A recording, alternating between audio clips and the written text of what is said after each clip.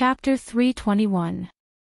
Danny did not know that in the short half an hour that she rode the dragon and breathed fire to set the crematorium on fire, the Deer Association had reached a tacit agreement and prepared a set of attacks to deal with her.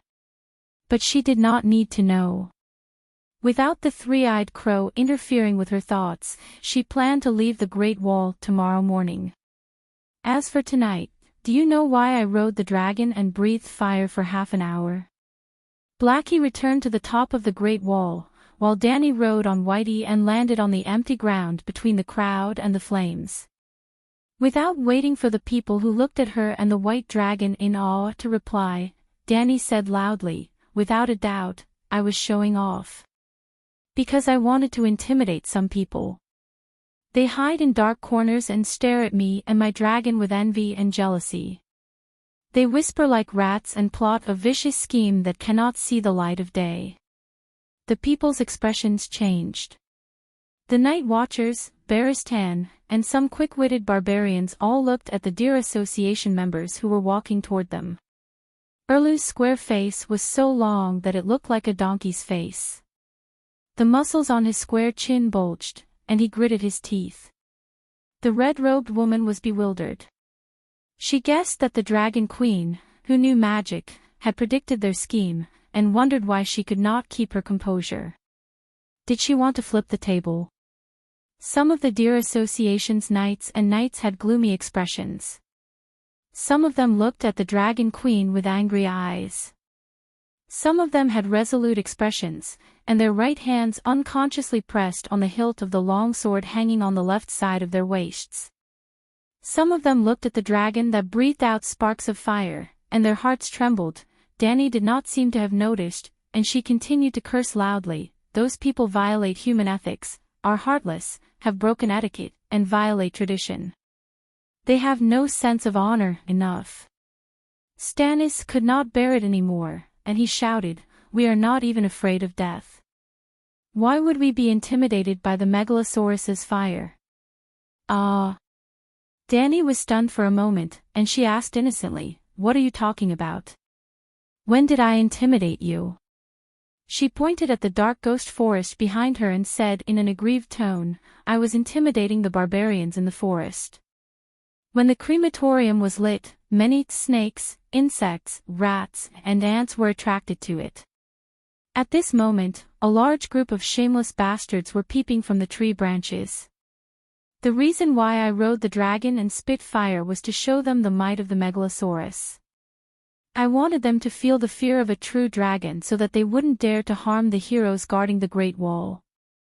Well, did you know that 2 night watchers were beheaded this afternoon? Why? Why did you guys take it as a given?" Erlu's soul seemed to have been hit and crushed by a heavy truck driving at high speed. His robust body trembled violently, and his elongated donkey face shrunk into a round and smooth face. His facial expression kept changing colors. The anxious and worried expressions of the night watchers and Baristan also froze, cracked, and then twisted. "Don't tell me you're really planning something that goes against justice?" Danny asked curiously. "We." Stannis gritted his teeth and said, "Let's go." After saying that, he turned around and strode towards the city gate. The soldiers of the Deer faction glared at the queen on the dragon's back, and then turned around and left.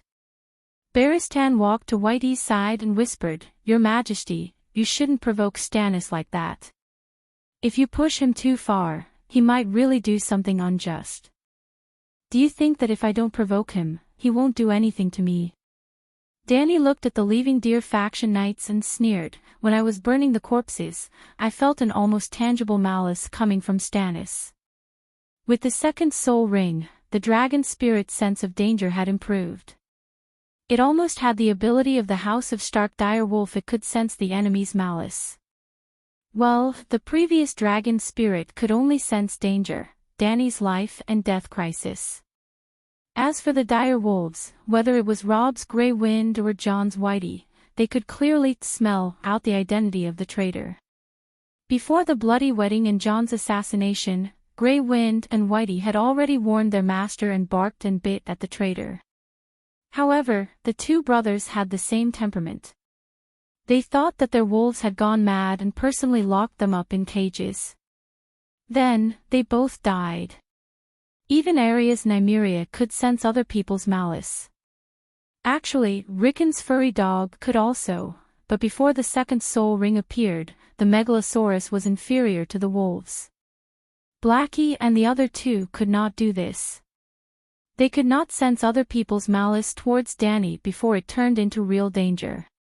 She was not sure if it was the Green Prophet's meditation technique that strengthened the two dragons, or the meditation technique that gave Danny a beast-like sense, or maybe it was a combination of both. In short, when Stannis and the others were plotting against her, she felt malice from them. It was an irritating emotion that could be easily ignored and misjudged. Whitey passed the White Knight and walked over majestically with its wings on the ground. The crowd parted like a river meeting a reef. Danny stood steadily on the dragon's back. The savages and night watchers looked at her from all directions. Under the dim light of the torches, thousands of pairs of eyes shone like stars. Some were doubtful, some were respectful. "I need a daredevil squad, about 100 men," she shouted to the starry eyes. "What for?" "To fight with the Iron Knights of the Red Heart. Count me in. I've been annoyed by them for a long time." Ygritte's blue eyes shone with excitement. "Wah!" The night watchers' expressions changed. Their eyes were shrouded with deep and solemn emotions. "Nonsense." Danny stopped smiling and shouted at the red-haired girl, "Targaryen, your words are like a mountain. I, Danny Rise, will never go back on my words. The moment I came to the Great Wall, I put aside my personal grudges. I only wanted to stop the otherworldly ghosts from coming south for the people of the Seven Kingdoms, for the whole world. Even if others look at me coldly and point their swords at me, I will not change my mind. I will remember my mission and move forward." Ygritte's round face was full of shock. With her flat nose and uneven white teeth in her big mouth, she looked very silly. "Sigh, this is the magnanimity and responsibility of a king. You barbarian spearwoman, surely you don't understand." Danny shook her head and looked up at the full moon in the sky. Her face was sad and lonely because she was not understood. "Your Majesty." Barristan, Ymont, and the others were emotional. They looked at Her Majesty with respect and sadness. "Long live Her Majesty Danny Rise." Sir Alliser, the backbone of the dragon gang, raised his hand and shouted. "Long live Her Majesty Danny Rise." 4 or 5 night watchers echoed. These were the old remnants of the dragon family, who had gathered around Sir Alliser in the past few days. They were commonly known as the remnants of the previous dynasty. It was not easy. Danny rode a dragon from the old town to the Great Wall. She had almost traveled through the northern and southern continents of Westeros, but she had only found these old loyal officials at the Great Wall. "Don't be so high-profile. Don't affect the Ghost Resistance United Front." Danny pressed down with both hands. When the old men stopped panting, she said, "I need a suicide squad with chains, hemp rope, nets, and other tools to sneak into the depths of the haunted forest and find the barbarian corpses that no one cares about. There's no need to bring the corpses back or burn them. Our goal this time is to capture the otherworldly ghosts. Use the chains to lock the corpses' feet and the other end of the chains to the tree trunks. The white ghosts have been circling the barbarian camp and love to revive the corpses. We'll revive them. We'll tie up the corpses at night and harvest a few hundred ghouls tomorrow morning. Of course, the ghouls won't be of much use. They'll rot into puddles after being transported to the south of the Great Wall. But we still have hunting nets, traps, and other tools. We'll set up traps around the corpses and wait for the white ghosts to revive them." He he he. At this point, Danny couldn't help but laugh. This was also her last mission at the Great Wall. If you came to the Great Wall and didn't see the otherworldly ghosts, you wouldn't be a hero. There was definitely danger, but with the Dragon Queen riding on the dragon's back, the truly dangerous work was left to the Suicide Squad. She decided that when the plan succeeded, she would harvest a batch of otherworldly ghosts tomorrow morning. Regardless of whether she caught the ghouls or not, she would leave the Westeros. Her responsibility was done. The Night Watchers and barbarians were all stunned. Their jaws almost fell to the ground. Brilliant, brilliant. Sir Alliser was the first to recover and praised loudly. Very good, Sir Alliser's courage is commendable. He's the first to sign up for the Suicide Squad. Dany also praised loudly. Sir Alliser's thumbs up froze in midair, and his smile froze on his face like rotten milk. Boss, what did I do wrong? Why did you have to do this to me? Tell me, I'll definitely listen, and I'll definitely change. Dany did not look at the Dragon faction loyalists. Instead, she looked at the crowd and announced, I was the one who formed the Suicide Squad. Naturally, my White Knight and I are also part of the squad. Your Majesty's idea is good. Count me in. Jon immediately raised his hand. Ygritte glanced at Jon and shouted, I'll go too, I'll go too. I'll join. Count me in. With Dany leading the way, 400 to 500 volunteers rushed over. There were Night Watchers, barbarians, spearwomen, and raiders. Chief, take people to the warehouse and prepare chains, hemp ropes, traps, dragon crystal weapons, and other tools. Dany ordered Red Pomegranate. She suddenly thought of the problem of the signal and asked, do you have any fireworks here? Those expensive magic items made by fire warlocks. Red Pomegranate shook her head and smiled bitterly, we don't even have enough food to eat. How can we afford such luxuries? Then prepare 100 gongs. I wonder if the deviants will be scared away. Dany thought with a strange expression. With hundreds of people working together, they could still move quickly. In less than half an hour, 20 horses with chains, barrels, traps, and other supplies were led to the crematorium by Red Pomegranate and the other Night Watchers.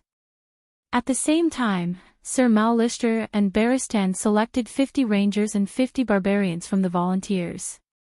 The 100-man Suicide Squad was then divided into 20 small teams of 5. Each team had a leader and a horse assigned to them.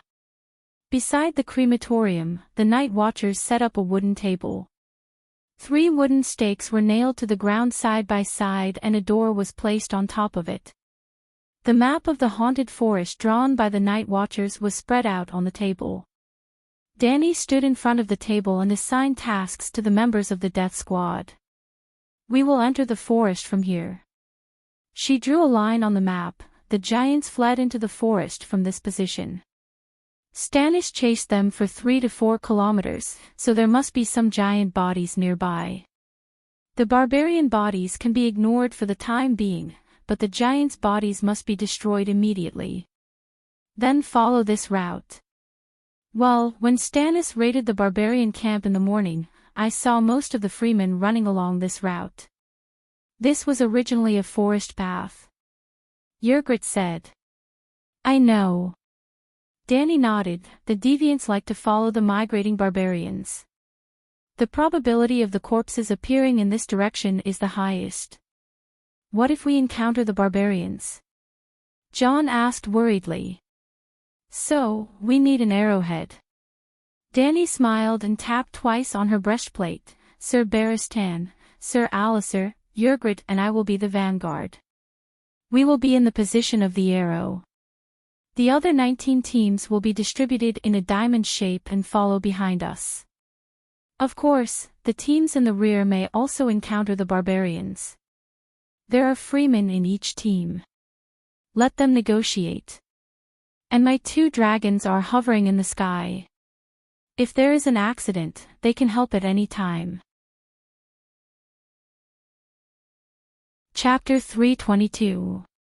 The area beyond the Great Wall was bitterly cold, the temperature was low, and the days were short. It sounded like the Arctic Circle, a barren land of ice and snow. In fact, this was not the case. The area beyond the Great Wall was almost equivalent to Canada in the world of ice and fire. North of the Great Wall was similar to the Canadian forest in the northern section of the Rocky Mountains. Well, the people in this world called it the Ghost Forest. It started from 800 meters north of the Great Wall and spread north for more than 1,000 kilometers. Of course, due to the short sunshine, the forest became thinner the further north it was. It was far less dense than the trees near the Great Wall. It was too dense. Under the full moon, the area beyond the Great Wall seemed to be covered with a layer of silver-gray gauze. People and things around could be seen clearly without holding a torch. But as soon as they stepped into the forest, endless darkness came. Then, a cold air mixed with the smell of damp leaves and decay drowned people like waves. Looking down, even the moonlight was rarely seen on the ground. There were many evergreen trees in the forest, tall and straight soldier pines, tall and straight sentinel trees, and iron trees with dark green leaves that were almost black. The branches were connected to the branches densely. Not to mention that the moonlight couldn't penetrate, the Suicide Squad members walking in the forest even felt that even the air was frozen, heavy and suffocating. Hey, another giant's body was found.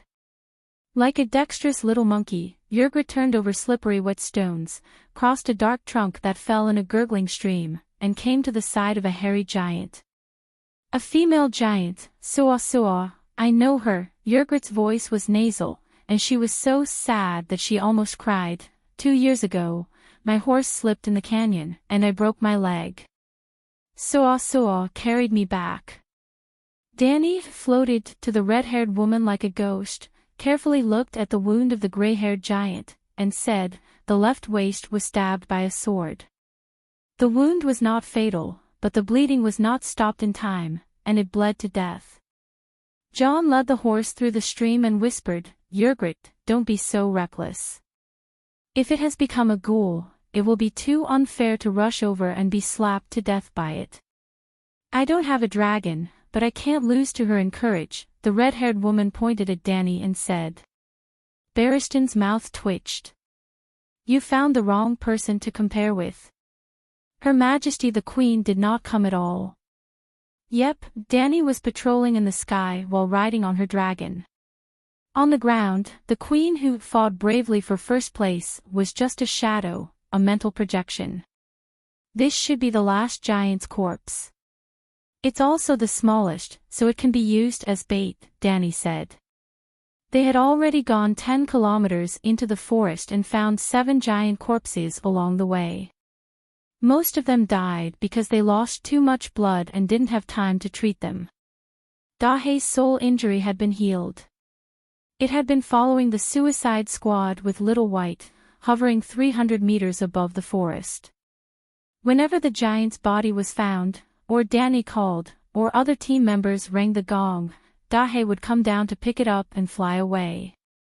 Apart from the giants, they also encountered quite a number of barbarian camps. It was a very small campsite, with only a tribe of dozens or hundreds of people. After a battle in the morning, Mons was captured, and the more than 100,000 barbarians who had united were once again in a state of disunity. When encountering such a campsite, the Suicide Squad would send the barbarians to communicate and tell the barbarians about the Suicide Squad's plan to capture the deviant ghosts, so that they would understand that the Night Watchers were not here to hunt down the barbarians and would not harass their small campsite.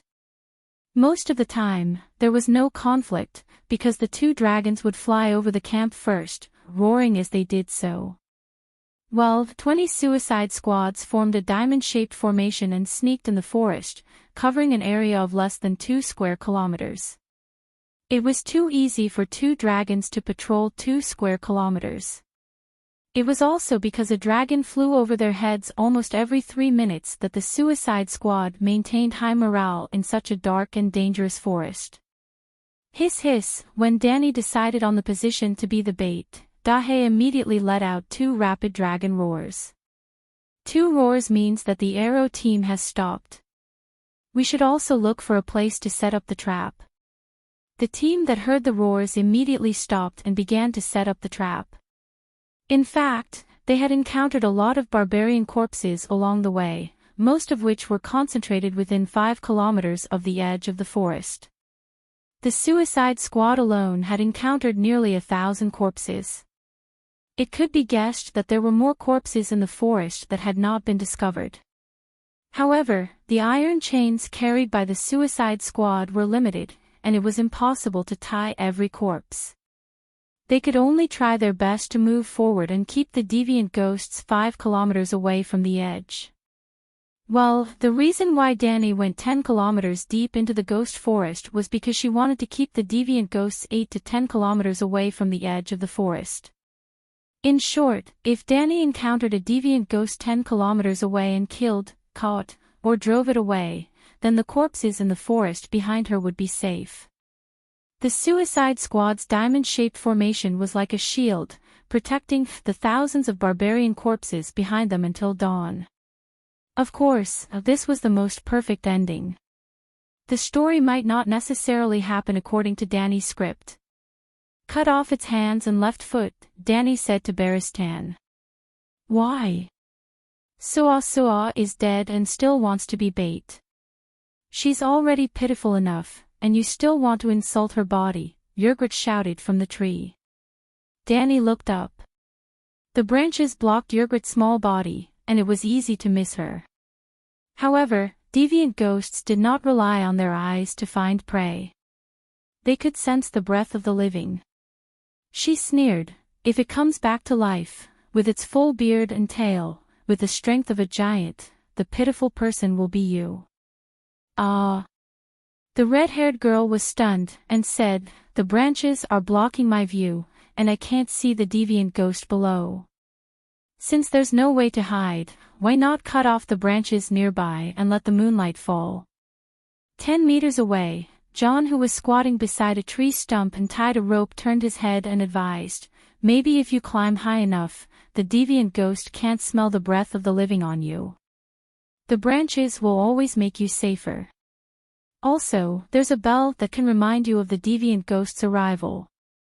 Well, John pulled a circle of rope nearby with a small bell hanging on it. No matter how powerful the deviant ghost was, it couldn't fly, right? If they wanted to revive the corpse, they would have to bring the bell. However, no one knew the casting distance of the deviant ghost. If it could revive the corpse from a few hundred meters away, then their efforts tonight would be in vain. In order to prevent this from happening, Danny arranged 3 corpse guards for each team. This was what Yrgrat and Sir Alisir were doing at the moment. They found a tall and straight sentinel tree, climbed up to the top, and wrapped cloth soaked in oil around the trunk at the top. If the situation was critical, they would immediately ignite it because deviant ghosts were afraid of fire. Under normal circumstances, they could not ignite the treetops to avoid scaring them away. After all, the purpose of this operation was to capture deviant ghosts. Then, they would find a stable branch under the oilcloth and tie a hemp rope around their waists to stabilize their bodies so that they would not fall when they dozed off. Well, they also had to prepare a fur coat to protect them from the cold and a pot of strong wine to warm their bodies. The corpse guards would keep an eye on the grass and trees nearby. If they found deviant ghosts, they would immediately ring the gong to summon the Megalosaurus and the hunting team. The 3 corpse guards were separated by 30 meters 50 meters, forming a triangle around the corpses that were tied to their ankles. As for whether or not the gong would scare the deviant ghosts away, deviant ghosts that could be scared away by the sound of the gong would not be scared by humans. Of course, if the deviant ghosts were intelligent enough, they could judge that there was an ambush by the sound of the gong and might actually retreat. However, Danny and the others knew nothing about deviant ghosts. Even if the gong scared the deviant ghosts away, they could at least guess the deviant ghost's intelligence level. In addition to the 3 corpse guards, there was one more. Danny called it the Deathmaker. Since they could not judge the deviant ghost's intelligence level, they could not be sure if the deviant ghosts would be scared away by the gong. In this regard, Danny had her own plans. If the deviant ghosts were not intelligent enough and did not run away when they heard the gong, that would naturally be the ideal situation. If the deviant ghosts were intelligent enough and guessed that there was a trap and planned to escape, then it would be time for the Deathmaker to appear. Intelligent people definitely had a temper. If a human slid down from a tree, stood on the flat ground, raised his iron sword, and shouted, "Bastard, do you dare to fight me one-on-one? See if I don't cut off your ice-cold little Gigi." Oh, Danny was very curious. How would the deviant ghosts, who were originally planning to retreat, react? And John was the Deathmaker. It was not that Danny wanted to take the opportunity to kill her nephew. Who asked him to have a steel sword from Valeglia? In the 5-man team, in addition to the corpse guards and the Deathmaker, there was also a mobile night team. Didn't each team have a horse?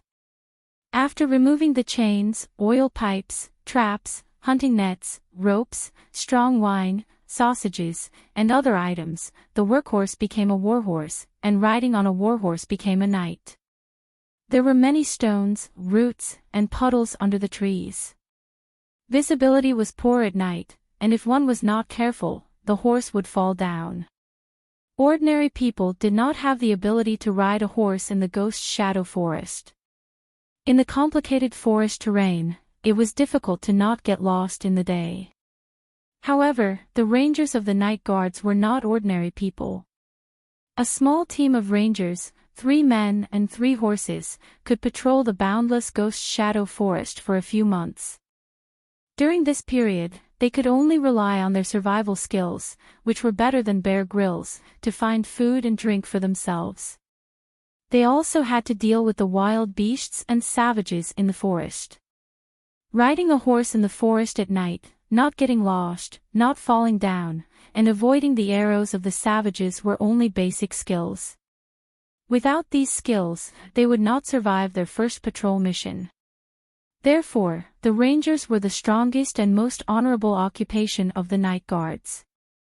When they first arrived at the Great Wall, John was depressed, annoyed, and complained for a long time because he was not assigned to the ranger team. That was until Sam told him the significance of the Commander-in-Chief's affairs officer, the next Commander-in-Chief of the Night Guards. Well, he digressed. The rangers would ride their horses and gather in the center of the diamond formation. There were 20 riders, and they would again form 4 cavalry teams.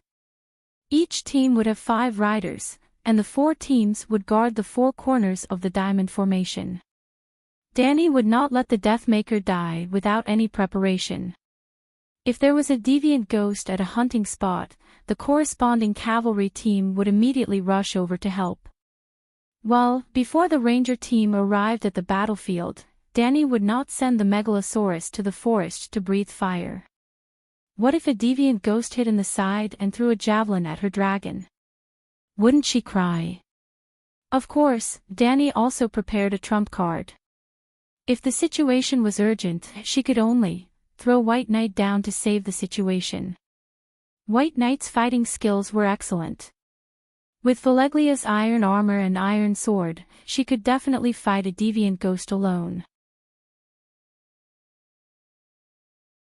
Chapter 323. The diamond-shaped formation was placed horizontally in the ghost shadow forest. The hunting points at the north and south ends were more than 600 meters apart, and the east and west ends were about 2.5 kilometers apart. There were a total of 20 hunting teams in this long and narrow area. In the sky, Little White was circling back and forth at an altitude of 300 meters. It could make one round in less than 2 minutes. The hunting point that John was stationed at was at the northernmost end. About 300 meters behind it, there was a small hill beside a stream. It was the base of Barristan's cavalry team. At the top of the hill, a bonfire was burning. 5 men and 1 woman sat around it. There were 4 rangers, Baristan and Danny. This place was almost the center of the diamond-shaped formation. Therefore, Danny was also guarding there with Big Black. If there was any movement, she would be able to rush over to provide support as quickly as possible. Well, Danny was currently in the true form of the queen. With 5 knights acting as meat shields beside her, she was not afraid at all even if the deviant ghosts sneaked over. 2 of the 4 rangers were acquaintances of Danny. They were the former Royal Forest bandit Olma and the commander of the Shadow Tower, Sir Mallister. The remaining 2 men in black were also around 40 years old. They were all experienced rangers with more than 10 years of patrolling experience in the Ghost Shadow Forest.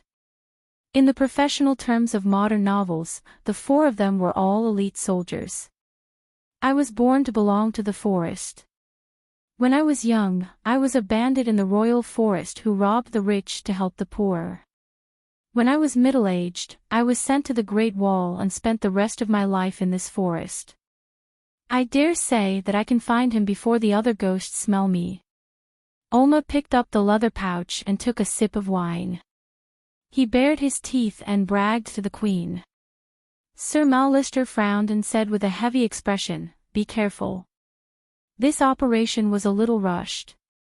We should have arrived at noon. We did not scout the terrain, and the traps were not perfect. There's nothing we can do about it.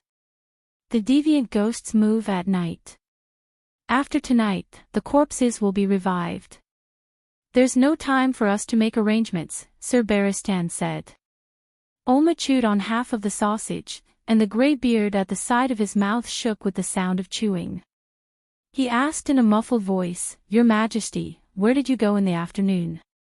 I heard from the red-robed woman that you were fighting with the servants of Escapades." The old ranger regretted it as soon as he asked. As expected, the atmosphere around them froze in an instant. His 4 companions looked at him strangely, then curiously peeked at Queen Danny. Irma quickly gulped down a mouthful of wine and swallowed the meat in his mouth. He forced a smile and said, "I drank too much and became muddle-headed.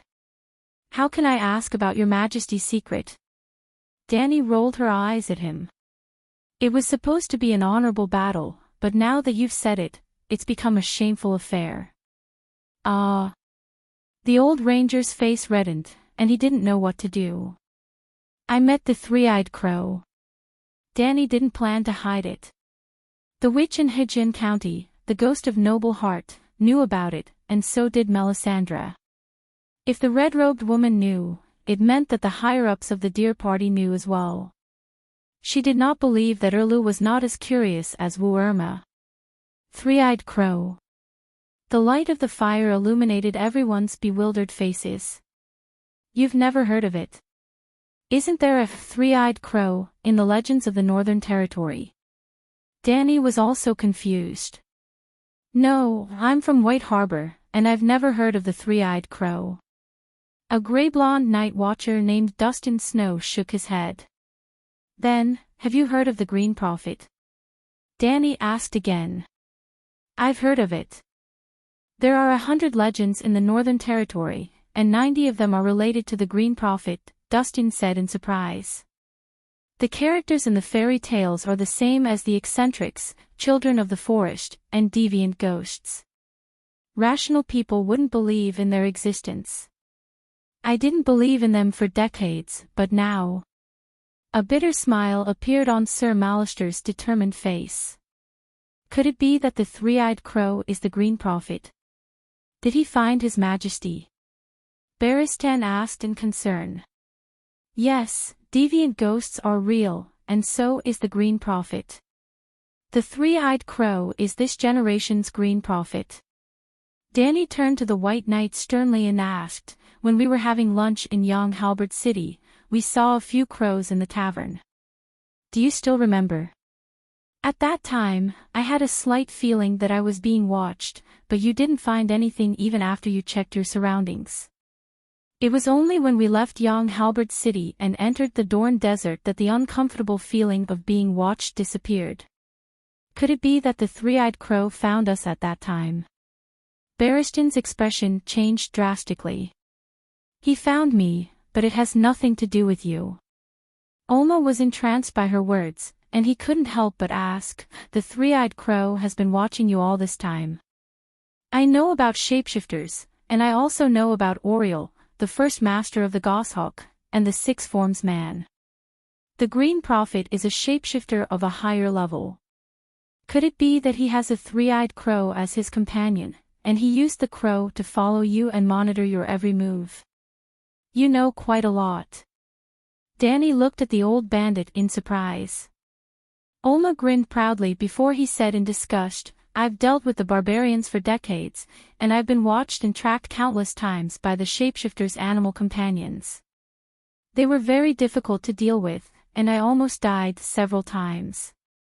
Those shapeshifters are all monsters, and their souls can enter the bodies of wild beasts. It's like wearing a beast's skin. Danny stared at the raging flames and said slowly, shapeshifters aren't monsters, and monsters come from the shadow's heart and distorted human nature. It's just like how some people use swords to kill people, and there are also people who use swords to guard the borders and protect the peace of the Seven Kingdoms. There's no distinction between evil and righteousness in the sword itself, and the key lies in whether the sword wielder's heart is bright or not. Olma nodded thoughtfully, Your Majesty, your state of mind is really open-minded. The Green Prophet treated you like that, yet you can still speak up for the shapeshifters. Reason is reason, and you shouldn't distort facts because of personal feelings. The Queen's words caused several night watchers to nod repeatedly.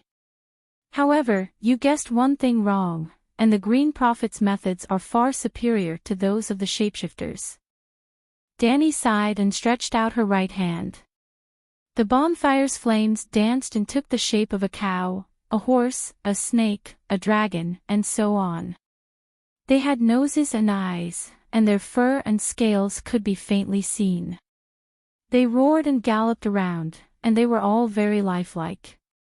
She then said calmly, It's just like how fire wizards are proficient in controlling flames, and the Green Prophet is gifted in soul magic. When I was being monitored by the Green Prophet's crows and the shapeshifters' animal companions, I could detect that something was amiss. If you sent crows to monitor me, you would surely alert the enemy, and the gains wouldn't make up for the losses. Danny turned toward Barristan and explained, The three-eyed crow left a wisp of his soul in my sea of consciousness, and the battle between him and me was a contest at the soul level. This is why I didn't inform you. The knot in White Knight's heart disappeared, and she became worried again. She asked, Does the Green Prophet want to control you like he controls his animal companions? Hateful. The expressions of Mal Lister and the other night watchers changed drastically, and they started cursing loudly. Humans aren't animals, and I'm not an ordinary person. If the Green Prophet dares to enter my soul openly, he will surely be courting death. His methods are gentle and cunning, and he's like a treacherous official with a glib tongue, who uses words to bewitch a muddle-headed king. When Danny saw that the more they listened, the more confused they became.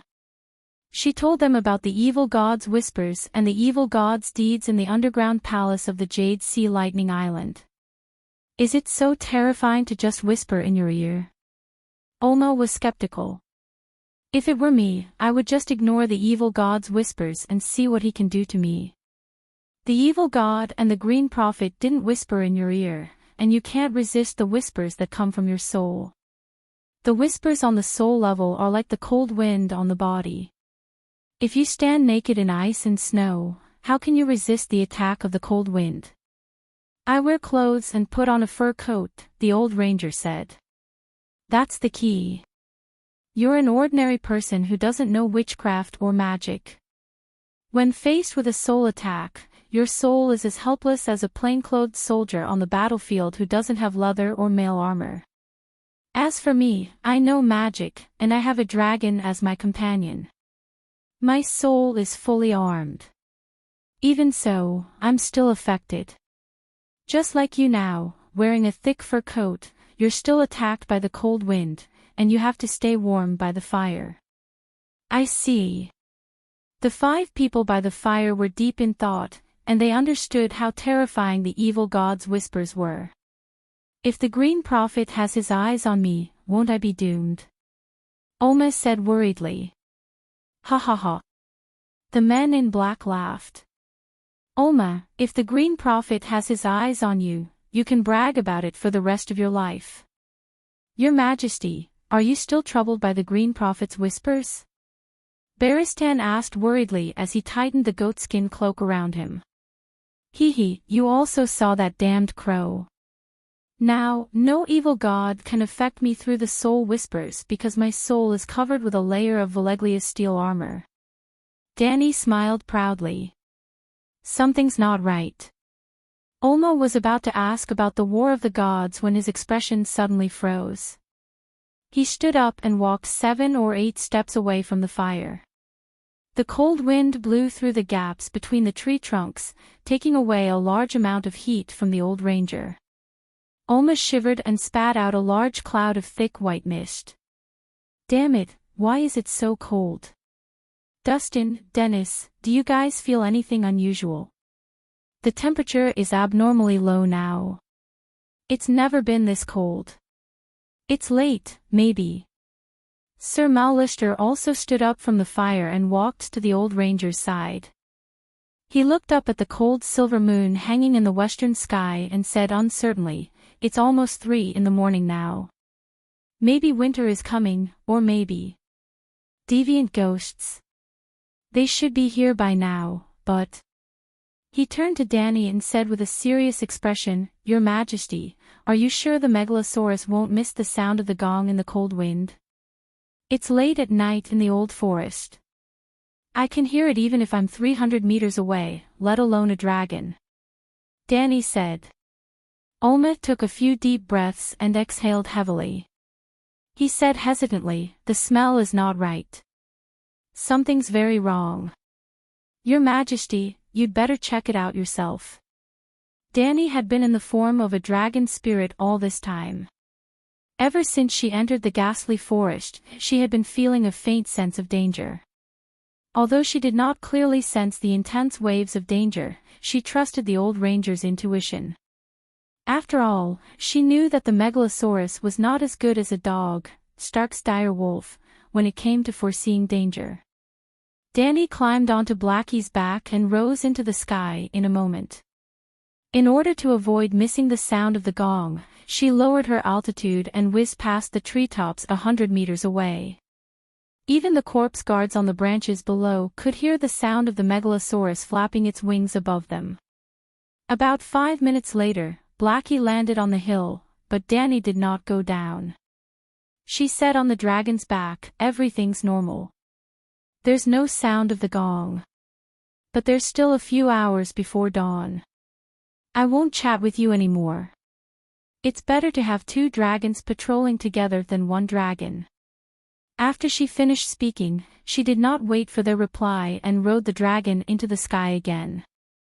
Hiss, but this time, when they flew to the southernmost part of the patrol circle, Blackie suddenly growled in a low voice.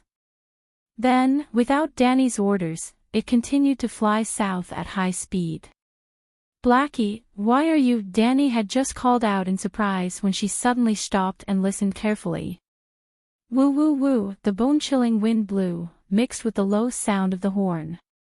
It was almost impossible to tell whether it was the wind whistling or the long sound of the horn. Danny's expression changed. On the Great Wall a few kilometers away, the night watchers were blowing the horn 3 times. The first meant that the night watchers had returned, the second meant that the barbarians were attacking, and the third. For thousands of years, the night watchers had never blown the horn 3 times in a row. Because 3 times meant that deviant ghosts were attacking. Chapter 324. Stannis also knew about Danny's suicide squad heading north to the ghastly forest to capture deviant ghosts, but he did not intend to participate. Firstly, he did not want to work with the Dragon Queen. He could not bear to see her riding on a dragon and showing off her might. It was also because of the dark schemes in his heart that when he interacted with the people involved, he would be reminded of his own unworthiness. Normally, he was strict with himself and was proud of his noble morals and character. Erlu worked hard and successfully believed that he had nothing to do with Renly's death. Plotting to kill the Dragon Queen was contrary to his values. Secondly, even if he claimed to be the savior many times, fighting for the Iron Throne only had one goal: to unite the forces of the Seven Kingdoms under the rightful king, which was himself, and fight against the evil deviant gods in the north. But in reality, Stannis had never seen deviant ghosts before, and did not understand the meaning of child of prophecy to end the long night. To put it bluntly, fighting deviant ghosts was just a political slogan for the Deer Party, raising a flag to ensure that they stood on the moral high ground. As for the threat of deviant ghosts, they had never even seen them before, so they could not agree with it from the bottom of their hearts. In the end, the Deer Party was very tired and did not have the energy to torment the Dragon Queen. The raid on the camp of the barbarians only took a morning and ended completely after lunch. It did not seem to take much energy. But the Deer Party was not a night watcher and had always been stationed at the Great Wall. They set off from Dragonstone Island and sailed on the sea for a few months, crossing thousands of miles of sea to Eastwatch. They did not have time to rest before they immediately rushed towards Dark Castle. This was beyond the Great Wall, where the temperature at night was more than 10 degrees below zero. The Deer Party were all Southerners. After traveling 250 kilometers in the snow, they finally arrived outside the camp of the barbarians. But to ensure the surprise of the raid, they had to enter the ghastly forest in the middle of the night, take a big detour, and hide the cavalry behind the camp of the barbarians. Just like that, they fought fiercely for a morning, and tragically 200 heavy cavalry were torn apart by a few hundred giants. After that, they had to detain the captives, clean up the battlefield, treat the wounded. At night, they even had to burn the corpses of the dead. After being taunted by the Dragon Queen, they were too tired, physically and mentally. They didn't even have the energy to scheme. So the Staghands were still asleep when cries and curses and fighting rose from the camp outside the city, and when the Night's Watch blew 3 trumpets to call for help from King Stannis, Erlu rose from his bed in a daze and refused the red pomegranate without hesitation. I don't care about the life and death of the barbarians, but I also understand that the barbarians can be resurrected after death.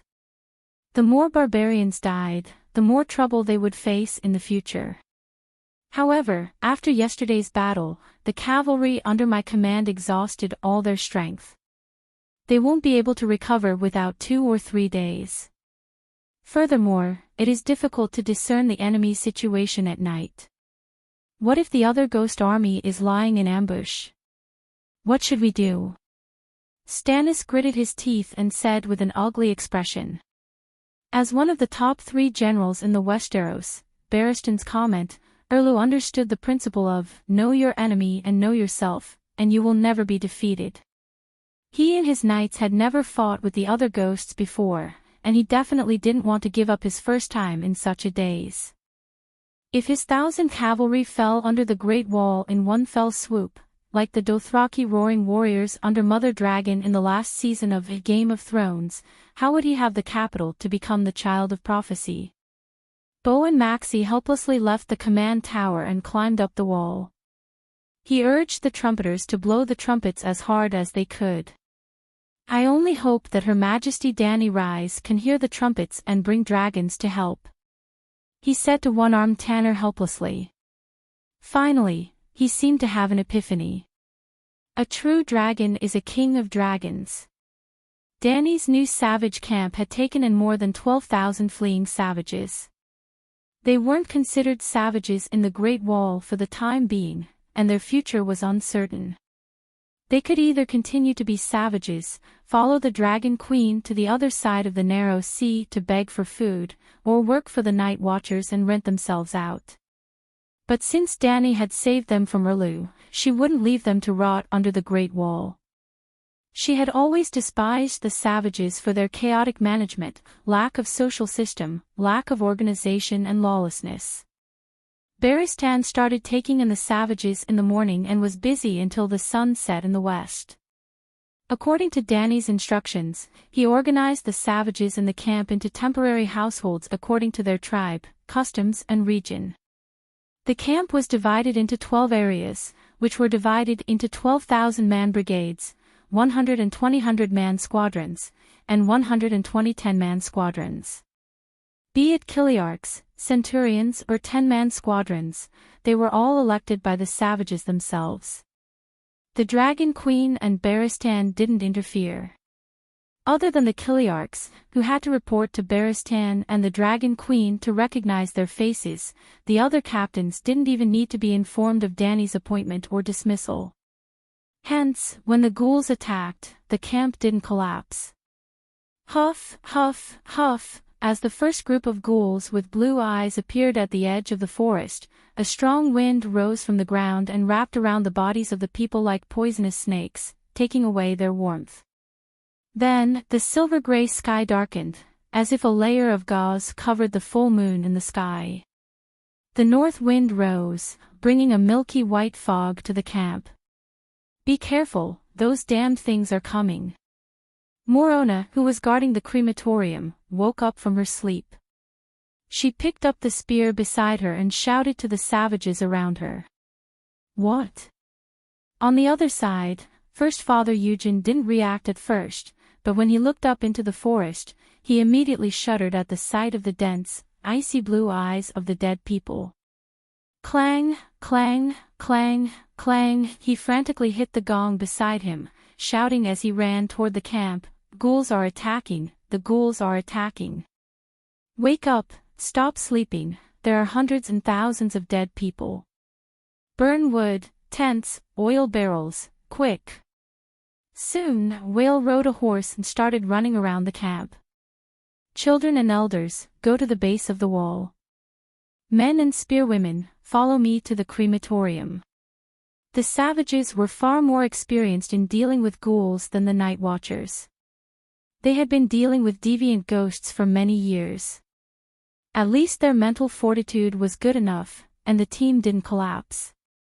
When the first group of about 400 ghouls with icy blue eyes walked out of the forest, Morona, Eugen, Big Sea Elephant and Whale had already led more than 1,000 savages to form the first line of defense in front of the new camp with the crematorium as their stronghold. Fortunately, in order to reduce the workload, the crematorium was built in the old camp using local materials. With the forest at the back, it was convenient to cut wood and collect firewood, as well as to collect corpses from the old camp. The old camp was right opposite the new one, blocking the path of the deviant ghosts. Well, the ghouls weren't stupid either.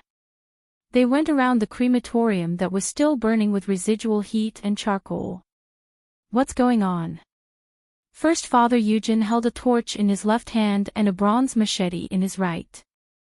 Cold sweat broke out on his forehead as he looked at the increasing number of blue-eyed ghouls gathering to the east of the crematorium. Eugen was the leader of a tribe of barbarians. He had 18 wives and countless children. He wasn't even sure and didn't care how many of them belonged to him. That was why he was nicknamed Big Daddy. It was also because he had too many wives and children that he didn't escape into the forest. Instead, he joined the new camp and prepared to fight on the other side of the narrow sea. Something's not right. Why aren't they rushing over like before? What are they waiting for? He had already guessed what the ghouls were waiting for, but the truth was too terrifying.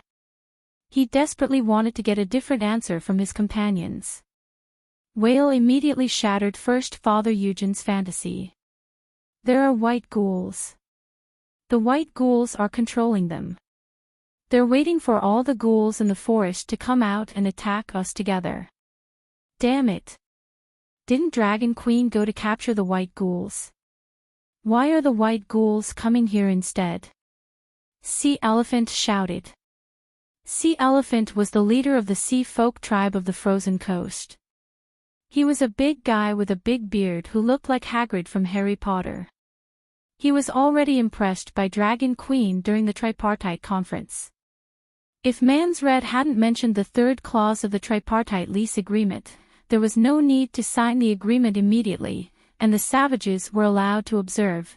He would have signed the agreement long ago. The Night Watchers are blowing their horns with all their might. They're probably trying to summon Dragon Queen, Whale muttered. Will the Night Watchers come out? That Red God King, doesn't he have heavy cavalry? It's time for them to come out and disperse the army of the dead, said Morona, the spearwoman wearing a white weirwood mask. Morona was the leader of a small tribe and didn't have the right to participate in the tripartite conference. However, she was still a wizard.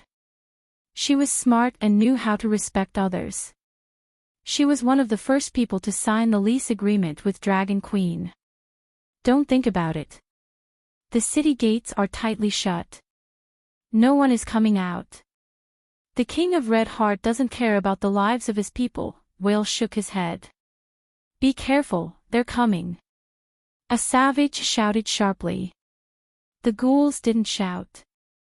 In fact, the army of thousands didn't make a single sound other than the sound of running across the mud. They were frighteningly fast. They didn't stumble like the zombies, and were almost as fast as a normal person running. As the ghouls approached, gusts of cold wind blew the savages' hair away. The bone-chilling cold caused the flames on the torches to shrink. Kill! First Father roared and swung the torch in his hand at the ghouls. Bang! It hit the one-armed ghoul's face. The oil on the torch stuck to its face. In the blink of an eye, its entire head started burning. The fire even spread to its lower body.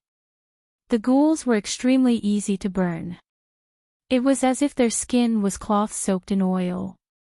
First Father raised his right foot and kicked the ghoul's abdomen. Boom!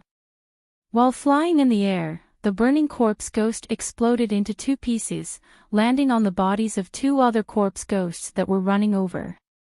Boom, boom. Two more torches. Trash, die. Big Sea Elephant laughed proudly. TCH. The sound of something breaking through the air rang out. A cold light attacked him. First Father was indeed experienced. He didn't use the torch in his left hand to block the enemy's weapon. Instead, he raised the bronze sword in his right hand and welcomed the attack. Crack! The cold white light drew an arc in the air without any delay. First Father's expression froze. A line of blood slid from his forehead to his chin. Plop! First Father, who had dominated beyond the Great Wall for decades, fell to the ground. His limbs twitched a few times, but he soon struggled to get up. TCH, the torch in his left hand flickered, and was extinguished. There was no cry of pain. It was still the same face. From his forehead to the tip of his nose, his lips were split in two, and all the way to his chin, there was a line of blood that had solidified. He held the extinguished wooden stick in his left hand and the broken bronze knife in his right hand. He turned around and looked at Morona, who was not far away. Chapter 325.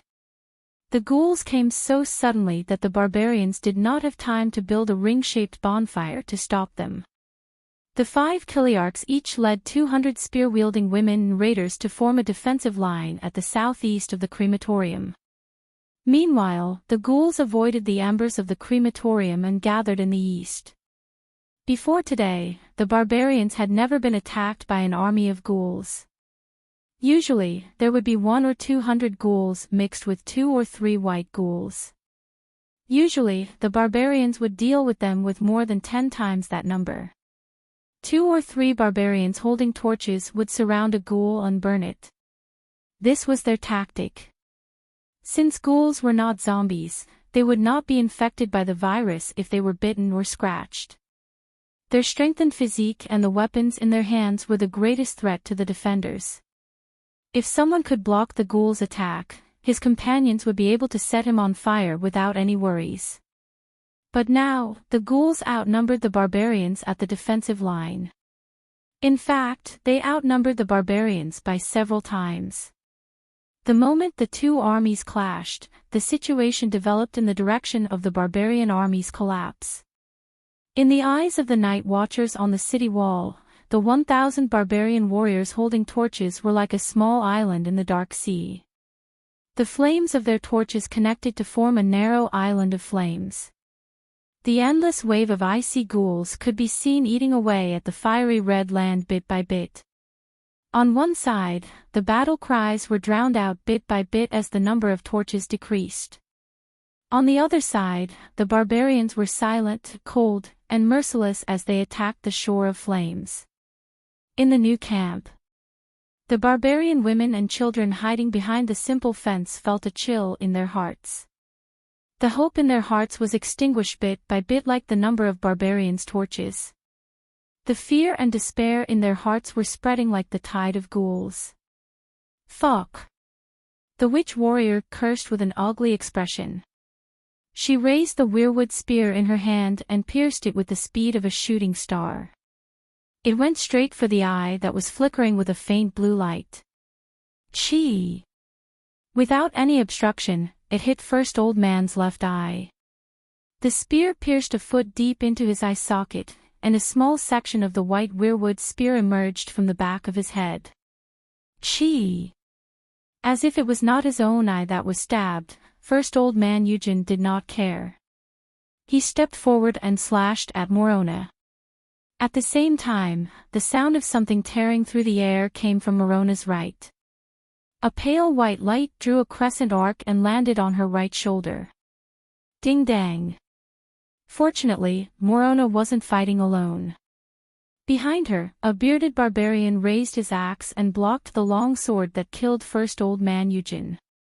It was a very ordinary long sword. The blade was 2.5 feet long and 2 fingers wide. On both sides of the blade, there were more than a dozen notches as small as rice grains and as big as broad beans. However, the sword was well maintained. The body of the sword had been polished until it was snow white, and it even had the smell of butter. Knight Harmon. After seeing the owner of the sword, the bearded man groaned and cursed, "You owe me 3 sheep, and you died." Now, he had killed First Old Man.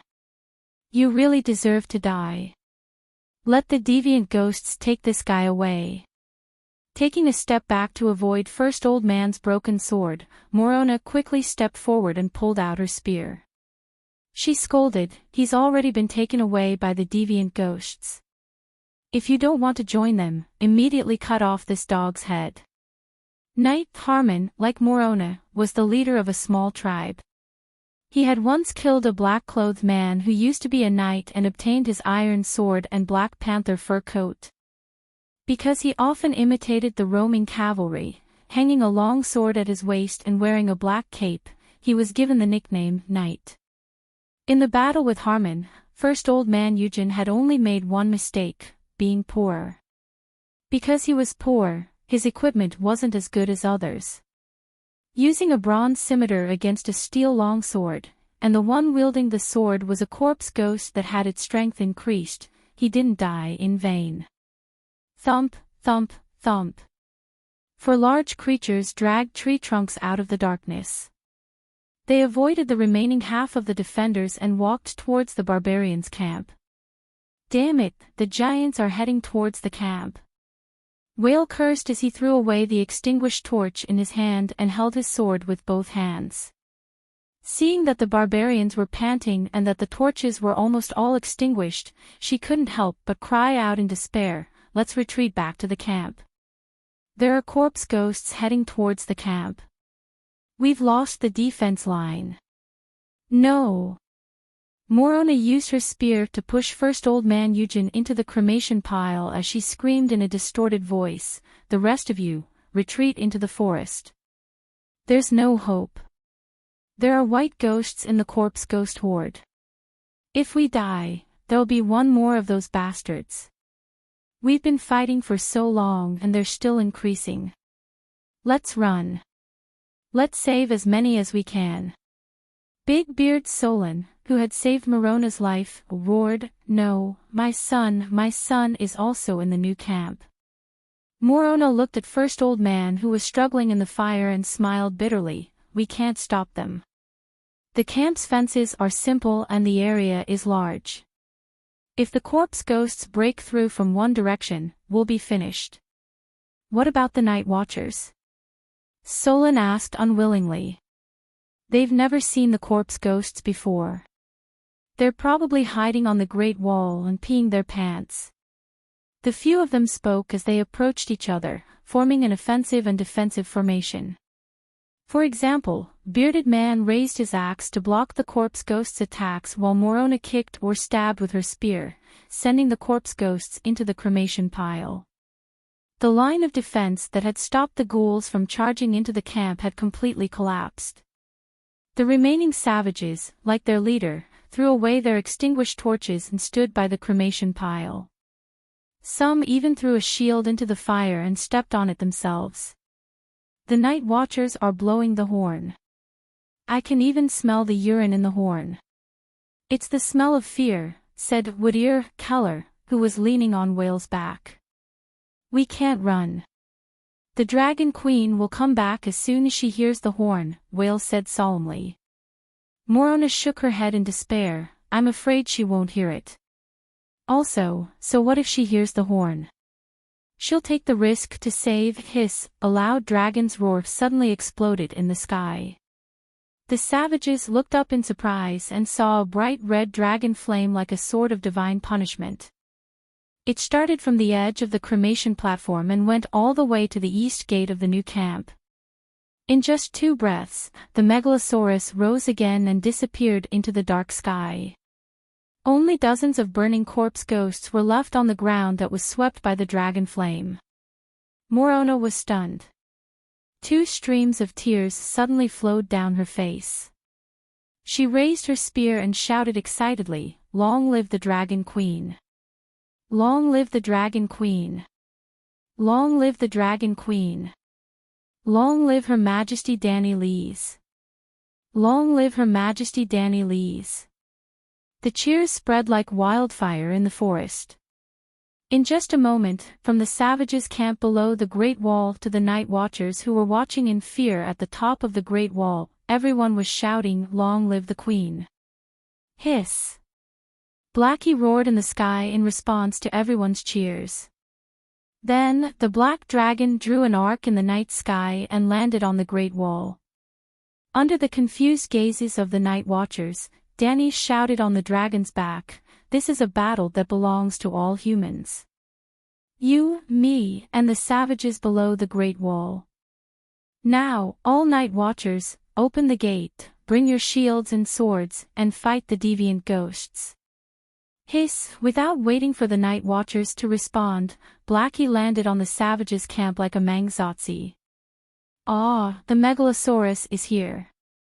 The Dragon Queen is here." The savages in the camp ran away in panic, leaving an empty space for the Megalosaurus. "Dragon Queen, why are you here instead of bringing the dragon to burn the deviant ghosts?" A man with a dry face approached carefully and asked anxiously. Danny ignored him and shouted, "Where is the Chiliarch?" "I am the Chiliarch, Hunter Harley." The man with a dry face said. "Chiliarch, bring your men and follow me to battle." Danny jumped off the dragon's back, pulled down her helmet, and pulled out the sword at her waist.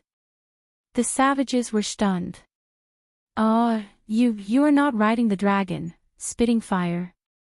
Harley stammered, his face full of confusion. Danny touched the blade of the sword with her left hand. With a whoosh, 3 feet of bright red flames rose from the sword. She raised the flaming sword high and shouted, "The Dragon Queen is here. Chiliarch, Centurion, bring your shields and come to me immediately." Hiss! Blackie let out a low roar and immediately raised its neck. Wisps of willow-like flames appeared out of thin air and intertwined in its mouth to form a bright red fireball the size of a washbasin. The savages were at a loss, but they hurriedly ran to the Dragon Queen. They only muttered in their hearts, "Is the Queen crazy? We are still in the middle of the camp. Why did you let the dragon spit fire? Instead of burning the deviant ghosts, you spit fire at the camp." Then, the black dragon lowered its head again. With a burp, the fireball rolled out of its mouth and hit the top of the Dragon Queen's head. "Be careful, the demonic dragon is killing its master." Harley's dry face scrunched up. But in the next moment, the small eyes on his face that were twisted into a crooked slit suddenly opened. His eyeballs protruded as if they were about to explode from shock. When the fireball was about to hit the top of the Dragon Queen's head, it suddenly turned in the air and landed on her left side. It was caught by her left hand. It was as easy as holding a rubber ball in the palm of an ordinary person's hand. Dani had a big fireball in her left hand and a flaming sword in her right. There was also a black dragon with a second fireball in its mouth behind her. It was really majestic and eye-catching. She looked around at the savages around her and shouted, "Are you all stunned? The deviant ghosts have already broken through the camp gate. Didn't you hear the call of the free people? Oh, oh, oh." Harley's bulging eyeballs shrank back. He ran over with a dozen women holding shields and spears. "What should we do? We don't have enough people." Dani frowned. "The main force went out with Big Old Man and The rest are fighting the deviant ghosts at the fence of the camp." Harley quickly explained. Dani nodded and ordered loudly, "Everyone else, raise your shields and block the black dragon's left and right sides. Harley, you are now my attendant. Protect my safety." After saying that, she strode towards the northeast corner where the fighting was the most intense. Blackie had a fireball in its mouth. Its body was on the ground, its wings and hind legs were on the ground. It crawled forward like a lizard. Its movements were a little strange and wretched, but its speed was not slow at all. It followed closely behind the Dragon Queen's running footsteps. More importantly, it lowered its body so that its abdomen was on the ground. Most of its torso was under the protection of the women holding shields and spears. Mother Dragon no longer had to worry about an ice spear suddenly flying over and killing her dragon. "Get out of the way, get out of the way." Harley seemed to have really become Dani's night attendant. He raised his oak shield in front of her and shouted, "The Dragon Queen is here. Kiliarchs, centurions, bring your shield men and protect the Megalosaurus." As he shouted, more and more savages rushed over. They held bronze shields, round oak shields, and curved wooden shields wrapped in animal skin. They surrounded Blackie tightly. At the edge of the camp, the light of the fire and the cold air intertwined. Shouts and cries were mixed together. The fence was built with freshly cut tree trunks. It had been lit long ago and was releasing choking smoke. In addition to the thick cold fog brought by the deviant ghosts, Dani couldn't see the battlefield clearly. She could only see the savages retreating in defeat with the hazy light of the fire. People kept falling down, and there were also corpses that were set ablaze like torches. Boom! Ah! The giant ghoul hugged the tree trunk that was as thick as a thigh and 10 meters long and swept across the area. The barbarians wailed as they were cleared out. Among them, there were 2 twisted corpses that fell in front of Dani with a plop. Dani frowned and stepped over one of the corpses. She shouted to the front, "Everyone, back off. Let me clear this place." Chapter 326. Dani was full of pride. She held the fireball in her left hand and shouted, "Get out of the way. Leave that giant behind. Let me do it. Dragon Queen is here. Megalosaurus is here." Harley, the temporary attendant, immediately roared at the top of his voice. Danny took a step forward and extended the fireball. "Look at me, ah!" She couldn't walk anymore. Someone was tugging at her foot. Shit! When she looked down, Danny's face turned green. She saw that the savage whose spine had been broken into several sections was holding her left calf and gnawing at the heel of her iron boot with his teeth. Whoosh! A fire snake the length of a chopstick flew out of the spinning fireball and shot straight at the face of the new ghoul. Boom! Like a quilt that had been splashed with oil, the ghoul was ignited almost instantly. Looking at the ghoul struggling in the fire, Danny smiled coldly and continued to move forward with the fireball. Ghouls had infinite strength and energy. They would not get tired, and they even retained part of their memories and martial arts skills from when they were alive. They were far more intelligent than zombies. Moreover, their bodies had no fatal points. Beheading, exploding the head, or piercing the heart was useless. Even if a ghoul was dismembered with a sword, its broken hands and short legs could still crawl, its mouth could still bite, and its headless body could continue to attack. What was even more frightening was that the ghoul also had a frost aura. Wherever it went, there would be bone-chilling wind and freezing fog that blocked one's vision.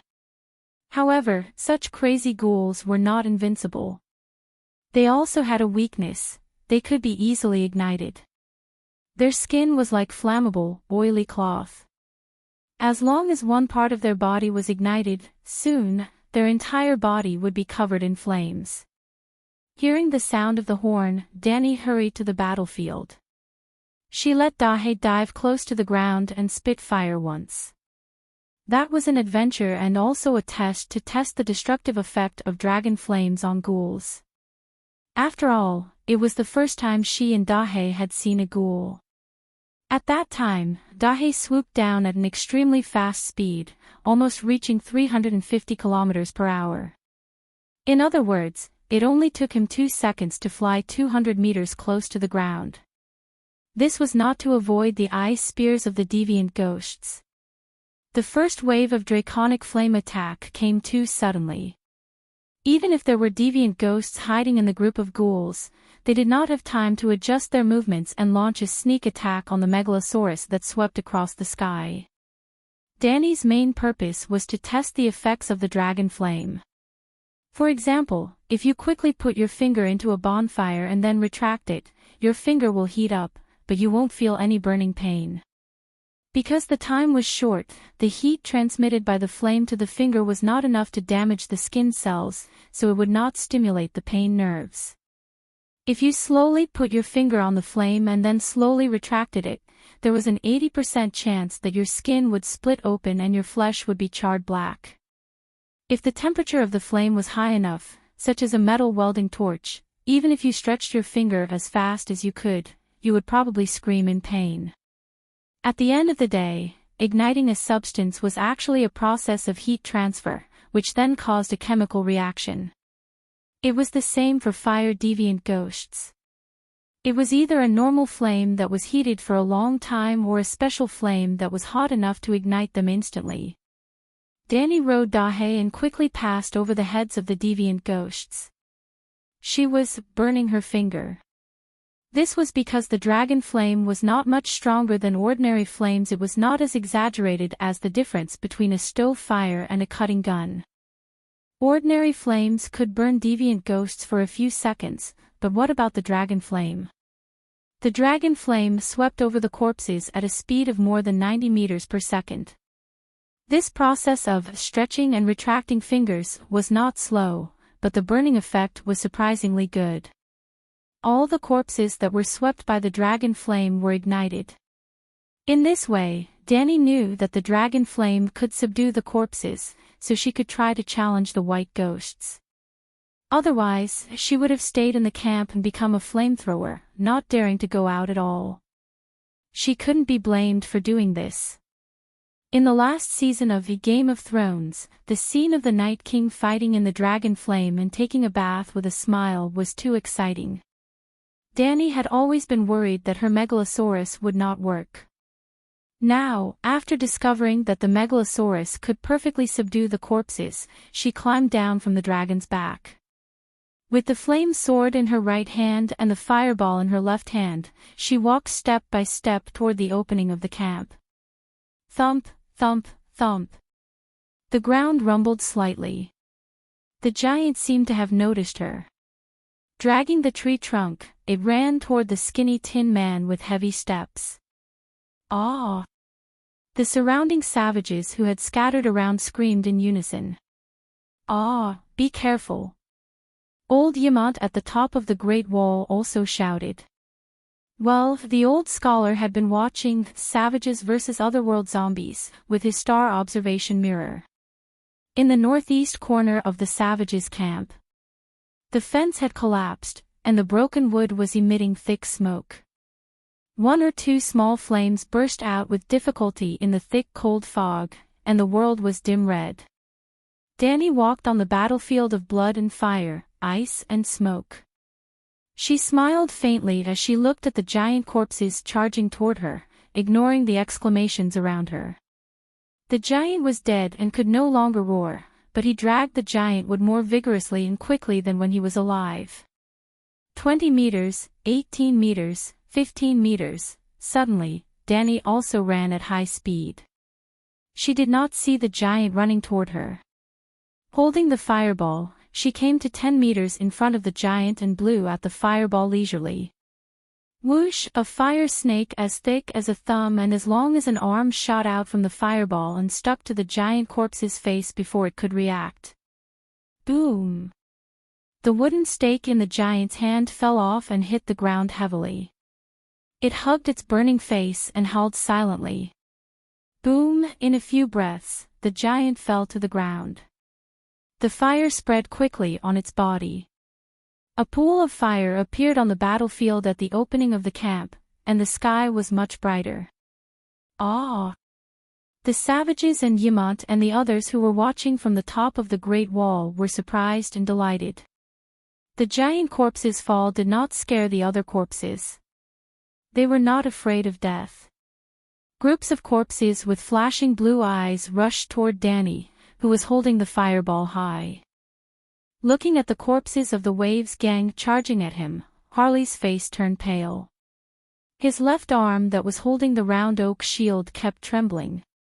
He turned around and shouted to the savages who were watching from afar, Kiliarchs, Centurions, Decurions, Freedom Fighters, come and protect, TCH. Harley's pupils contracted. A bright red ray of light flashed past his ear like lightning. A few strands of hair on his temples emitted thin green smoke. There was the smell of burnt hair in his nose. TCH, TCH, TCH, TCH, TCH. The queen raised her left hand, and a fireball that was the size of a wash basin spun around. Red threads shot out in all directions continuously, as if a storm of pear blossom needles had been sprinkled out. Every line of dragon flame accurately hit a corpse that was charging at her, igniting flames on their faces, chests, and shoulders. Then, boom, boom, boom, boom. The corpses were ignited into torches.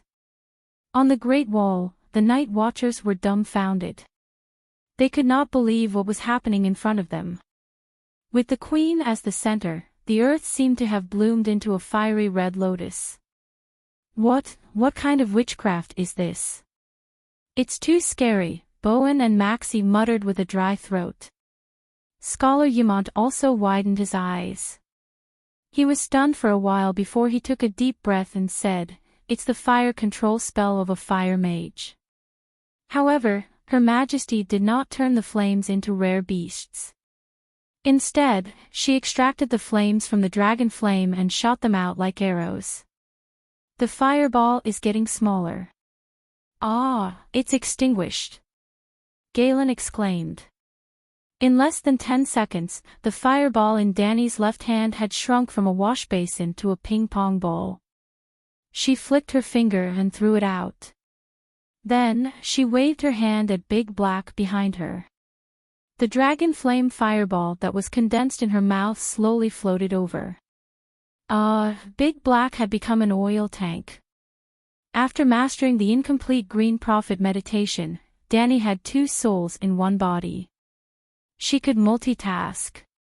While she was in the form of a dragon spirit, she could knead the dragon flame in Big Black's mouth into a fireball. At the same time, she separated the flames from the dragon flame fireball in her hand into an arrow shape and shot it at the ghouls. This kind of dragon flame arrow did not have much effect on humans because human skin was not flammable. When the clothes were ignited, it could also be patted to put out the fire. At most, it would cause local burns. It was not fatal. It was also useless against iron-armored knights. When they pulled down their armor, the small dragon flame arrow could only leave a black spot on their armor. However, it was simply too effective against the flammable ghouls. With just one fireball, she had cleared out 300 to 400 ghouls at the gap in the camp, leaving 300 to 400 burning ghouls. Then, Danny raised the fireball again and took the initiative to approach the ghouls. Well, just as the torrential dragon flame needles were shooting wildly, 30 to 40 savages heeded Harley's call and carefully approached with their shields. At this time, they also understood the Dragon Queen's battle plan. Very consciously, 8 of them stood side by side to form a human wall to protect the Queen in the center. The remaining people, with shields tied to their left arms and swords and wooden spears in their right hands, formed a loose formation outside the shield wall and helped the Queen push away the burning corpses blocking the way.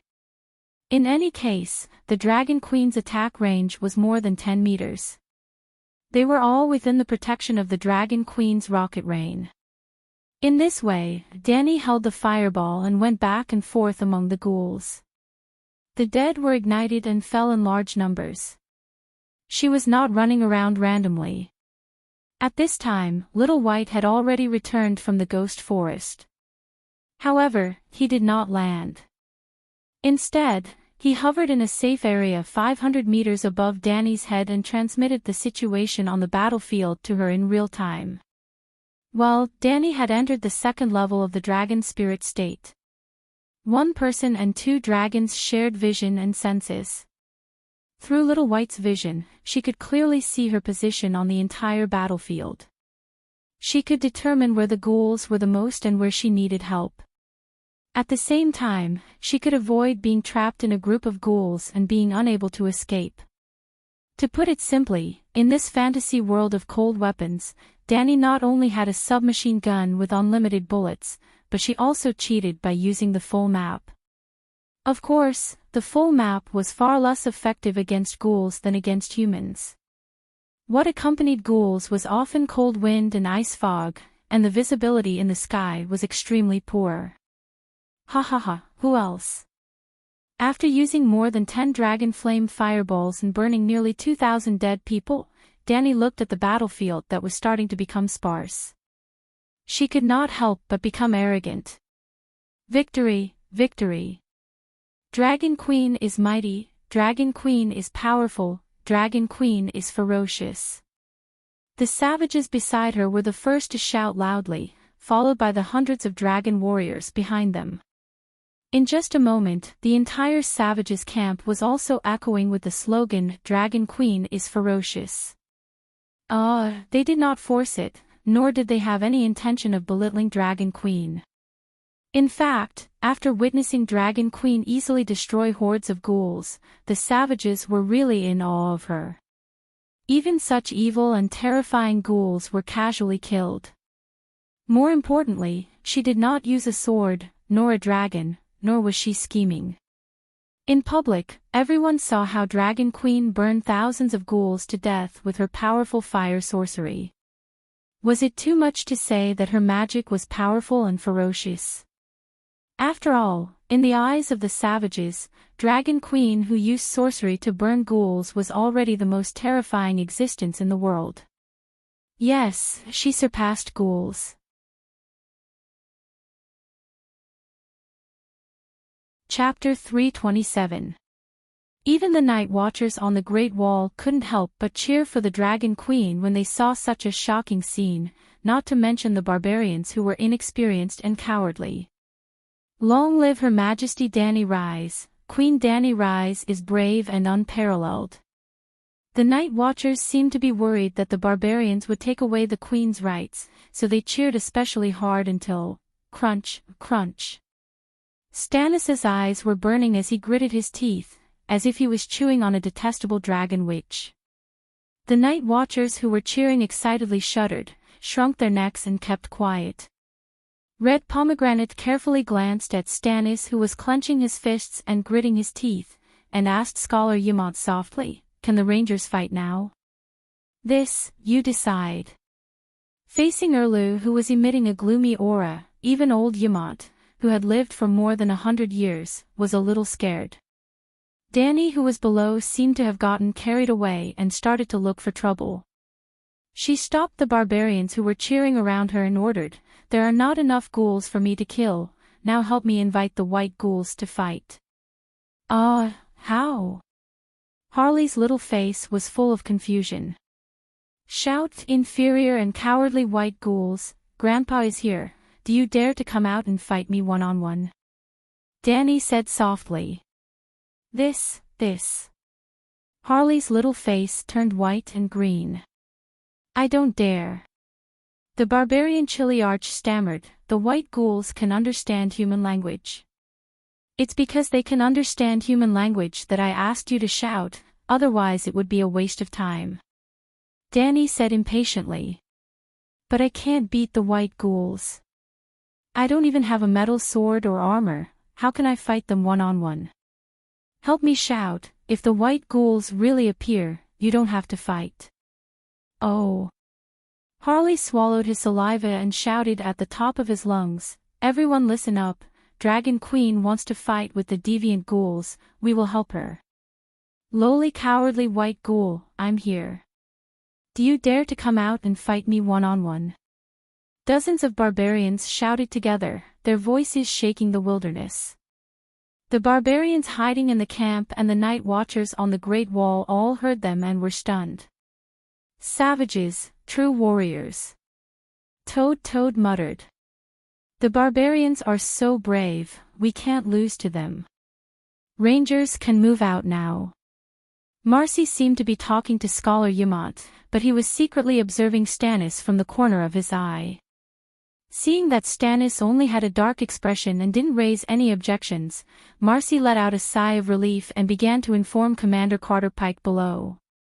The commander of the East Watch, Carter Parker, was the one who would lead the Rangers out of the city. He was the one who hid the news of Erlu's arrival from Dark Castle and led Erlu to attack the barbarians' camp. Marcy suspected that Stannis had sided with the Deer faction, which was why he was worried that Stannis would speak out against him. Outside the Great Wall, the savages were still courting death. Seeing that the number of ghouls was decreasing and the white ghouls still hadn't come out, they became bolder and bolder and began to spew out all kinds of obscenities. At this time, Dany was silent. She was multitasking. She casually picked out a fire arrow from the dragon flame fireball to burn a deviant ghost that was pouncing at her.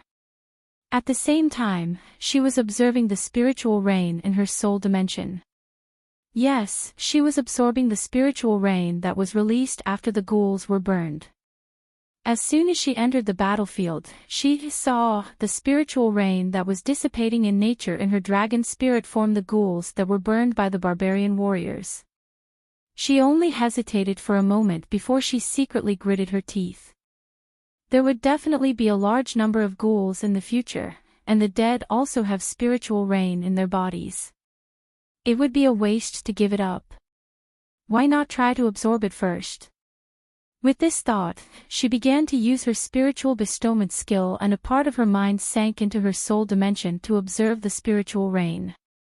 As expected, the spiritual essence that fell this time was different. It was pure black, and it emitted a cold, deathly stillness. Can this thing be absorbed? In her soul dimension, Dany was hesitant. Perhaps she could form a third soul. With this temptation, she no longer hesitated. She reached out her hand and caught the pitter-patter of black rain. When the black spirit substance was tainted by her spiritual power and branded with her soul imprint, a suction force was immediately generated from the second soul at the edge of the soul space. The newly born spiritual power and the black rain falling from the sky were all sucked into the ring. Then, she felt that her second soul had strengthened a little. It was very, very weak, but there was indeed an increase. How can this be? Danny was more shocked than happy. Last night, when she was presiding over the barbarian's cremation ceremony, she had tried to let her second soul absorb the colorful spiritual rain, but the effect was very poor. Her spiritual power almost did not grow. She did not think much of it. Absorbing spiritual rain could indeed strengthen the soul, but after reaching a limit, the growth would almost stop. Yes, there was growth, but the effect was much worse. It was like how a person could grow taller by eating rice, but after reaching adulthood, no matter how much rice they ate, they could only fill their hunger. They could not grow indefinitely. Danny's soul was almost in a saturated state. In contrast, Megalosaurus did not have any bottlenecks at all. They could keep absorbing spiritual rain and grow. She guessed that this was because Megalosaurus' growth limit was much higher than that of humans. Therefore, 99% of the spiritual rain that they had absorbed over the years belonged to the dragons. But now, her second soul, which was based on the Green Prophet meditation technique, was very close to the black spiritual rain. It was almost growing at a visible rate. Of course, the growth of her second soul was a good thing. Danny should be happy, but the meaning behind this phenomenon was shocking. The Green Prophet had some kind of deep connection with the ghouls. Of course, Danny had watched Game of Thrones, and knew that ghouls were originally magical creatures created by the children of the forest. She was not worried that Bran would become the new Night King.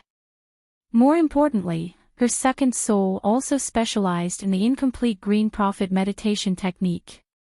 She was worried about herself. The Dragon Queen did not want to bring the Ice Dragon and ascend to the frozen throne. Therefore, even though she was on the battlefield, she would spare a part of her energy to enter her consciousness from time to time to observe the condition of her second soul. It was in a very good condition. It was so good that she was scared. "Ghoul, come out and let me stab your butt. Ghoul, you cowardly bastard, take off your pants and let me see if you have a dick." A spear-wielding woman shouted.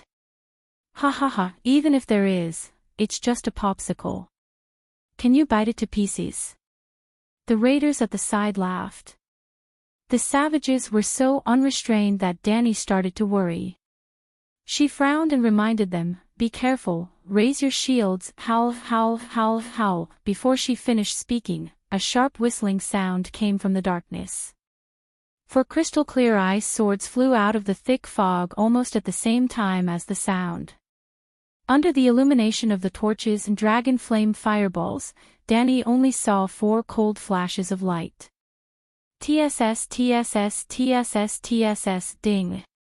The savages' laughter stopped abruptly. The surrounding temperature suddenly dropped by more than 10 degrees. White fog appeared out of thin air, covering the savages and Dragon Queen in the area. Danny felt a chill down her spine. Her forehead was covered in cold sweat.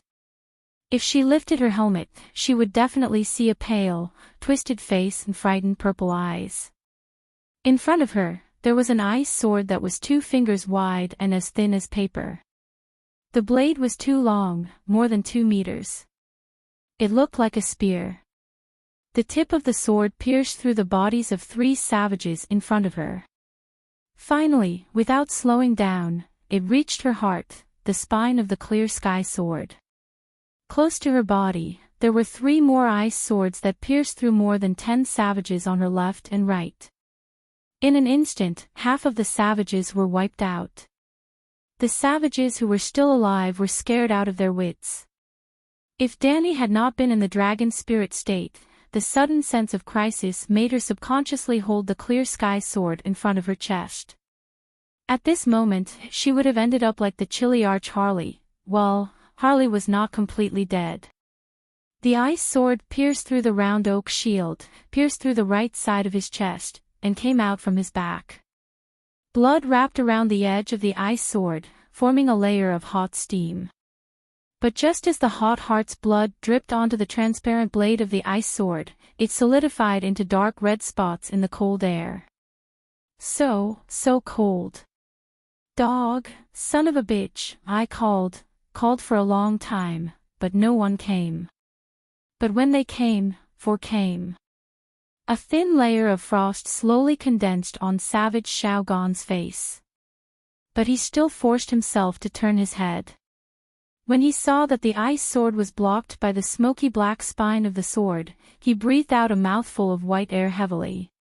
He forced a smile and said to Danny, "Dragon Queen, I wonder, is four enough for you to kill?" Not enough. Danny's voice was low, but her tone was firm and powerful. It's far from enough. I swear, I'll kill all of those bastards. Then, that's good. The smile remained on Savage Harley's face forever. Dragon Queen, they're coming. More than four. The savages who were still alive shouted crazily. Even without their reminder, Danny had already seen it. The cold wind mixed with ice shards whistled.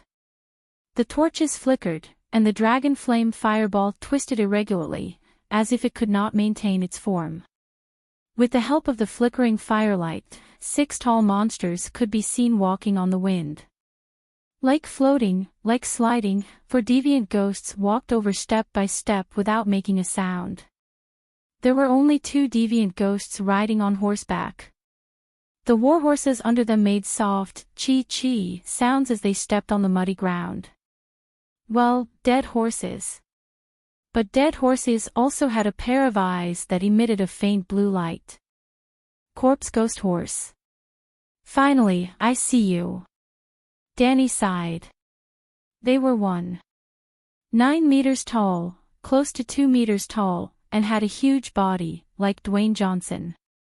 She was not blind. The 6 deviant ghosts were printed out of molds. Other than the ice crystal engravings on their foreheads, they looked almost exactly the same. Their faces were haggard, and their expressions were firm.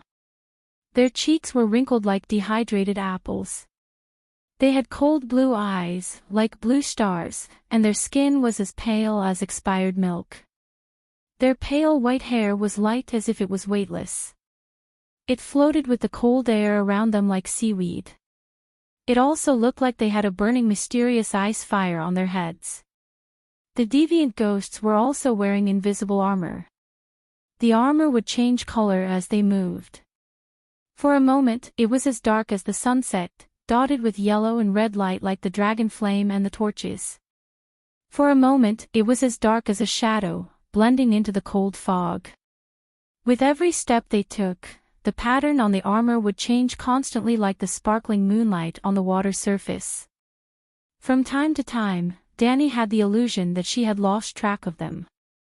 It was not an illusion.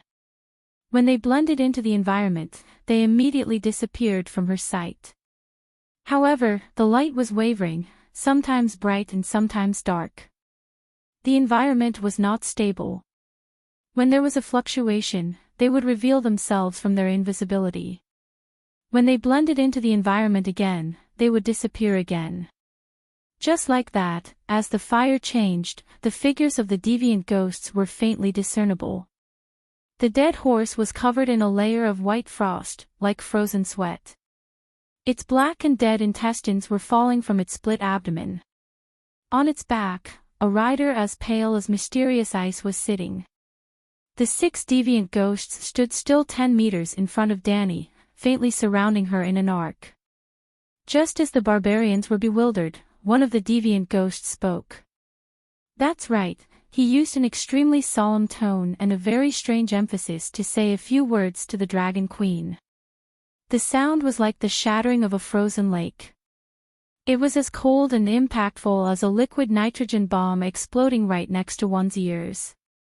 Apart from the Dragon Queen, who was in her dragon spirit form and wasn't affected at all the other barbarians around her covered their ears in pain. "Who knows what this bastard is saying?" the Dragon Queen shouted.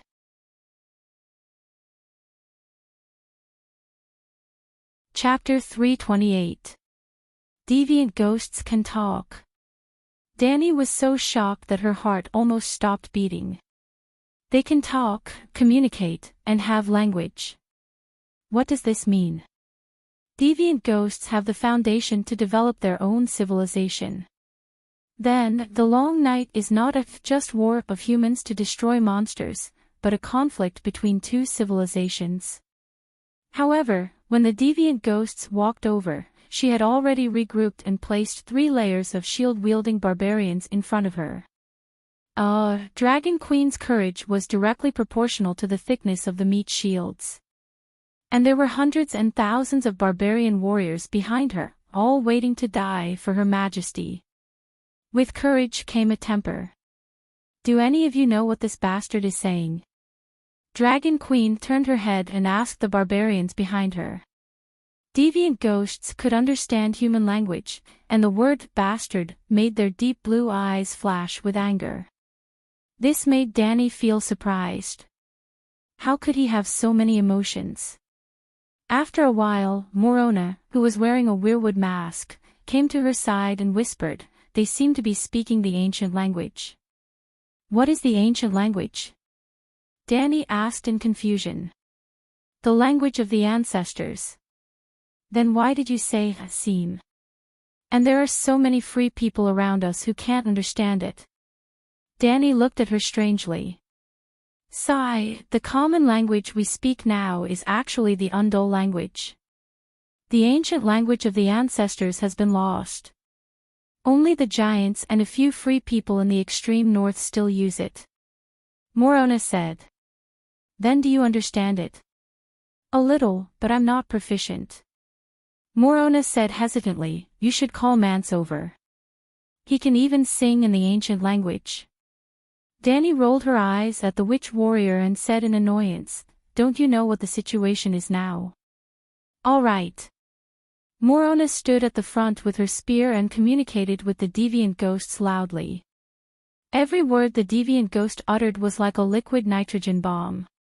When it fell into the ears, it felt like the whole person was instantly frozen into ice crystals and then smashed into pieces with a hammer. The witch warrior's endurance was stronger than ordinary barbarians.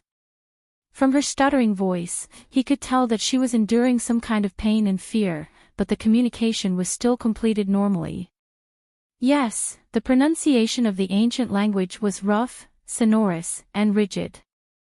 If one listened carefully, it did sound somewhat similar to the words used by deviant ghosts. "It wants to duel you, White Mask," Morona said. "What?" Danny was a little dumbfounded.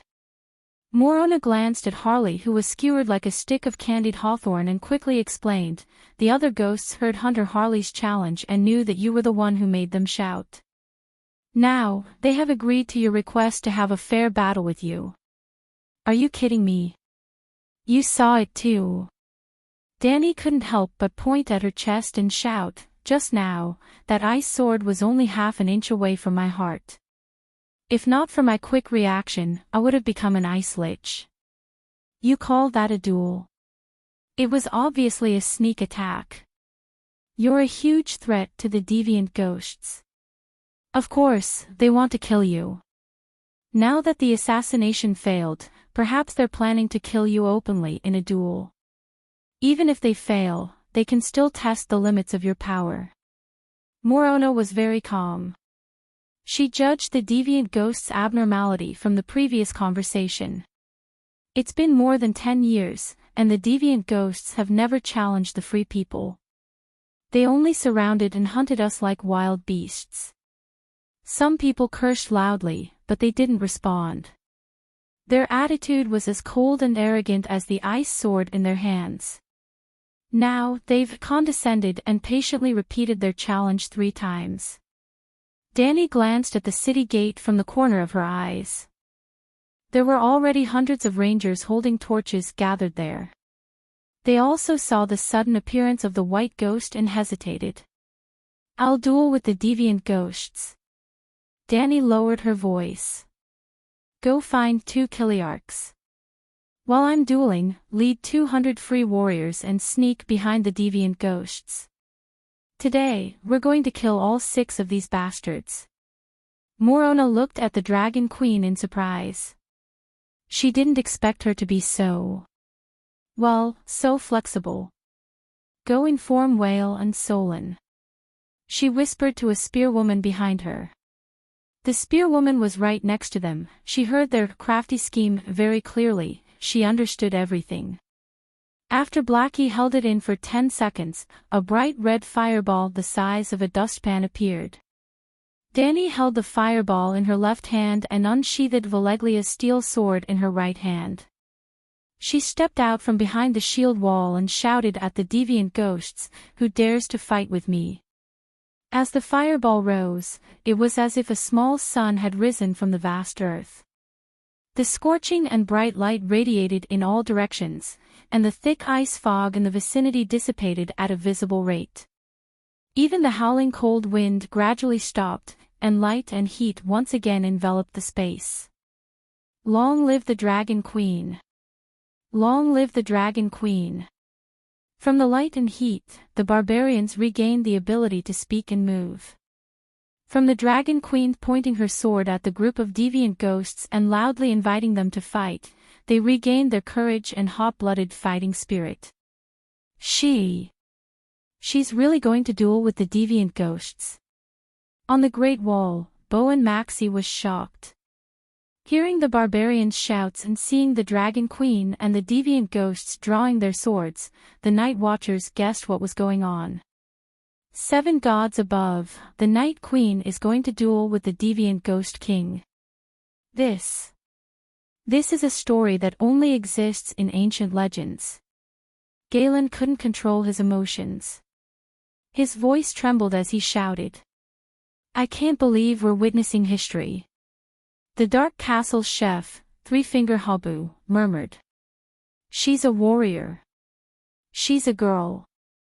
Friar Saelita excitedly pointed at the Dragon Queen and announced to the people around him, "Danny Rise is the incarnation of the 7 gods in the mortal world.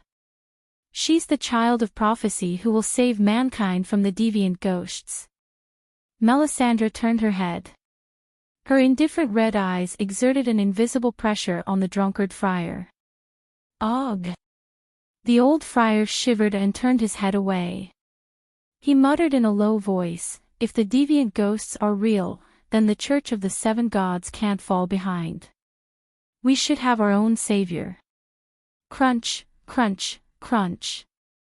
Stannis ground his teeth, and the shadow of a demon king seemed to rise behind him. The gloomy aura made the Night Watchers and the cavalry of the stag party shudder.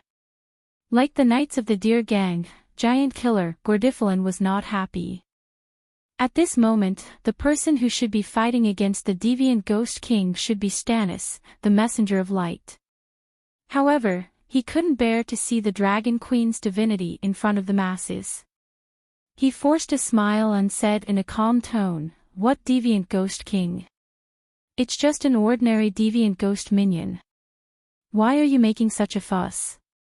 Killing it won't end the long night. It's not a legend. Just like how everyone knows Yesor Ahai, but who remembers the soldier who killed the normal deviant ghosts?" Cludden Sange nodded and said, "That dragon witch is holding a big fireball. Even a blind person can see that she's cheating with magic. It's not a duel between knights.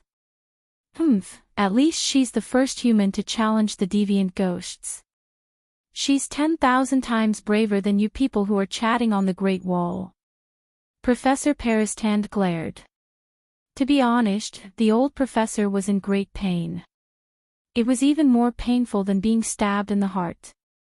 The pain of his body being torn apart was nothing compared to the despair and confusion brought by the shattering of his worldview. At this moment, he should be in a daze, looking at the deviant ghosts below and suffering from the pain of having his beliefs shaken. But for some reason, when he heard the people from the deer party bad-mouthing the Dragon Queen, he suddenly woke up and couldn't help but want to refute. When he was in the old town, he would rather have Stannis on the Iron Throne. "Look, what are the deviant ghosts doing?" Scholar Yamant, who was behind the star observation mirror, exclaimed and interrupted the quarrel. One deviant ghost stepped forward to fight, while the other 5 observed quietly. Slash! The deviant ghost that stepped forward let out a roar that sounded like broken ice. He clenched his fists and a cold wind swirled around his body. Snowflakes and fingernail-sized ice crystals appeared out of thin air. Gradually, a small tornado of ice and snow enveloped his body. In a trance, a faint blue halo appeared between the deviant ghost's clenched fists. It was the same color as his star-like blue eyes. In Dany's vision, she could also see a large number of mysterious runes that were growing, tangling, and forming into a shape like vines. The ice flakes and snowflakes in the storm fell into the runes and quickly condensed into a 2-meter-long crystal sword.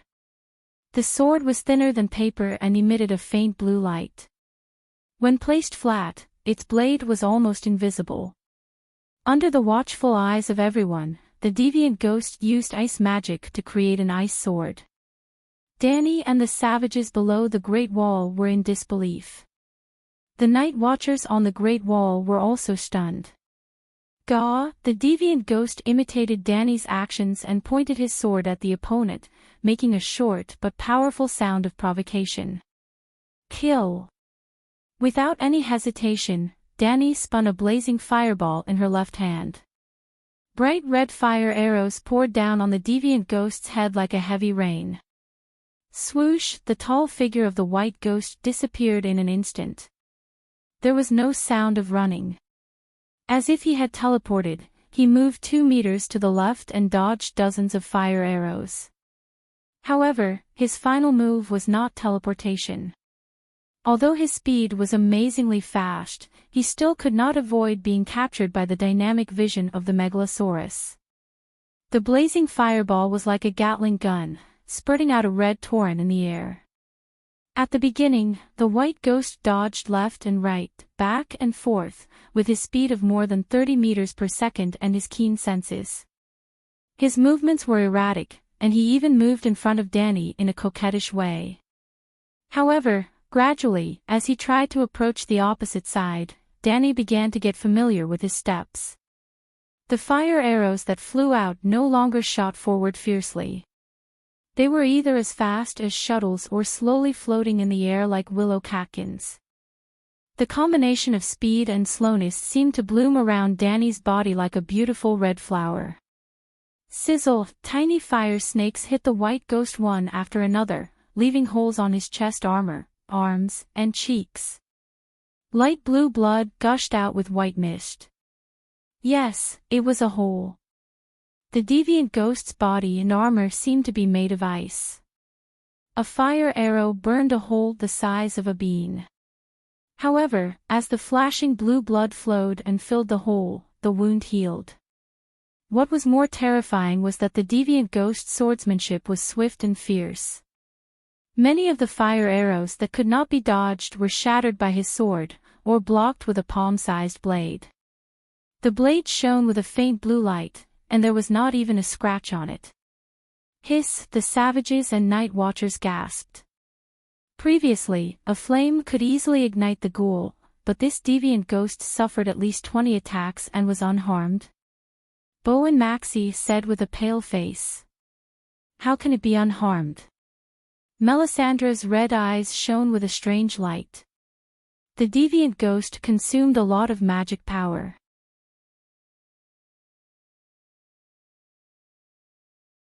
Chapter 329. Clang! The deviant ghost roared, and a circle of white ice and snow swirled around him again. He was in the center of the storm, and he completely gave up on the dragon flame arrows. He ran in a zigzag pattern and dashed directly toward Dany. Chi chi chi! The dragon flame arrows rained down on the ice and snow storm. Some were extinguished directly, and some were deflected and slid past the white ghost. There were also a large number of fire arrows that turned into dragon flame in the storm, leaving mottled black holes on the white ghost's armor. Suddenly, Danny's expression froze. In the dragon spirit state, a great terror fell from the sky like a millstone, smashing fiercely into her heart. Swoosh! The deviant ghost that was 3 steps away from her suddenly disappeared. The next moment, an icy blue shadow appeared behind Danny, and in the next moment, an icy long sword might pierce her heart from the back. Unfortunately, Danny had 6 eyes. Other than her own pair of eyes that were looking forward, Little White scanned the entire battlefield from the sky, and Dahe was behind her, seeing the entire battlefield clearly. Boom! Almost at the moment when the white ghost in front of her disappeared, the blazing fireball that was shooting fire arrows suddenly expanded and exploded into a ring of fire. With Danny as the center, it spread in all directions. Bang! The white ghost that jumped behind Danny with a strange step was like a rag doll that ran into a train. It shattered into a few large pieces of ice in the air, mixed with blue blood and milky white flesh, and fell 7 or 8 meters away. Some of the juice even splashed on the faces of Morona and the other savages who were watching, making a chi-chi-chi sound. A layer of frost quickly spread on their skin, and the savages screamed in pain. The deviant ghost was not destroyed by the impact of the ring of fire. In fact, with the sturdiness of the deviant ghost's body, it would not shatter into ice even if it was hit by a train. Because the surface of its body seemed to be made of ice, but it was actually made of flesh. Just like how a human would not be torn apart in the air after being hit by a car for more than 10 meters. The real fatal damage to the deviant ghost was the dragon flame. When the ring of fire hit its body at close range, it was like being hit by the dragon flame of a megalosaurus. The dragon flame destroyed the stability of the deviant ghost's body structure. The broken corpses that fell to the ground were like ice cream in summer. They were soft and quickly melted into a pool of light blue liquid that emitted cold air. At the same time, in Danny's space of consciousness, there was a burst of milky spiritual rain with icy mist. Just when she was inexplicably surprised, the milky spiritual rain blended into the ring-band meditation foundation without any sluggishness. The incomplete Green Prophet's meditation runes spread out like a spider web. The runes appeared out of thin air and began to deduce on their own. Danny was dumbfounded. Deviant Ghost's icy spiritual rain could actually complete the Green Prophet's meditation technique. Silence filled the entire place. The barbarian stared blankly at the Dragon Queen who was standing proudly on the spot with shocked expressions. Dahe let out a cry, stretched out its neck, and spat out a long dragon flame from its mouth. At this time, Danny came back to her senses and temporarily put aside the changes in the soul space. In the dragon spirit state, she released a large amount of magic power. Together with her mental power, she controlled the dragon flame to form a fireball. When she received the new dragon flame fireball, she was in high spirits. The long sword in her hand pointed at the 5 deviant ghosts in the icy mist one by one. Her voice shook the surroundings. Who else? Whoosh! The barbarians were awakened and shouted excitedly, Dragon Queen with torrential magic flames, Dragon Queen who awes the world, deviant ghost killer Dragon Queen. Danny, long live Queen Liz. Victory, victory. The night watchers on the Great Wall cheered excitedly. Ga. Stannis's upper and lower teeth clenched together again. What kind of deviant ghost is this? It looks so majestic, but it shattered after being hit by the ring of fire. Gordy Fallon muttered in disappointment. Why don't you go down and try? Bo and Maxie could not help but feel a little angry. The deviant ghost is so fast that you can't even see its shadow clearly. It didn't die after being hit by dozens of fire arrows. Isn't it strong enough? Who else? Danny shouted again. Finally, other ghost took a step forward and called out to Danny with a voice that sounded like the shattering of a frozen lake.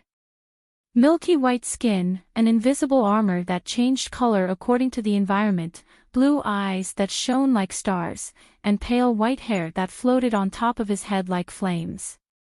If it were not for the wrinkles on his cheeks under his eyes, Danny would have thought that he was the brother of the previous deviant ghost.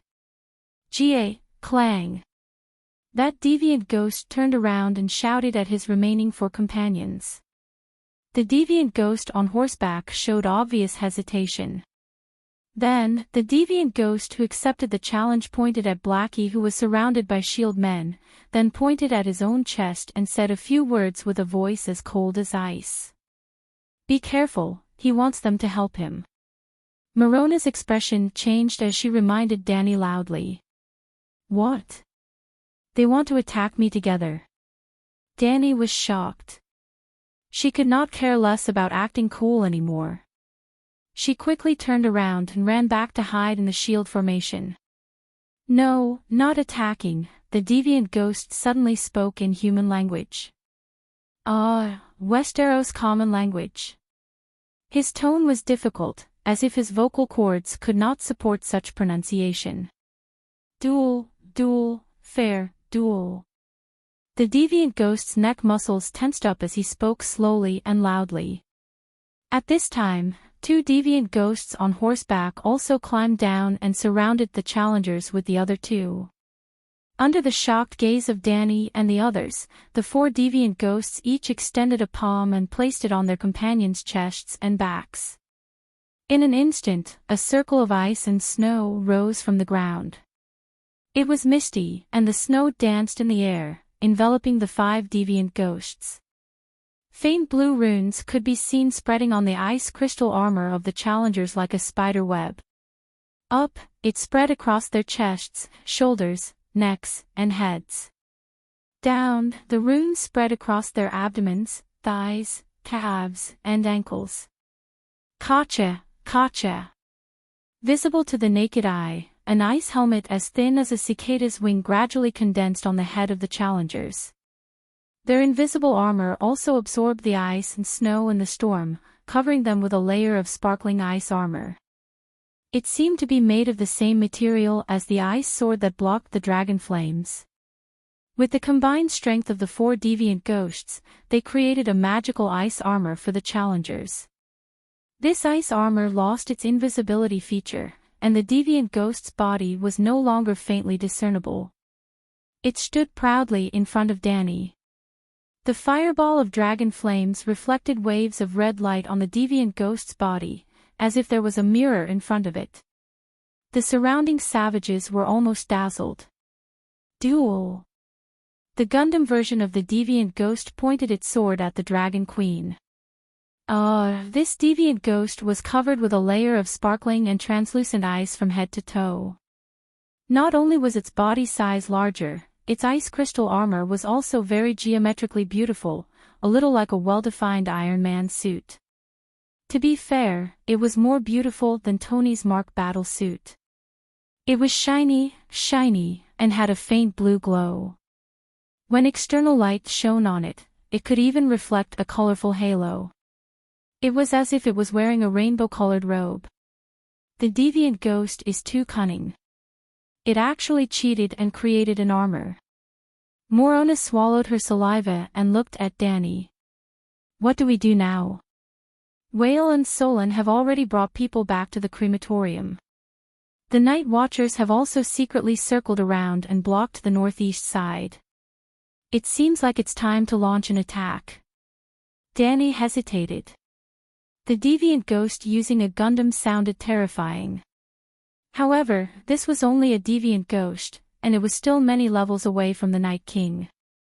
If the dragon flames could not kill this deviant ghost, it would naturally lose its effect on the Night King. Without a doubt, the deviant ghost thought of the Megalosaurus as an imaginary enemy and planned to duel with her to test the strength and limits of the dragon flames. However, at the same time, Danny also wanted to know the deviant ghost's background and even find their weakness. I'll go and try. If I can't even deal with a small deviant ghost, how can I end the long night? Danny's gaze was firm and heroic. Hearing this, the dozens of shield-wielding savages felt their blood boil. They immediately shouted excitedly, "All hail the Dragon Queen! Long live the Dragon Queen!" Danny waved her hand and lowered her voice. Word by word, she said solemnly, "Always prepare for the worst. If things go wrong, you must immediately rush over to save me. Savages, evildoer, this king will take care of you." Danny held a fireball in her left hand and a fire sword in her right. She held her head high and chest out majestically. "Kakik," the deviant ghost said in a mocking tone. Then, it turned into a rainbow and rushed towards Danny. With the addition of the ice armor, its movements were slower, but it was still nimble. "You're asking for death," Danny roared. She focused and the fireball in her hand shot out a dense rain of dragon flames. TSK TSK TSK TSK, in just 1 or 2 seconds, more than 100 fire arrows hit the colorful ice armor. The other party didn't even raise her sword to block. The result was shocking. Other than being charred, there wasn't even a hole in the ice armor. Not even a drop of ice water melted. 7 levels of hell. The deviant ghost's ice armor is made of the same material as the ice sword. It's completely immune to dragon flames. Scholar Yamant exclaimed in shock. Nothing can be immune to dragon flames. The color of the armor has dimmed. Melisandre's red eyes were as deep as the abyss. Even though she didn't have binoculars, she could see more clearly than anyone else. Boom! A ring of fire exploded beside the Dragon Queen, just like before. Just like the deviant ghost before, the Gundam deviant ghost also used a strange footwork. It rushed in front of Danny and suddenly turned to her left as if it was gliding. But when the ring of fire exploded, the result was very different. The Gundam deviant ghost didn't slash. Instead, it held its sword with both hands and slashed the dragon flames in front of it apart like butter. Of course, the dragon flames were invisible and couldn't be completely avoided. Boom! The bright red dragon flames exploded on the deviant ghost's body. The deviant ghost retreated. TSK TSK, 2 shallow trenches were left on the ground by its feet. For the first time, the deviant ghost made a sound and left behind footprints when it moved. Crack crack. The crystal armor was charred. Starting from the shoulder armor, milky white lines cracked like a spider web. Boom! Like a tall full-length mirror being kicked to pieces by a boorish man, the dark ice armor on the Gundam deviant ghost suddenly exploded. Crystalline ice shards flew in all directions. The deviant ghost that lost its ice armor didn't stop moving at all. As soon as it stabilized itself, it immediately pounced on Danny like a whirlwind. It pounced on her directly. There was no zigzagging, no dodging, no hesitation, no mercy. For the first time, the deviant ghost rushed to the Dragon Queen's side and slashed with its sword. Danny raised her sword to block it. The blades clashed. Clang! The ice sword that was as thin as a cicada's wing clashed with the clear sky. However, it didn't produce the crisp sound of metal clashing. Instead, it was a sound that was at the edge of a human's hearing. It was high-pitched and sharp, like the cry of a dying beast. The barbarians nearby shook their heads sadly, as if trying to get rid of the poisonous snake-like noise in their ears. However, this was just the beginning. The Dragon Queen and the deviant ghost fought with speed. They didn't stop. The shadows of their swords flashed and the strange clang clang clang sounds could be heard continuously. The 2 swordsmen went back and forth, switching between attack and defense extremely fast. Their figures were like 2 afterimages, dazzling the barbarians. Coupled with the strange sounds of their weapons clashing, the barbarians felt dizzy and couldn't stand properly. They felt like vomiting. Ugh! Blind Duosi's body went limp. He held onto his shield and vomited. Duosi was also a Chiliarch and was in charge of a small tribe. Blind was just a nickname because his eyes weren't that good. He wasn't really blind. Damn it, I can't even withstand the sounds of their battle. His eyes were filled with shock as he cursed in frustration.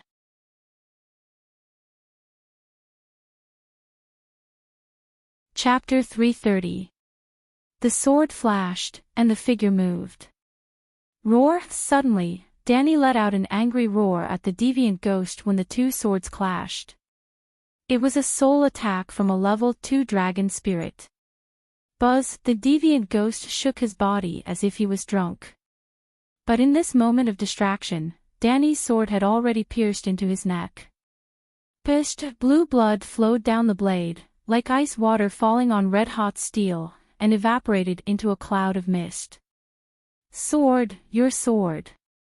The deviant ghost lowered his head with difficulty, and his blue eyes looked at the black Valeglia steel sword in confusion.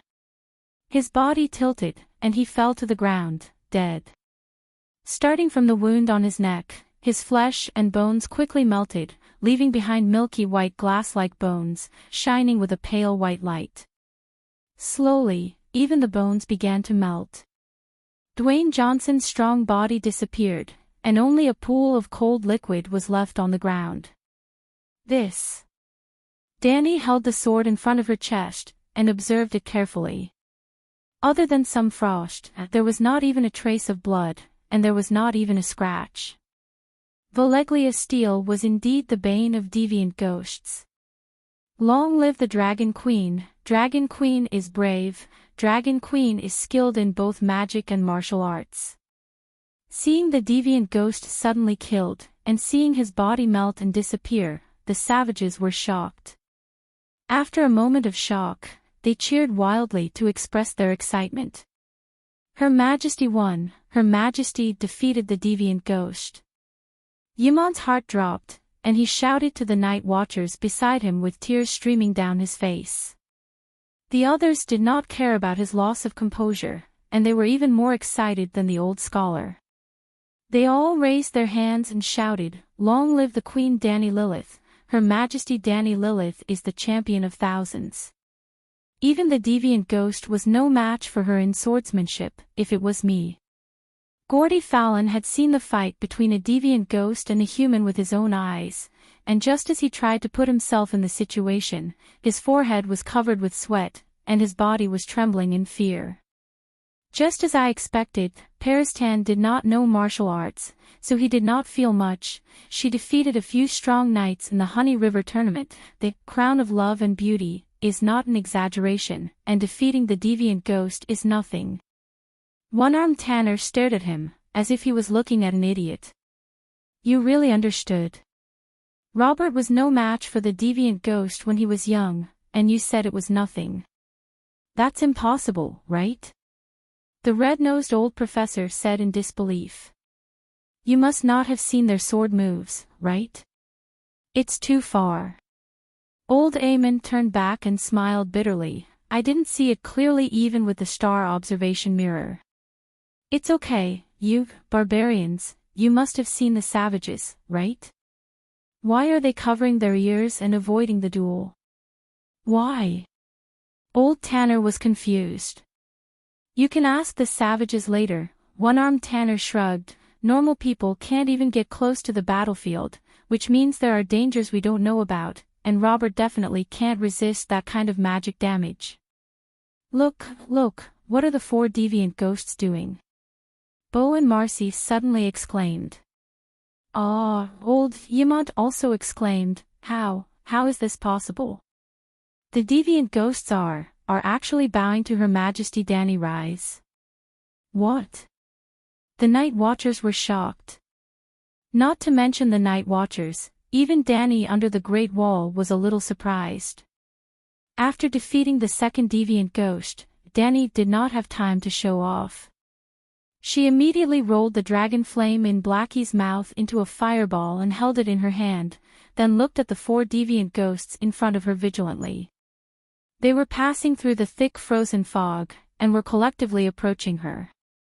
Before Danny could ask, they stopped 8 meters away from her.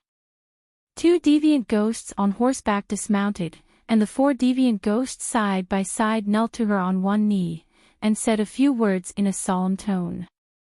"They are praising your bravery," Morona said in disbelief. "The deviant ghosts admit defeat. They admit that the humans have won this duel." "Oh, I see." Danny's worry disappeared, and a proud expression immediately crept onto her face. "Hey, ask them what the winner will get." Dragon Queen, what can the deviant ghosts get?" Morona persuaded in a low voice. The deviant ghosts ignored them. They knelt on one knee, bowed their heads, and stood up on their own. 2 of them climbed onto their horses, and the other 2 walked. They turned around and entered the thick fog in the north, disappearing in front of everyone's eyes. "Bastards, where do you think you're going?" Danny was furious. It was fine if they did not get the spoils, but they did not even leave a single captive. They were too arrogant. "Kill!" she shouted, and threw a big fireball into the frozen fog. Boom! Flames spread, and heat waves rolled. The deviant ghosts appeared on the ground again. Danny looked around, and said to Doris, who had a bronze shield in his left hand and an iron axe in his right hand, "Blind, be my servant and follow me to kill the enemies."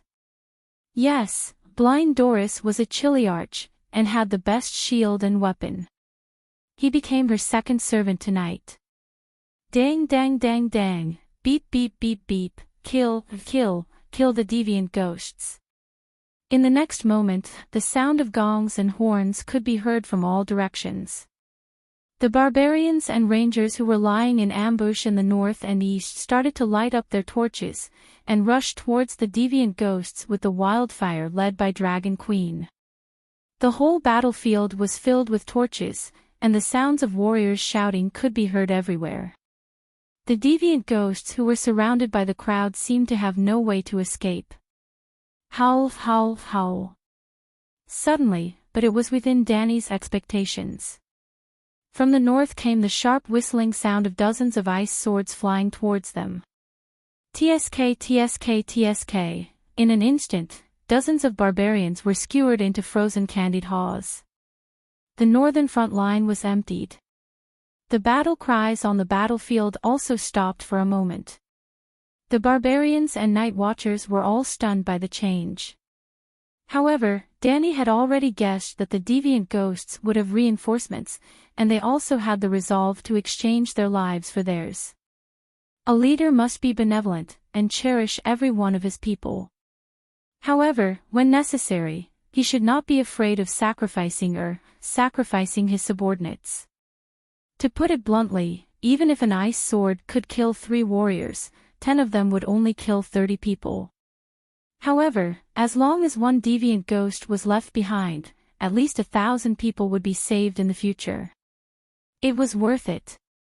"Kill, don't be afraid, I am with you, the true dragon is with you."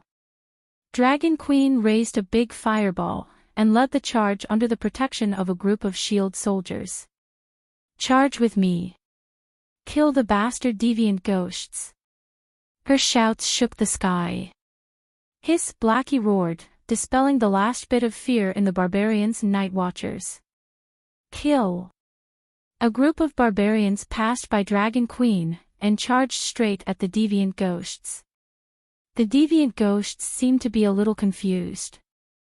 They did not expect the humans to be so desperate that they were not even afraid of ghosts.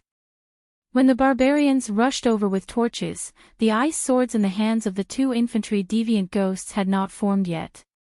Yes, each deviant ghost only had 1 ice sword. Throwing the ice swords felt good for a moment, but after throwing them away, they had to consume the power of ice to condense them again. Tisk, TSK, TSK, tisk. A few torches were thrown at the infantry deviant ghosts, and the sound of charcoal falling into water could be heard. The deviant ghost riding on the horse beside them roared, and raised its wide and long ice sword, waving it in the shape of a huge crescent. The barbarians wailed, and broken limbs flew everywhere. Blood spurted out, and ice fog filled the air. Boom! Danny's eyes were cold. The dragon flame fireball turned into a thick pillar of fire, and directly hit the back of the cavalry deviant ghost. Gotcha! Gotcha boom! While flying in the air, the deviant ghost exploded into dozens of pieces. The juice that splashed out left a layer of frost on the ground and the barbarian's skin. Kill! She was multitasking. While she was turning the dragon flame from Blackie's mouth into a fireball, she was also waving her sword at the infantry deviant ghost that was killing the barbarians. At this moment, he had already condensed an ice sword. Dang! The deviant ghost turned around, and the ridge of the ice sword happened to block Danny's stab. Kill! She activated her soul attack, and the dragon's soul roared. The deviant ghost's body swayed, and the ice sword passed through the clear sky. It hit the deviant ghost's chest armor, and it was stuck. Damn it, the deviant ghost's armor was actually so sturdy that it could even block Valeglia's steel. Danny cursed in her heart. Gah! The deviant ghost came back to its senses, and opened its mouth to let out a piercing screech. The ice sword in its hand slashed at Danny's shoulder. Blind Duos, who was acting as an attendant, immediately raised his shield to block it. Dang! The sword and shield collided, and a sharp and resounding sound was heard. A layer of frost condensed on the thick bronze shield, and then it split into two along with Blind's body. In Blind's chest that had been cut open, hot blood and slippery internal organs were emitting white steam as they slid to the ground. The second attendant of the Dragon Queen was dead. Wallachie! Without having the time to find a new attendant, Danny lowered her body and went under the deviant ghost's right arm. The tip of her sword deviated, and a shallow groove was drawn on the deviant ghost's invisible armor. The blade of the sword stuck close to the groove and slashed upwards. It was like an axe chopping firewood. It had the power to slow down, but it was unable to stop it. Chee! Blue blood spurted out, and the pale right arm that was holding the ice sword fell off. The deviant ghost let out a miserable cry that did not sound like a human's howl, and staggered backwards. At this moment, the fireball in Blackie's mouth flew over. She used her left hand to catch the fireball. Not dead. Seeing that the deviant ghost's severed arm was only bleeding and not melting, Danny was delighted. She shouted, "Tie him up, use ropes and chains to pin him down. Catch him." As she shouted, she even kicked the deviant ghost's lower abdomen. When the deviant ghost staggered and fell to the ground, 4 to 5 barbarians immediately pounced over. Ouch, it's freezing me to death. The spearwoman who was holding down the deviant ghost's left leg cried out and spat out a stream of white mist. Use a shield. I had already guessed that this cold-blooded bastard would be very cold. On the other side, the barbarian who was holding down the deviant ghost's head with a wooden shield laughed out loud. Danny walked a few steps to the spearwoman's side and waved her sword continuously, cutting off the deviant ghost's 2 calves and the other elbow from its joints. Blue blood splattered everywhere, and the barbarian once again cried out in pain from the cold. Leave a 10-man team behind and look after him. Then, Danny called out to the barbarians beside her. She chose a large barbarian who was holding a huge oak shield to be her third attendant. Together, they ran towards the deviant ghost cavalry that was slaughtering the deviant ghost cavalry. After getting close, Danny had the illusion that she was watching the arcade game Romance of the Three Kingdoms. At the start of the game, she picked up the heavenly sword from the horse and quickly swung the arrow keys. Pressing A, she slashed at the soldiers who were surrounding her.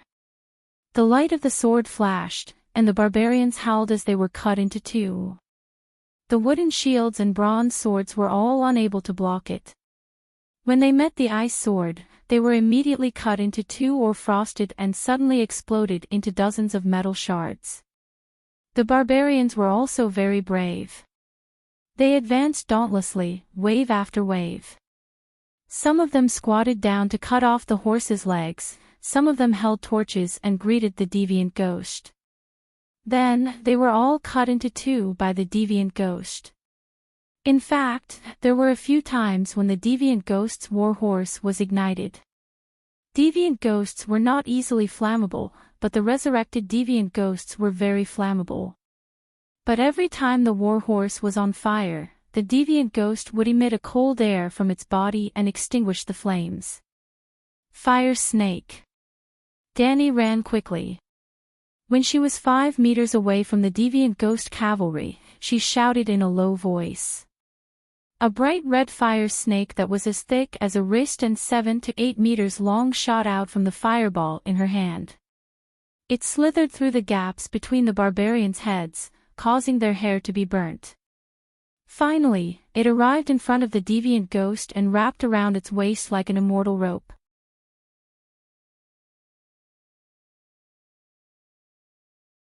Chapter 331. Fire Snake. Danny bellowed. A bright red fire snake that was 7 to 8 meters long flew out of the fireball in her hand. The fire snake zigzagged through the gaps above the barbarians' heads and wrapped around the waist of the deviant ghost who was on a killing spree. It was like the immortal tying rope catching demons. However, the deviant ghost was not an ordinary demon. In the dark frozen fog, the fire snake was too bright, too hot, and too eye-catching. It was impossible for him not to notice it. The deviant ghost stepped on the stirrups and flew towards the fire snake. In the air, the 2.5-meter-long ice sword in his hand stirred up a cold ice whirlwind. The deviant ghost's figure just happened to fly past the broken part of the deviant ghost's body. Seeing this, Danny let out a proud smile. In the next moment, the two halves of the fire rope turned into two new fire snakes and suddenly rolled backwards, one on the left and one on the right, coiling around the arms of the deviant ghost like chains. Ow! The deviant ghost let out a sharp cry. Its body that was flying in the air tumbled and fell. Danny's sword was like the wind.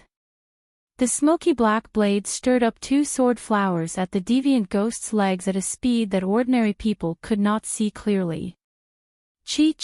The two calves that were connected to the feet fell off the deviant ghost's body. Blue blood splattered on Danny's helmet and shoulder armor. However, it was different from leaving a large piece of frost on the barbarians' bodies. It was like clear water falling into a red-hot iron pot. The blue blood sizzled and evaporated into a cloud of white steam, disappearing into the night air. There was no burnt or fishy smell. Instead, there was a faint fragrance of mint and jasmine. Crack, crack. At this time, the immortal tying rope wrapped around the deviant ghost's arms also burned through the pale skin, milky white flesh, and crystal bones. The deviant ghost was like a broken porcelain doll. There were uneven gaps and grayish-white cracks on the remaining parts of its arms. The deviant ghost's starry blue eyes also dimmed. It was like a phone that had consumed 85% of its battery and entered battery-saving mode. Tie him up. Leaving this sentence, Danny quickly rushed towards the fourth deviant ghost. Deviant ghosts were intelligent. When they saw that the situation was not good, they did not intend to fight to the death. When Danny was tormenting the other three deviant ghosts, the remaining infantry deviant ghost retreated into the frozen fog, hid its body, and quickly fled to the north. Of course, at this moment, there were people everywhere. While he was escaping, he was constantly being chased and obstructed by the barbarians. His figure could not completely disappear from everyone's eyes. Rushing to the north, Danny found that the situation was a little bad. She didn't know how many deviant ghosts were hiding in the forest, and more than 1,000 corpse ghosts had run out. Right in front of Danny, a direwolf ghoul the size of a small pony pounced on a barbarian. Its mouth was filled with sharp teeth, and the barbarian's head was sucked into its mouth like a pair of pliers. Red and white bits of flesh and hair spilled out like tofu pudding. On the other side, there was a huge bear with rotten fur and bones visible in its brown rotting flesh. It swung its paw, bringing with it a gust of wind. Bang! A savage was crushed into a pool of red, juicy flesh. White bear, dire wolf, mammoth, normal wild wolf, shadow lynx, cheetah. Danny even saw a black and white striped sea snake that was 20 meters long. Their eyeballs were all glowing with a faint blue light. They were all corpse ghosts. Hundreds and thousands of giants, barbarians and ferocious beast corpse ghosts were slaughtering the barbarians and rangers. Broken limbs flew everywhere, blood dyed the ground, and cries of agony could be heard everywhere. The brave warriors who died in battle quickly opened their blue eyes, got up, and slashed their former comrades with their swords. Danny did not say a word. With a gloomy face, she split open fire arrows and shot them at the approaching corpse ghosts. Whoosh whoosh. A fire arrow landed on the bear's face, and immediately ignited a huge fire. Whoosh whoosh whoosh 1, 2, 3. 7 to 8 consecutive fire arrows were all dodged by the direwolf ghoul nimbly. In the end, the beast even came close, and pounced at Danny like lightning. The two shield-bearers immediately raised their shields to cover their faces, and stood in front of the Dragon Queen. Bam! TCH. Danny thrust her sword through the gap between the shields, and tapped the rotting wolf corpse's chest. Whoosh! The blue light in the wolf's eye sockets extinguished, and its strong and sturdy body fell limply. Rotten flesh and broken bones scattered everywhere, and the stench of a corpse spread out. Other than the direwolf ghoul that was too nimble, the other ferocious beast corpse ghosts would be ignited by the third fire arrow even if they could dodge 1 or 2 fire arrows. As her fire arrows rained down, the dragon flame fireballs were exhausted one after another. The entire battlefield seemed to have turned into a fiery hell. Corpses that were 3 to 5 feet long in flames were everywhere, and the air was filled with black smoke and the stench of burnt flesh. Thick smoke billowed, flames blazed, and corpses were everywhere. The smell of burnt flesh filled the air, and it was like hell on earth. Danny stood at the edge of the fiery hell, looking at the dense ghost shadow forest in the north, her expression uncertain. Should we charge in? The commander of the East Sea Watch, Carter Pike, rode on his horse, eager to give it a try. I'm familiar with this forest. The rangers had also suffered heavy losses. There were more than 100 of them that had left the city gate, but now there were only about 60 left. In just half an hour of chaotic battle, they had lost 30 to 40% of their men. However, the survival rate of the rangers had always been low. Counting from the time the new recruits joined the army, the average number of survivors was less than half of the total number. Therefore, Carter Pike and his group of rangers were still able to maintain their fighting spirit. There's no way to chase them. Morono looked at the 100 or so exhausted savage warriors around her and said in a low voice, "The terrain in the forest is complicated, and the deviant ghosts can turn invisible. They might be ambushed." That deviant ghost ran away. Danny said unwillingly. Out of the 6 deviant ghosts, 2 died in the battle, 1 was burned to death by her, and 2 were captured by her after she cut off its limbs. The remaining infantry deviant ghost took advantage of the chaos to hide in the group of ghouls and escaped. The deviant ghost that had thrown the ice swords had been hiding in the forest, controlling the ghouls from a distance and did not come out. So what if it ran away? This is an unprecedented victory. We killed thousands of ghouls and even captured 2 white ghouls. Before this, we have never killed a white ghoul. However, the freedmen also suffered heavy losses. The deviant ghosts that were burned to death were all our companions a day ago. The high elephant wiped away the pieces of flesh between his whiskers. He looked excited and sad. Woo! Woo! Woo! Suddenly, 3 melodious and loud horns sounded from the Great Wall. The 3 horns represented the invasion of deviant ghosts. What's going on? Where are the deviant ghosts? Carter Pike turned around in surprise. Danny was stunned for a moment. She asked the Savage Shield soldiers who were guarding Dahe to move aside. She climbed onto the dragon's back and said to the savages and rangers around her, "Take care of the captives, especially the 2 white ghouls." Other than deviant ghosts, Danny also asked the savages to capture 20 ghouls and a ghoul wolf. The ghouls that did not have weapons could only attack with their teeth and nails. However, they were not infected by the virus, so their real lethality was not terrifying. Of course, the premise was that they did not have an absolute advantage in numbers. When the ghouls were almost cleared out by the Dragon Queen, dozens of savages raised their shields and pounced forward. They easily pinned the ghouls down and put them in chains. Hula! Hula! Dahe kicked hard with its hind legs and flapped its wide fleshy wings to leap into the sky. It flew in circles and increased its altitude before landing lightly on the Great Wall. Danny exchanged glances with Erlu, who had a gloomy expression and was clenching his teeth. She smiled. "Isn't it exciting? Isn't it nice? Actually, the feeling of killing deviant ghosts with your own hands is even better. You should give it a try." Crack, crack, crack. Stannis glared at Danny and ground his teeth.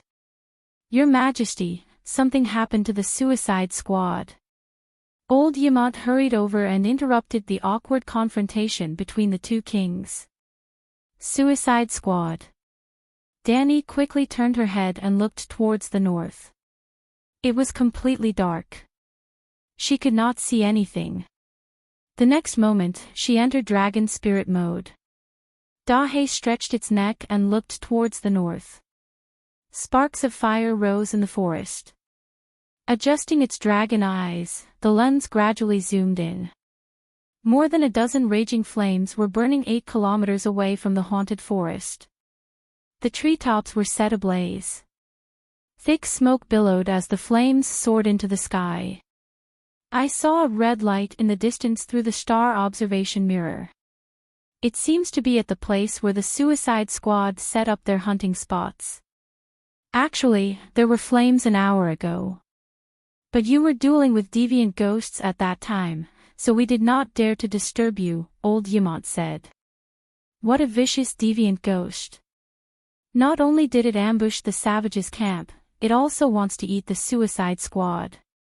Danny cursed. She rode Dahe and jumped down from the Great Wall. She drew an arc in the air and quickly flew towards the north with Little White.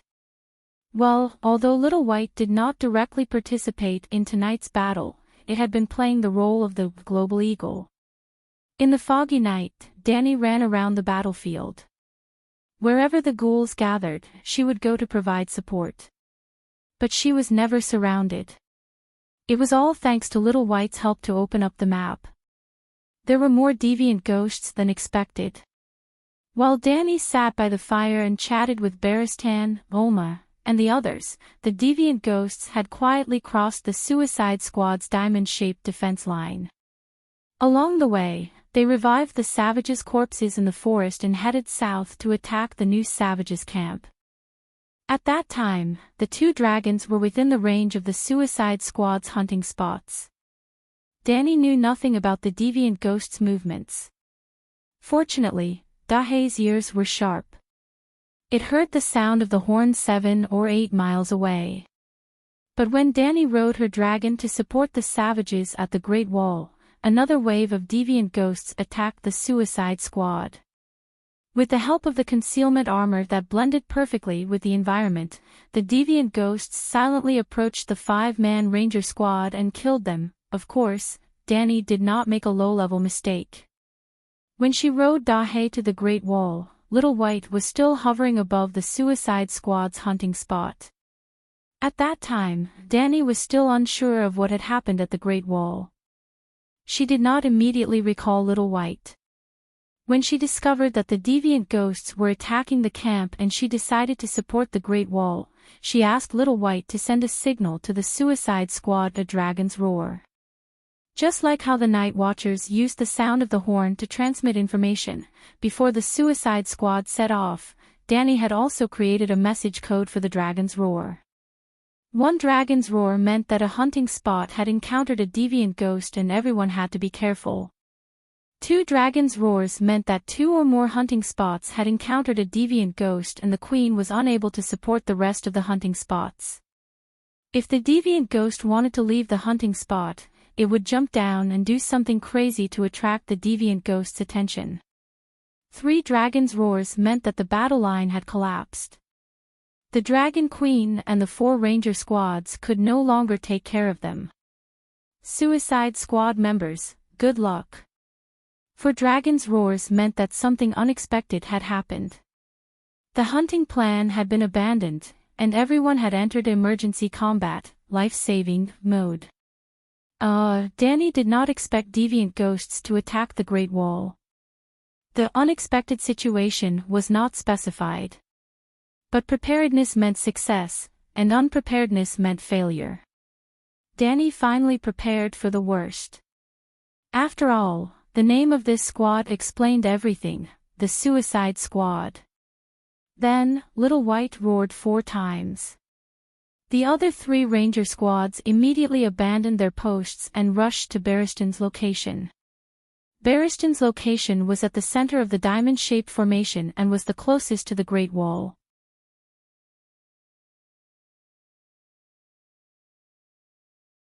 Chapter 332. Tonight, the barbarians suffered heavy losses. Tonight, the other ghosts suffered heavy losses. Tonight, there were several great heroes who killed the other ghosts. Besides Danny, Barristan, Jon Snow, and Ulma each killed a white ghost. Well, white ghosts, not ghouls. The corpses in the diamond-shaped formation were collected by the Suicide Squad and piled under the trees. The other ghosts could not harvest the corpses with chains. Therefore, the other ghosts who sneaked into the hunting area could only fight hand-to-hand. Of course, the other ghosts were not afraid of fighting. When the 5 other ghosts approached the small hill where the White Knights were stationed, they were faced with 19 vigilant rangers and a White Knight armed to the teeth. The key was that since Danny dared to lead the team to capture the other ghosts, she would definitely equip them with the other ghosts' weapons. It was impossible for everyone to have a steel sword, but there were many dragon crystal daggers and arrows in the Night Watcher's warehouse. Sam came back with a female barbarian and a bastard son. He also brought back a big bag of dragon crystal weapons. In the afternoon, after Sam told everyone that the dragon crystal daggers had a special effect on other ghosts, Bo and Maxie immediately cleaned up the Night Watcher's warehouse and found a big box of dragon crystal weapons in a dusty corner. There was no doubt that Dark Castle had many dragon crystal weapons. First of all, dragon crystal sounded awesome, but it was actually obsidian that could be mined from volcanoes. Although rare, it was not rare. The key was that it could not be mass-produced. Secondly, the Night Watchers had a history of nearly 10,000 years. They had experienced 2 long nights and had rich experience in dealing with other ghosts. At least, the Night Watchers were like this thousands of years ago. A long time ago, the Night Watchers had consciously stored many dragon crystal weapons. Finally, before the Undulls came, the children of the forest would send a batch of dragon crystal weapons to the Night Watchers every year. This process lasted for at least 2,000 years. As for whether the dragon crystals from thousands of years ago could be kept until now, the 19 cities on the Great Wall, including Dark Castle, Eastwatch, and Shadow Tower, had all existed when the Great Wall was first built. In other words, Dark Castle had a history of at least 8,000 years. Its underground warehouse had also existed for 8,000 years.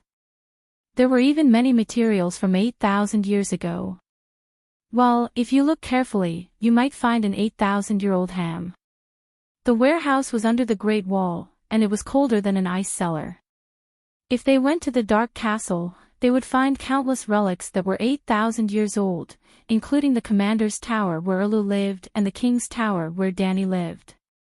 These towers had been built long ago, but they were renamed in the last 200 years. The fireplace that the Dragon Queen had been using for the past few days was also an antique with 8,000 years of history. Alright, I digress. The dragon crystal weapons that the Night Watchers had prepared were definitely not enough to deal with the long night ahead, but it was enough to fight a battle of attrition. The Suicide Squad was equipped with dragon crystal scimitars, short swords, and at least one dagger. At the same time, they were also equipped with crossbows and bows. The arrows were all dragon crystal arrowheads. When the 5 deviant ghosts quietly approached the Ranger Squad, they were faced with a group of fierce men wielding dragon crystal weapons. The bows and crossbows were fired at the same time. In just one wave, 4 of the 5 deviant ghosts were hit by the arrows. The arrows fell on the armor and made clanking sounds. However, as long as the arrows hit the arms, necks, cheeks, and other parts of the body that were exposed outside the armor, they would immediately bleed profusely. They would be injured just like normal people who were hit by arrows. Well, the deviant ghosts could not be hurt by iron, bronze, or wood weapons. However, if the dragon crystal and Valeglia's steel did not hit the vital parts, they could not kill the deviant ghosts. The deviant ghost whose neck was shot by Olma struggled for a moment before turning into a pool of cold liquid. In close combat, Baristan used his sword to stab the deviant ghost whose cheek was scratched to death. The remaining 3 saw that the situation was not good and retreated. Or rather, they strategically moved. When they realized that their sneak attack had failed, the deviant ghosts directly summoned the corpse ghosts. Other than the barbarians who died in the hands of the Deer Association during the day, the deviant ghosts had been searching for corpses beyond the Great Wall. Barbarians, giants, mammoths, seals, wolves, large sea snakes, and so on. As long as the corpses were not burned, even skeletons were their targets. Then, the Suicide Squad met with a tragedy. Where did the Dragon Queen go? Yrgrid shot an arrow and killed a corpse ghost that was pouncing on the fire. She asked loudly for the umpteenth time. Something must have happened at the Great Wall. John's forehead was covered in sweat. He swung his sword and killed the corpse ghost that was pouncing on him. He said without turning his head, "Hold on for a little longer. Even if Her Majesty Danny Rise is held back, the deviant ghosts will retreat when the sun comes out." When the gong sounded for the first time, the squad of rangers who had killed 2 white ghosts and had their confidence boosted immediately rode their horses to provide support. Then, they saved John, Elisa, and Yrgrid who were being chased by the ice spiders. Well, John who was at the northernmost end was the first to be attacked. The ones who attacked them were not corpse ghosts, but 2 deviant ghosts riding ice spiders. Again, if hiding in the trees was useful, the long night would not be called the apocalyptic disaster. Even Yesor Ahai was once chased by the ice spiders. There were such stories in the northern land, Asia, the Barren Land, and the western continent of Ursus. Before forging the Light Emissary, Yesor Ahai challenged the deviant ghosts many times and ended in failure. His long sword shattered like thousands of pieces of ice crystals. In the end, he could only flee with the broken sword. The deviant ghosts rode ice spiders the size of hounds and chased the last hero. The 2 deviant ghosts rode on the huge ice spiders, followed by a large group of small spiders the size of hounds. They directly pounced on the iron tree under John. The ice spiders did not have the speed of the apes, but they could quickly climb the tree trunk and chase after John. The 2 deviant ghosts each rode a big spider, followed by 20 small spiders. In the process of approaching John, they stepped on traps, pits, and hunting nets. They lost 6 spiders killed by John and the others with arrows. The ice spiders were living magic creatures. After death, they could be resurrected by the deviant ghosts. But the dragon crystal arrows could really kill them. The first to be targeted was John. He was the fiercest and killed 2 ice spiders by himself. If it was not for Ygritte, John would have died in this wave. If he died, he would become a corpse ghost and could not be resurrected. The Dragon Queen would not have to worry about her nephew rebelling. The female savage changed from a corpse guard to a dead person. She climbed down from the tree trunk and cursed at the deviant ghosts, crazily attracting aggro. The ice spiders that were approaching John changed their direction and pounced on the red-haired woman. Fortunately, the ranger team was close enough. It was a straight-line distance of 300 meters, so they rushed over in 5 minutes. After that, John and Ygritte combined their sword and arrow to kill an ice spider knight. After another deviant ghost escaped on the ice spider, Barristan made a prompt decision. There was an error in the intelligence. Hiding in the treetops was no longer safe. He immediately lit up the treetops, gave up on the hunting spots, and gathered all the Suicide Squad together. Because there was no signal set to gather the Suicide Squad, the ranger could only lead John and the other 2 to the next hunting spot. 2 hours later, the treetops of the 20 hunting spots were lit up, and all the Suicide Squad members gathered together. They used the oil cans that they carried with them to burn the tree trunks, forming a loose defensive line on the small hill. Well, at this time, there were only 34 people left in the Suicide Squad. The 66 warriors were either killed by the ice spiders at the hunting spots or killed by the corpse ghosts after joining the ranger team. Around the small mound, there were hundreds and thousands of corpse ghosts. Some of them had just died, including the Suicide Squad members who were killed. Some had rotten skin and swollen muscles, some had died for a few years, most of their flesh had fallen off, and some were just a skeleton. It was a combination of zombies and undead calamity. The cold fog was mixed in with the strong wind, blowing towards the hill.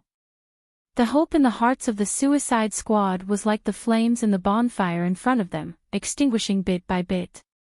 The White Knight gave up on defense. He held his sword with both hands and slashed left and right.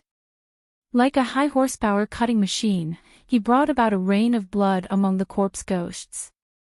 The corpse ghosts constantly hit him with their claws, bronze knives, and wooden spears, but other than a series of banging sounds, the old knight's body shook a few times without any damage. There were even deviant ghosts who threw ice swords to attack him, hitting him in the middle of the back, sending the tall old knight flying 3 to 4 meters into the corpse ghosts. At that time, John and the others thought that fearless Barristan had finally ended his legendary life in the hands of the deviant ghosts. Who knew that the old man would roar like a tiger, rolling on the ground and waving his long sword? The rotten thighs of the corpse ghosts were like wheat in the field, and a large area was cut off. When there was room to struggle, the old knight quickly got up and continued to fight. Other than a layer of light blue frost on his back, there was almost no damage. He was the only one who took on almost a quarter of the defensive pressure for the Suicide Squad. He was extremely brave and fierce. Hold on, Her Majesty Dany Rise will be here soon. The White Knight retreated into the crowd and encouraged everyone loudly. Swoosh! Suddenly, a black shadow jumped out of the corpse ghosts. It jumped more than 2 meters high and landed directly on the White Knight's head. It was a boy of 7 or 8 years old. His eyes shone with a faint blue light, and his 2 skinny little hands were holding his helmet and pulling it with all his might. Ygritte! John shouted. Whoosh! The red-haired girl immediately drew her bow and shot the ghost child who had attacked the old knight, turning it into a few pieces of broken corpse. This is already the 5th one. The deviant ghosts are too smart. The red-haired girl shouted in shock and anger. You Tin Woodman, be careful. There aren't many dragon crystal arrows left. Enough. Beristan suddenly stopped and looked up with a smile. Her Majesty is here. She's here. Everyone was pleasantly surprised. They looked up and saw a small red dot rising above their heads. What's that? Just as they were wondering, the red dot expanded rapidly. It was the size of a bowl, the size of a basin. The strange phenomenon in the sky became more and more obvious. The crimson light drove the dark fog nearby. It was as if the sun had risen, and red light covered the ground. In just a few seconds, the sky near the hills changed from the darkness before dawn to the rising sun. The scenery within a few hundred meters was enveloped in red light. Even the maggots frozen to death on the corpse ghost's teeth could be seen clearly. 7 gods above, what is this? Sir Elisa murmured. The gods have answered our prayers and sent down divine punishment to punish the deviant ghosts. Oma glared. The sun has come out early. The red-haired girl shouted. That's Her Majesty. The White Knight mumbled. Whoosh whoosh whoosh, the sun fell from the sky, and the crimson sun smashed straight down on everyone's heads. A hot gust of wind blew through the sky, and the frozen fog brought by the deviant ghosts was blown away. It's coming down. Run! Someone shouted. Don't run. Quick, climb down. The White Knight shouted. Suddenly, the falling great sun suddenly expanded, pulling the round dough into a donut. This time, the old knight didn't need to shout. Everyone knew what the Dragon Queen meant. She was hiding in the donut. Boom boom boom, starting from 500 meters in the air, the donut grew bigger and bigger. By the time it landed on the ground, it had formed a ring of fire with a diameter of 30 meters, inside, and 50 meters, outside. There was no explosion, only a ring of burning, 3-foot-tall dragon flames.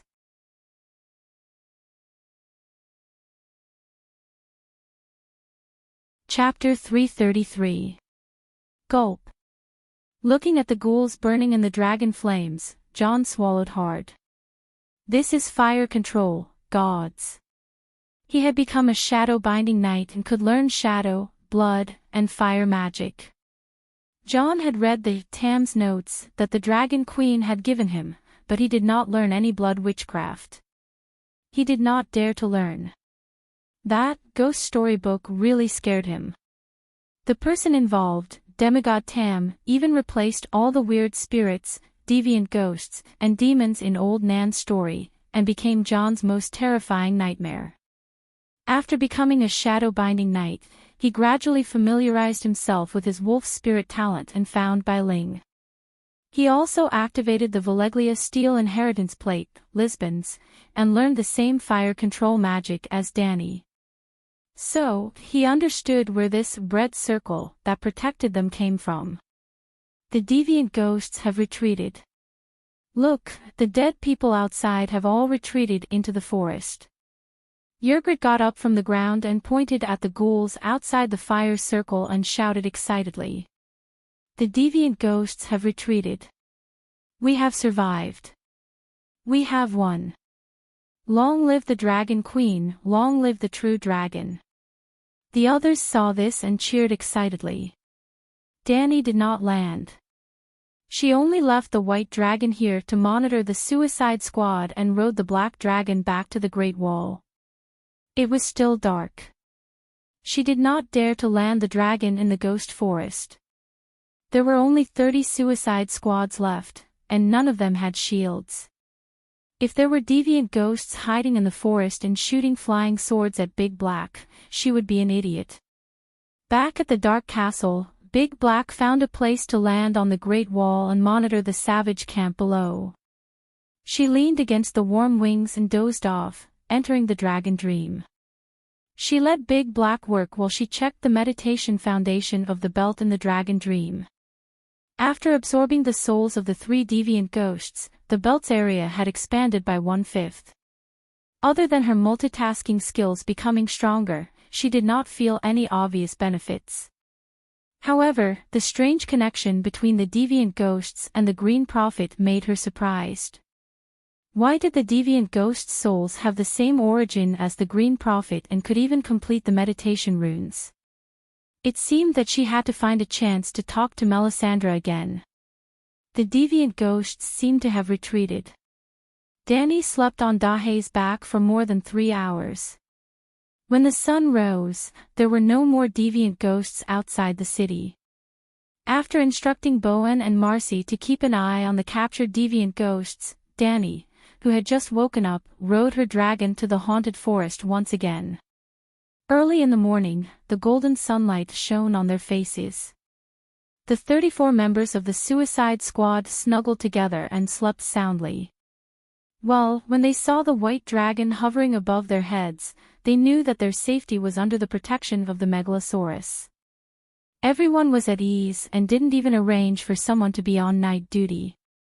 Hiss! Blackie roared and landed on the scorched and cracked soil of the mound. The savages and the night watchers rubbed their eyes and stood up. "Your Majesty, you're here," White Knight greeted. "Let's get ready to go back," Danny said loudly. "What happened at the Great Wall last night?" John asked.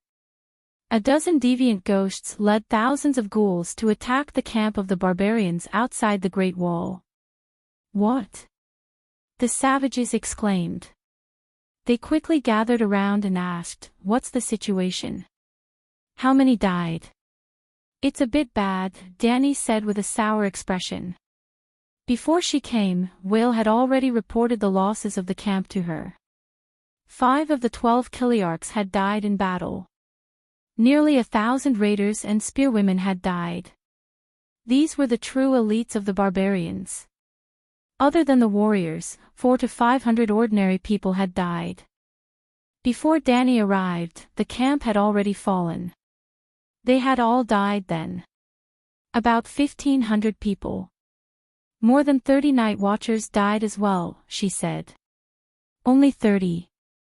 Yedred raised her voice and shouted, "Are the crows hiding inside the Great Wall? How many rangers do we have?" "The elites have all joined the Suicide Squad. Dark Castle has already done its best to send out 100 riders," John said with a frown. "Where's Stannis?" White Knight asked with a frown. "He's watching from the top of the Great Wall." Danny was relieved to see the dissatisfaction and anger on everyone's faces. "All right, let's pack up and leave. This damned forest is not a place for the living to stay," she said as she clapped her hands.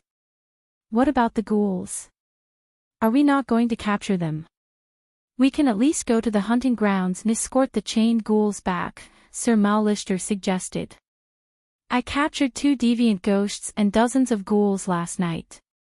"The Suicide Squad's mission was completed by accident," Danny said.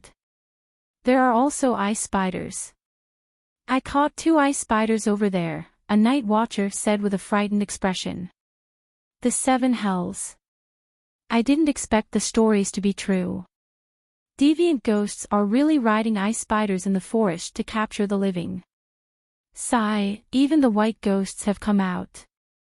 "Ice spiders are nothing." Olma smacked his lips and said worriedly, "Among the ghouls that surrounded us last night, many of them were skeletons that had been dead for decades. Think about it, how many Westeros have died in the past few decades? Ice spiders." Danny frowned. She had never seen that thing before, but she thought that it was a legendary creature unique to this world, just like the shadow lynx and the dire wolf. The deviant ghosts are not stupid. If there really were ice spiders caught in the beast-catching net, they would have been rescued by now. John shook his head. He guessed right. 2 dragons soared in the sky. Danny and a group of Suicide Squad members went south and left the ghost forest. There were 14 horses left.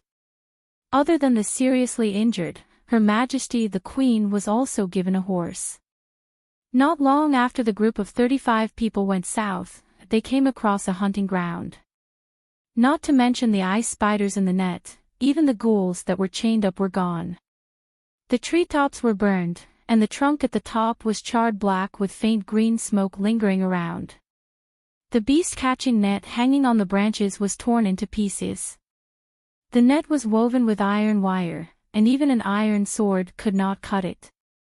The chain was still wrapped around the tree stump, but the black iron handcuffs that bound the ghouls at the other end were broken into a dozen pieces, and the fragments were covered with light blue frost. Hiss, so cold.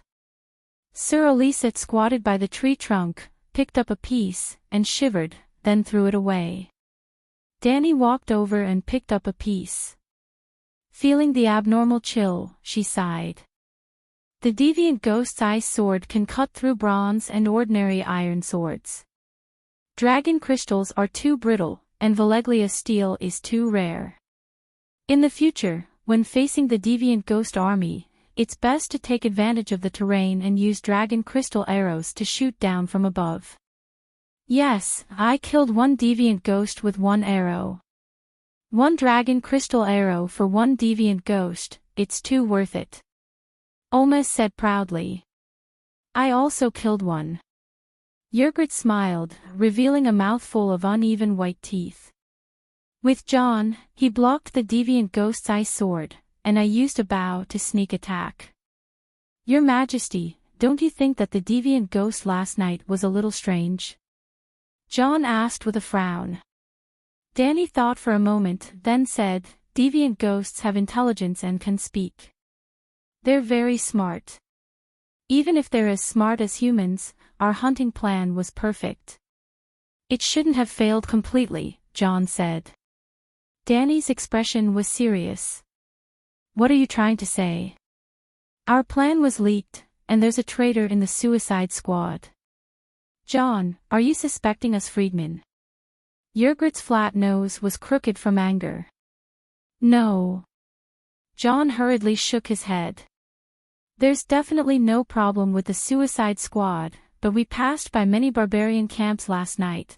What evidence do you have? The freedmen all know that I'm willing to accept them. Even if they go to the other side of the narrow sea with an uncertain future, it's still better than relying on deviant ghosts. I don't know what they think, but... John spat out a name with an ugly expression. Cast. Hearing that, even the indignant Ygritte started to feel conflicted. Cast sacrificed the baby boy to the frost god, and the deviant ghost protected his family from being harassed. Your Majesty, the relationship between the barbarians and deviant ghosts is much deeper than you think, and it has a longer history, John said. Danny glanced at the silent barbarians and asked, you all know about Cast sacrificing himself to the evil god? Cast is different from us, and he never interacts with us, a barbarian warrior with messy red hair said. When did he start sacrificing deviant ghosts? Why didn't you kill that scum? Danny asked. Dragon Queen, sacrificing to the frost god has always been a tradition of some freedman tribes, because the frost god is also an old god, Ygritte argued. Damn it. Danny cursed. She understood that John's guess was not baseless. Aren't you afraid that deviant ghosts will cause a long night? Barristan said in disbelief. We've worshipped it for thousands of years, and nothing happened, a barbarian mumbled. In the dark forest, there was snow everywhere. The air was cold and damp, with a moldy smell of rotten branches and leaves. The ground covered with brown sentinel leaves and withered grass was as soft as a blanket. The sunlight passed through thousands of layers of branches and leaves, finally casting spots of light on the shoulders of the pedestrians. Avoiding a large rock and stepping on ankle-deep puddles, the suicide squad moved forward with difficulty. They had only walked 4 kilometers in an hour, and it was not a straight line either. They took many turns in search of a wide and flat beast path. The gloomy atmosphere made everyone lose the mood to chat. Wu Bailing, who had been scouting ahead, suddenly stopped at the top of a hill and growled softly. What's wrong? John was startled. He hurriedly whipped his horse forward and climbed up the gentle slope. Looking down, he cried out in alarm, "Careful, there's a dead man ahead. Deviant ghosts." Yrgrid had a bough hanging in front of her chest. The leaves rustled on her sheepskin clothes as she ran to John's side. "Don't worry," the red-haired girl turned around and shouted to the suicide squad, "it's an internal conflict between the free tribes, not deviant ghosts. There was once a giant tree to the east of the hill. It was unknown if the tree trunk was struck by lightning and burned to the ground, leaving only a thick tree stump. At this time, there was a circle of pits dug around the tree stump. A dozen dead barbarians lay in the pits. The thick tree stump in the middle was half-charred. The corpses were naked, and the charcoal fire was extinguished. It could be guessed that a group of barbarians were hiding here, burning the tree stump for warmth, but they were tragically killed this morning.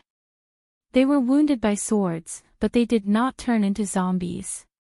Their clothes were also stripped."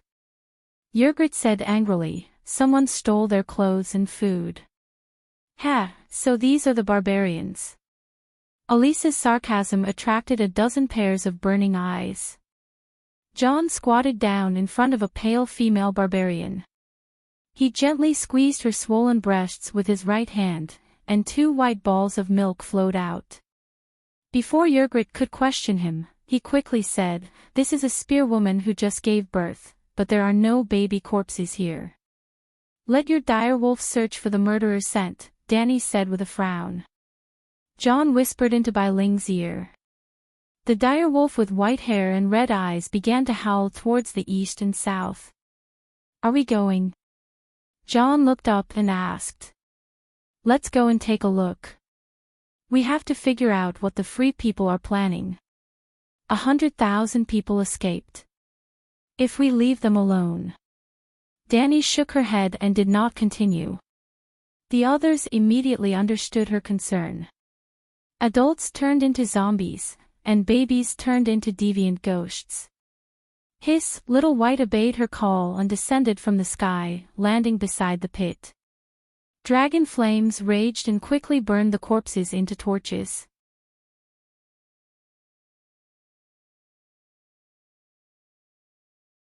Chapter 334. The haunted forest was cold and damp. Ice grew out of the iron trees' trunks and hung down from the bare gray branches. The dire wolf, Witty, charged through the bushes, causing snowflakes to fly everywhere. John and Yrgrid were not slow and followed closely behind. They climbed up a small hill, then rushed down a slope and came to the forest in front of them. The dire wolf howled softly. John and Snowleaf shouted to the team behind them, "Something's wrong." Downhill, away from the sun, the trees were sparse and short. Red blood splashed on the trampled snow, but there were no corpses nearby. The old ranger, Olma, squatted in the snow where half a person's body was. He pinched a dark red blood clot with his fingers and said in surprise, "The blood has just coagulated and there's a lot of blood. This person might have died and then got up. Deviant ghost, be careful. I suspect that there's a deviant ghost chasing after this group of people." Ah, a wail came from deep in the forest. It was shrill and loud, but it stopped abruptly. Witty crouched and assumed an attacking posture, howling in the direction of the sound. "There's a deviant ghost in front." John was surprised. "It's already daytime and the sun is out. Shouldn't the deviant ghost be hiding?" Danny frowned and looked around the dark forest. Deviant ghosts are afraid of sunlight. Moving in the day might make them uncomfortable, but this damned place is deep in the forest and it's hard to see sunlight. "Then, should we continue chasing?" John asked. "Yes." John, Yrgrid, Olma, Sir Baristan, Sir Elisa, the 5 of you will be the vanguard. Immediately enter the forest and stop the deviant ghost. It's best if you can leave a few savages alive. I want to know if the deviant ghost is taking revenge for its believers." Danny said. The others agreed readily. Only Elisa, the hardcore member of the dragon gang, hesitated. He looked at the Dragon Queen with resentment in his eyes. Why do I have to be on every dangerous mission? It was not easy to survive the deviant ghost attack last night. I'm scared of those ice monsters. Why do you want me to deal with them? Danny, however, pretended not to see it. She only cared about giving orders and arranging for the Suicide Squad to set up the battle formation. Of course, he had to mention Elisa. After all, everyone knew that he belonged to the Dragon faction. Only by placing the Dragon faction's hardcore members in the most dangerous missions would the Dragon Queen be able to convince the masses. Only then would her orders be credible. Only then would she be able to keep her nephew, John, as the vanguard. Anyway, once you put on the black clothes, you will be a night watcher forever. Ser Alistair would never be able to leave the wall for the rest of his life. If he didn't take advantage of this opportunity to shine for the Queen, when the Queen left the wall in 2 days, he would no longer be able to serve her. Roar, roar, roar, clang, clang, clang. After a short while, the howling of wolves and the sound of gongs could be heard from the forest ahead. Wisps of white mist began to spread outwards. SSSS Dahe, which was hovering over the sky, screamed. Danny pulled out her long sword and rushed over. More than 20 of her minions followed her, screaming. The forest was dark. The shadows of the tree trunks were indistinct. The ground was covered with moist leaves and a small amount of snow. A faint cold mist spread. Elisa and Olma were surrounded by 5 ghouls. The ghouls were wrapped in blood-stained white goatskin cloaks. Their eyes emitted a faint blue light, as if they had just died not long ago. Not far away, there were 3 dead people on the ground. 2 barbarians were huddled under a tree stump, covering their faces and howling in pain. John and Ser Baristan were rushing into the waist-high bushes. The red-haired girl followed behind them with her bow and arrow. Danny rushed over, swinging her sword and cutting a ghoul in half. With another stab, she pierced another ghoul's heart. The members of the Suicide Squad also swarmed forward, using their dragon crystal daggers and short swords to stab the 3 ghouls full of holes. It's really a deviant ghost. That monster was even carrying a baby. Olma gasped. Was there nothing special about Cast's bloodline? Could all the barbarian babies be turned into deviant ghosts? That was impossible. If that was the case, wouldn't the number of deviant ghosts explode? Even 100 dragons wouldn't be able to defeat tens of thousands of deviant ghosts. Danny was puzzled. The more she wanted to find the baby, the more she asked, is there only one deviant ghost? There should be only one. When we came over, he was standing by the side with the baby in his arms, watching the 5 ghouls kill the 5 barbarians. It didn't seem to be prepared for our arrival. That damn thing was very surprised, Elisa said. The rest of you stay here. Rangers, follow me. Danny immediately mounted her horse and led the 13 cavalrymen into the bushes. It was rare to see a large patch of southern sky bamboo in a dark green forest. Almost all of its reddish-brown leaves had fallen off. Strings of bright red fruits wrapped in ice crystals hung from the small, dense branches. Soon, the group of 14 cavalrymen passed through the low bushes and re-entered the dark forest. They caught up with the red-haired girl and Baristan in front. Well, the 2 of them had actually fallen behind. The shadows of John and Bai Ling could be vaguely seen further ahead. The deviant ghost runs too fast. It's not affected by the terrain. I can't even see its ghost shadow. Baristan leaned on his sword and panted. Danny waved her hand towards the sky, and Blackie crushed a bunch of tree branches and landed in the middle of the southern sky bamboo. Tie a rope to Big Black's leg. I'll send you ahead to intercept the deviant ghost.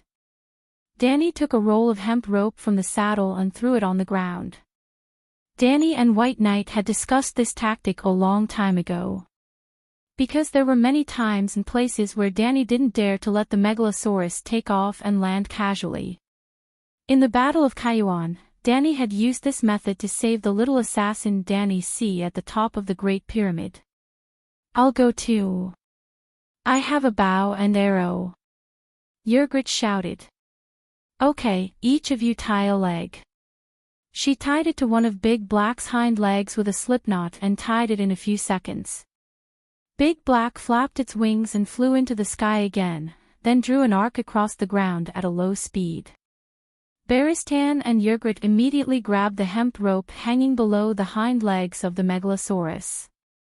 Unable to immediately pull up, Big Black flapped its wings and accelerated. The two pulled the rope and ran on the ground. Their bodies gradually left the ground and flew into the sky. The whole process was troublesome, but in fact, in the state of the dragon spirit, Big Black easily completed this task in 20 seconds. After that, Big Black flew to a quasi-safe height of 300 meters and listened to the howling of the wolves in the forest. Well, John had also lost track of it. At this time, his physical body leaned against the trunk and panted. His soul entered the state of the wolf spirit and followed closely behind the deviant ghost with Bai Ling's body. Danny also climbed on Little White's back and put John in the state of the wolf spirit in front of her. She left the cavalry and flew away. Under the canopy, the dense forest was dark and decaying. Above the canopy, the sky was blue and the sun was shining. The endless evergreen forest was like a green carpet, covering the northern land. The warm southeast wind blew into the mask, and Danny closed her eyes comfortably. Two Megalosaurus, one white and one black, hovered over the forest, firmly locking on to the howling of the wolves below. Danny began to calculate the running path of the deviant ghost. Gradually, Danny had some ideas in her mind. Little White flew over Big Black and the dire wolf, and quickly condensed a huge fireball of dragon flame in his mouth. Little White's speed was not fast, because the deviant ghost's speed in the forest was very slow, so he could stabilize his body and breathe fire. There was a 9-color meditation vortex in his mind, and Little White had evolved into a demon dragon. His magic power had greatly increased, and he could breathe out dragon flame for 30 seconds in one breath. 30 seconds of dragon flame condensed into a huge and heavy fireball, which was not much smaller than the fireball that Big Black breathed out in the old town of School. Even in broad daylight, the savages and night watchers who looked up at the sky in the distance had the illusion that a second sun had risen in the sky. Boom! The sun fell 100 meters in front of the deviant ghost, and the air waves rolled, flames rose into the sky, and the trees within a radius of 20 meters were set ablaze. Danny slapped John a few times to wake him up from the state of the wolf spirit, and asked, "How is it? Did you kill the deviant ghost?" John opened his eyes in a daze. It dodged. As soon as he finished speaking, his eyes turned white and he lost consciousness. "That's so frustrating. You can't even do two things at once." Danny despised him. In fact, she misunderstood, or perhaps she had set her standards too high, and all the shapeshifters followed the standard requirements of the Green Prophet. The Green Prophet could control thousands of crows at once, split his consciousness into thousands of parts, and do thousands of things at once. But the difference between a shapeshifter and a Green Prophet was like the difference between a fire wizard and the Great Wizard of Valeglia. There was a qualitative difference between the two, and they could not be mentioned in the same breath. For example, the hexagon Valamir, he had 7 animal companions, but he could only occupy one animal companion at a time. His soul could not be divided into 7 parts and enter the soul space of his 7 companions at the same time. Just like John at this time, when he spoke with his body, his soul had to be separated from his animal companions. Rumble, rumble, rumble, explosion is art. Crack. Danny seemed to have turned into Daedara, leaving flame bombs in the forest. Clusters of fire rose in the quiet and peaceful ghost forest, and the flames and grayish-black smoke were like the fingers of the gods, piercing into the sky from the dark green earth. The night watchers on the Great Wall and the savages in the ghost forest looked at the falling, red suns, and the red and black smoke rising into the sky, and were stunned. This is too scary, too crazy. At the top of the Great Wall, Todd widened his toad-like eyes. Did the blazing fury really only burn 5,000 people to death? With this power, even 50,000 people would not be enough to kill. A bald, short, and fat man murmured. His name was Clydes, and he was the personnel officer of the Night Watchers, and Yamont's assistant. He could read and knew some of the history of the Seven Kingdoms. What is His Majesty doing? Is he chasing after the deviant ghosts? But isn't this a little too big? Old Yamont leaned in front of the star observation mirror and muttered to himself in confusion.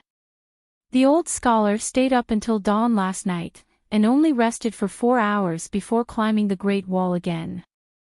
Ever since he saw the dragon and Danny, the old man seemed to have been rejuvenated and gained a second life, and his gloomy and bleak future became bright. As long as he saw the dragon, even if they were far away, even if they were just hovering in the sky, he could still watch with great interest. Is there a need to do this for a deviant ghost? In the forest, Sir Mallister and Sir Olisa lamented. Within an hour, Little White shot out the 47th dragon flame bullet, and the forest within a 5-kilometer radius was almost completely bombed. Finally, the change in quantity led to a change in quality. The ghost forest, which was said to have never had a forest fire before, had a large-scale fire for the first time in history. Thick smoke billowed, and fire clouds rose into the sky. On a rocky hill where there were few trees, the deviant ghost hugged a gray bag and looked at the rising flames in all directions. It raised its head and let out a desperate roar. Hiss! Blackie drew an arc and quickly swept across the ground 50 meters away from the deviant ghost. White Knight and the red-haired girl rolled and landed on the bottom of the hill. At this time, the deviant ghost had already raised its ice sword and started running. It sped up and threw a fatal blow at Blackie. How, unfortunately, Little White was on top of the deviant ghost's head and saw its movements clearly. Under the second-level dragon spirit state, Blackie shared Little White's vision and nimbly leaned to the side, dodging the flying ice sword and letting out a proud dragon roar. "Demon, put down the child!" White Knight shouted.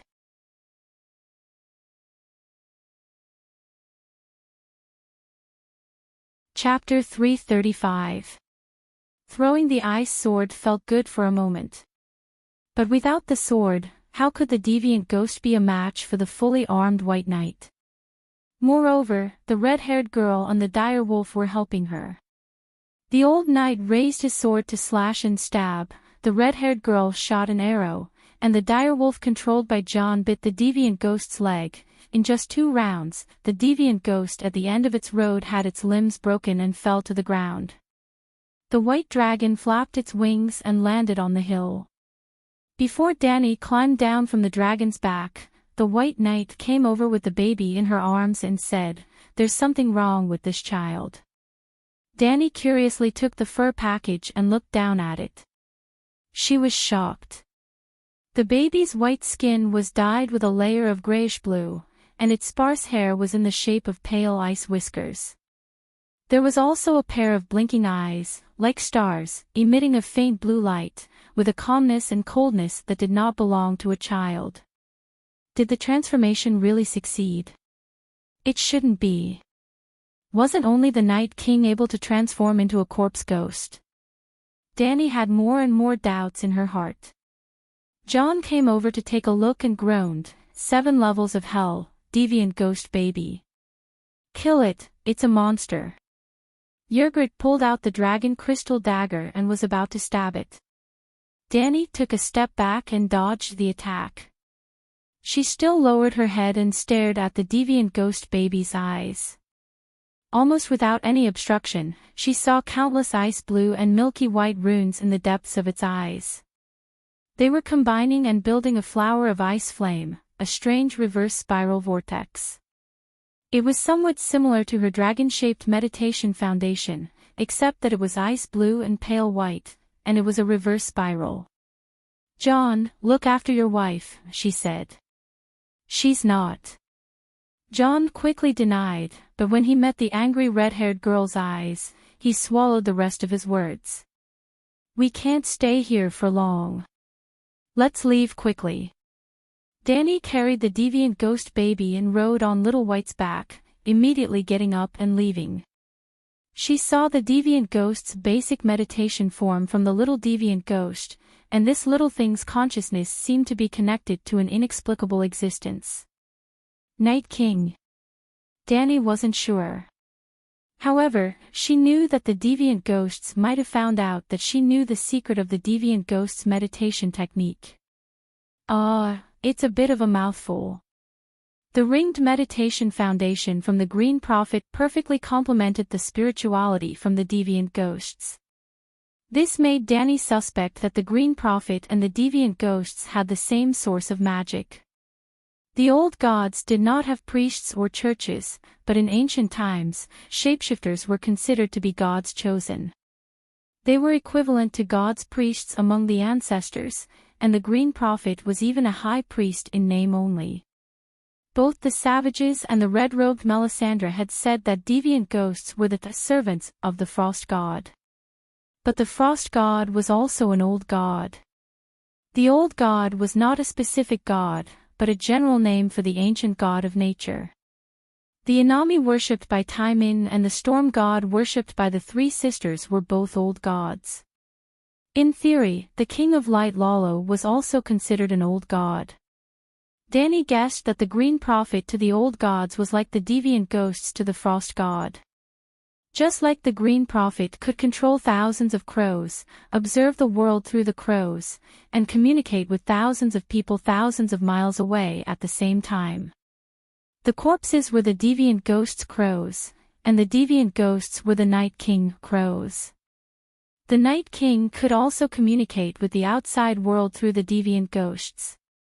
For example, at this moment, perhaps the Night King was observing Danny through the little monster's eyes, or even indirectly looking at her. If the Night King found out that she had analyzed the deviant ghost's meditation technique, then, perhaps hundreds of deviant ghosts were on their way. Not to mention hundreds of deviant ghosts, as long as there were 10 deviant ghosts lurking in the forest, Danny would have to run away immediately. The white dragon took off with Danny and the deviant ghost captives, while Blackie landed and used the ropes on its claws to lift John, Baristan, and the red-haired woman out of the sea of fire. The hill was not burning yet, but there were fires all around, so they could not stay there for long. Danny returned to the Great Wall directly, and handed Ghost Doll and the deviant ghosts to Chilly Arch Whale. Then, she rode the white dragon back to the ghost forest. Compared to the forest fires in the Amazon and Australia, the fire caused by the dragon flames in the ghost forest was not even worth mentioning. The fire only burned in the areas affected by the dragon flames, and thick smoke billowed, but it was difficult to spread out. It was mainly because winter had arrived, and the trees, land, and air outside the Great Wall were too cold and damp, and many places were covered with thick snow. Also, because the forest fire burned fiercely, but did not spread out in a large area, many savages hiding in the forest came to watch the show. When the deviant ghosts were being chased, although they kept turning, they were generally fleeing north. After more than an hour, they were more than 10 kilometers away from the position of the Suicide Squad. When Danny rode the white dragon and found John and the other two on an empty mountain ridge, they were talking with a group of savages. It was not one or two savages, but 600 to 700 tribes of savages with families. Baristan waved to the sky, indicating that there was no danger, and Little White landed. "So it's you guys." The white dragon landed, and Danny looked at the group of savages who were looking at her with complicated expressions, and could not help but laugh. As expected of the tough people, in just one afternoon and one night, you guys have run 20 to 30 kilometers in this snowy forest, from the Great Wall to the depths of the Ghost Forest. 400 to 500 savages, all of them short and barefoot, tough people. Old and young, men and women, adults and children, their upper bodies and legs were wrapped tightly in beast fur, and only a pair of big black feet were exposed in the snow, and their skin was as hard as boiled leather. Yes, the hobbits of the world of ice and fire, the knockoff version, the savage version, and the bitter version of the hobbits. Dragon Queen. The leader of the tribe looked conflicted, and his mouth opened and closed, but no complete sentence came out. I remember you, Sir Doss of the Mountain Tribe. Danny sat on the dragon's back, looking down at the middle-aged savage with a weathered face. Where's the Mountain Tribe leader? The tough people had two big tribes, and they lived in the Frostfang, which was known as the spine of the Great Wall, so they were named Mountain Tribe and Mountain Ridge, two very simple names. The two tribe leaders of Mountain Tribe and Mountain Ridge had both participated in the last tripartite meeting, and Danny also had a deep impression of the tough people that only existed in folklore. The Mountain Tribe leader gripped the weirwood spear on the ground and said nervously, "They may have gone with the Weeper to the Milk River in the west." "They plan to attack the Shadow Tower?" Danny asked with a frown. Yes. At this time, the Great Wall had 3 checkpoints, the Dark Castle in the middle, the East Watch in the east, and the Shadow Tower in the west. The fortresses on the east and west were close to the sea, and the East Watch's Great Wall extended directly into the sea for 100 or 200 meters, while the Shadow Tower ended at the mouth of the Milk River. The Milk River flowed from the north under the Shadow Tower, and into the sea in the west the Frozen Bay. Therefore, if one wanted to cross the sea and cross the Great Wall, the Shadow Tower was the first choice. There was no need to enter the sea, and a few rafts could cross the calm Milk River.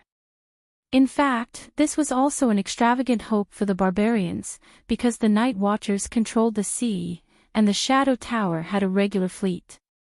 Most of the barbarians could not even forge bronze, and with such low productivity, it was impossible to build a river-crossing fleet. It was safer to climb the Great Wall than to fight against the fleet and the sentry tower with rafts. Of course, now that the barbarians had nowhere to go, if they were not afraid of sacrifice, they could build 2,000 or 3,000 rafts and risk losing half or more, and still rush to the south bank. "Dad, it's a dragon." A little tough person quietly approached the Mountain Tribe and looked at Little White with curiosity and fear. It was a little girl who was less than a meter tall. She was wrapped in goat fur and her face was red. Her black eyes were blinking, and her little feet were bare as she stepped on the ice and snow. "Your daughter." Danny searched her body for a long time, but it seemed that she did not have anything on her. She had no choice but to take the dagger from the sharkskin sheath and threw it over. "Take it and play with it." "Oh, thank you." Doss hurriedly took the dagger and handed it to his daughter, who was hiding behind him and poking out her furry little head. Danny had taken a Valeglia steel dagger from Slave Bay, but it was later lost by Lisbon. Then, she spent a few gold royals to buy a new one at the Long Bridge of Volantis. In the end, she met Bronn outside King's Landing, and gave the gem-inlaid dagger to his cheap son, Tyrion Cobbler. After coming to the Great Wall, she found the blacksmith tanner to make another one, and in less than 2 days, she gave it to the little barbarian again. "You don't seem to be going west," Danny asked. "Sigh, you have a dragon, and forcing a river crossing is simply courting death. I plan to take my people to the difficult village in the east." The Mountain Tribe leader sighed. The difficult village was located on a peninsula 200 kilometers to the north of the East Sea, near the Deepwater port. "Why go there?" "The difficult village is close to the sea, and you can catch fish, seals, and walruses to fill your stomach," the Mountain Tribe leader said. "This is also a way to survive, but the deviant ghosts are getting more and more rampant. How long can you last?" This.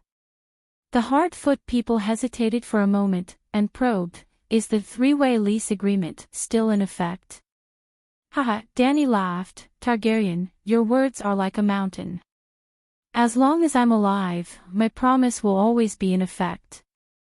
Then why didn't you help us yesterday? A round-faced middle-aged woman walked over with a spear, looking at Danny and Whitey with hostility, and said loudly to the mountain tribe leader, Are you stupid? How can you believe the words of the Southerner king? Mother. The little girl with the village face took a few steps back, looking at the round-faced woman in horror. She could not hold the dagger in her hand, and it fell to the ground. You have no right to speak here, go away. The Heartfoot people glared at the woman angrily, and scolded her in a low voice. Danny looked at the woman in confusion, and asked, Who are you? Sorry, Dragon Queen, this is my wife, Larry. The DOS leader said awkwardly. About what happened yesterday morning, let me explain. Looking at the eyes of the short Heartfoot people under the cloak, Danny could not get angry. She could only sigh, and slowly said, Just like you free folk, there are many tribes, and each tribe fights with each other. The Southerners also have many kings, but the 7 kingdoms have more than 7 kings. Stannis and I are only 2 of them. Before Manslade became the king of the Beyond the Wall, you also fought with the Nightwalkers for many years, and the blood feud was as deep as the sea. Stannis and I are in a similar situation. The Southerners still do not have a king of the Beyond that everyone recognizes, and the kingdoms are still hostile and fighting with each other. In the end, the three-way lease is only a contract between the free folk and the Targaryens. If the three-way lease has been signed, it means that the free folk are no longer enemies, and I have a reason to protect you. But without a contract, without a sacred oath, the free folk are still barbarians invading the wall, and any king in the south can suppress you. If that's the case, then we can't go to the wall. The hill chieftain's wife said loudly, The kings of the 7 kingdoms are fighting with each other, and if we rashly join one of them, we will only be viewed as enemies by the other kings. Just like yesterday, Redheart did not want us to become the Targaryens' power, so they did not care about the fact that negotiations were in progress and attacked the free folks' camp. Before the king of the Beyond is born, we should not negotiate with any king. As soon as she said this, not to mention Danny and the others, even the Heartfoot people looked at the round-faced woman in surprise. The Heartfoot leader said in shock, Larry, why are you suddenly so? Where did you hear these words from? Even I don't have such political wisdom. Jon stepped forward and looked at the round-faced woman in confusion. I think I've seen you somewhere before, but I've never seen Heartfoot Larry. Who are you?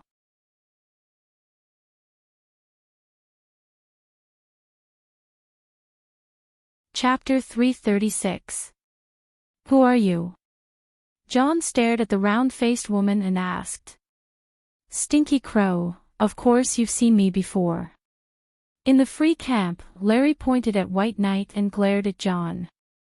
You and this old man were holding a stack of parchment and signing a sacred contract with us. You also noticed the abnormality. Danny slid down from Little White's back and walked to Jon's side.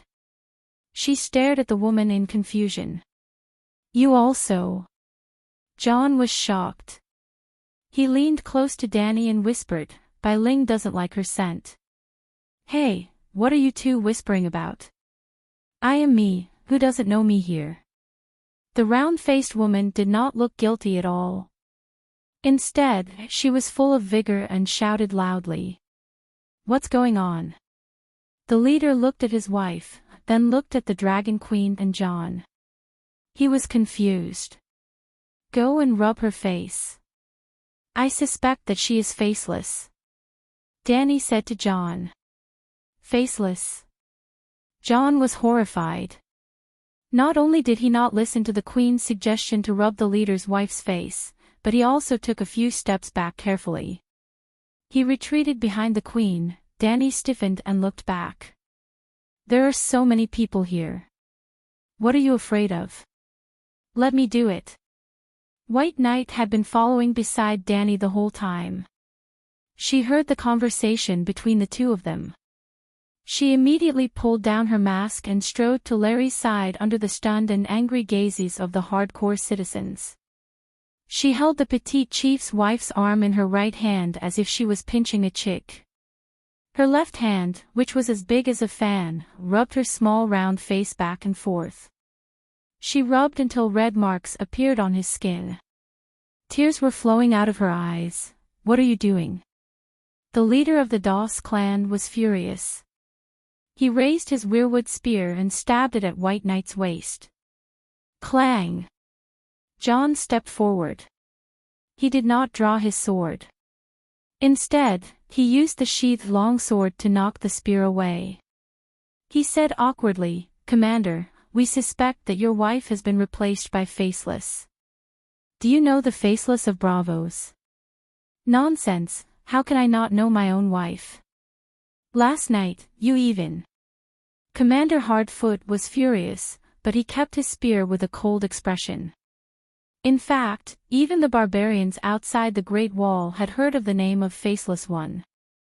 Every few years, there would be merchants from Bravos who would come ashore at the hard settlements, looking for the barbarians to buy furs, gold, amber and other things. "I don't think so." White Knight opened her left hand. Between her fingers and palms, there were many fine black grime clips. However, there was no human skin. On the other hand, the chief's wife's round little black face was also rubbed until it was bright red. There were many red lines on it. "Kill him. Kill them all." The chief's wife screamed at the top of her lungs. The hardcore citizens behind her were eager to give it a try. They all looked at the commander. Hiss! Whitey opened its dark golden eyelids and let out a low growl as a small fire snake shot out from its nostrils. Silence filled the entire place, and all the commotion vanished like smoke. "Larry, let me ask you," Yrgrat walked to the opposite side of the chief's wife and looked at her carefully.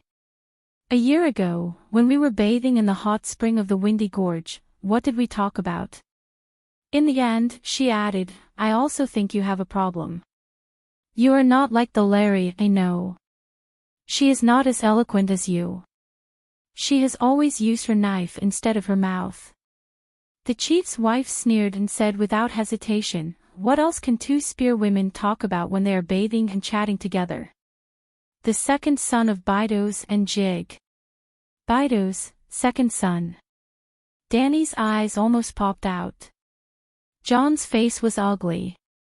He grabbed the red-haired woman's right arm and asked in a low voice, "Who is Jig?" "Freeborn Jig, a marauder in my team. Half a year ago, Mance sent him out to patrol, and he hasn't come back yet. He is most likely dead." Yrgrat sighed. "What is his relationship with you?" John asked again. "He stole from me, and I stole from him." Yrgrat did not evade and said generously. John's face turned green. Danny and Baristan also looked at him sympathetically. The barbarians beyond the Great Wall did not have a strict marriage system, or rather, there was no such thing as marriage. The barbarians did not have the concept of law or private property. They took and owned what they wanted based on their ability, including their partners. When a male barbarian took a fancy to a female barbarian, he could not be a bootlicker. He had to be very strong, a complete male chauvinist. If the woman was disobedient or resisted, he would slap her. When he married her, he did not need the consent of her and her family. He did not even have a copper coin. He sneaked into the other party's house in the middle of the night, carried the woman away, and robbed her if he was discovered if he was strong enough. And the woman could not be timid and helpless. She could not cry. She had to be unyielding and resist fiercely. If she was unwilling, it was not against the tradition to kill the man. In the minds of the barbarians, a real man would steal women from afar to strengthen his clan. However, there were taboos in the marriage of the barbarians. They could only steal daughters, but not other people's wives. They could not steal women who were related by blood. They believed that marriage between relatives would offend the gods, and the wife would be cursed to give birth to sick children. Of course, this did not mean that the barbarians beyond the Great Wall did not have women's rights. Men could steal women, and women could steal men. No matter how ugly a female barbarian was, if she took a fancy to the most handsome lad, she could steal and rob. When John was undercover among the barbarians, Yrgrid had hinted and told him many times to steal her. After discovering that John was an idiot and ignored her, the red-haired woman simply stole from John. Actually, there was no need to be angry. Yrgrid was a 19-year-old spearwoman. She was no longer a virgin 6 or 7 years ago. She had stolen from countless people over the years, and no one knew how many times she had been stolen by someone. Danny looked at the chief's wife, who had a smug look in her eyes, smiled meaningfully, and said, "Why does everyone think that you are not you? Mrs. Larry, can you prove that you are yourself?" Ah! The round-faced woman was stunned, and so was everyone else. Prove that she was herself. How could she prove it? It was too difficult for a country bumpkin from another world to do something that even modern humans could not do.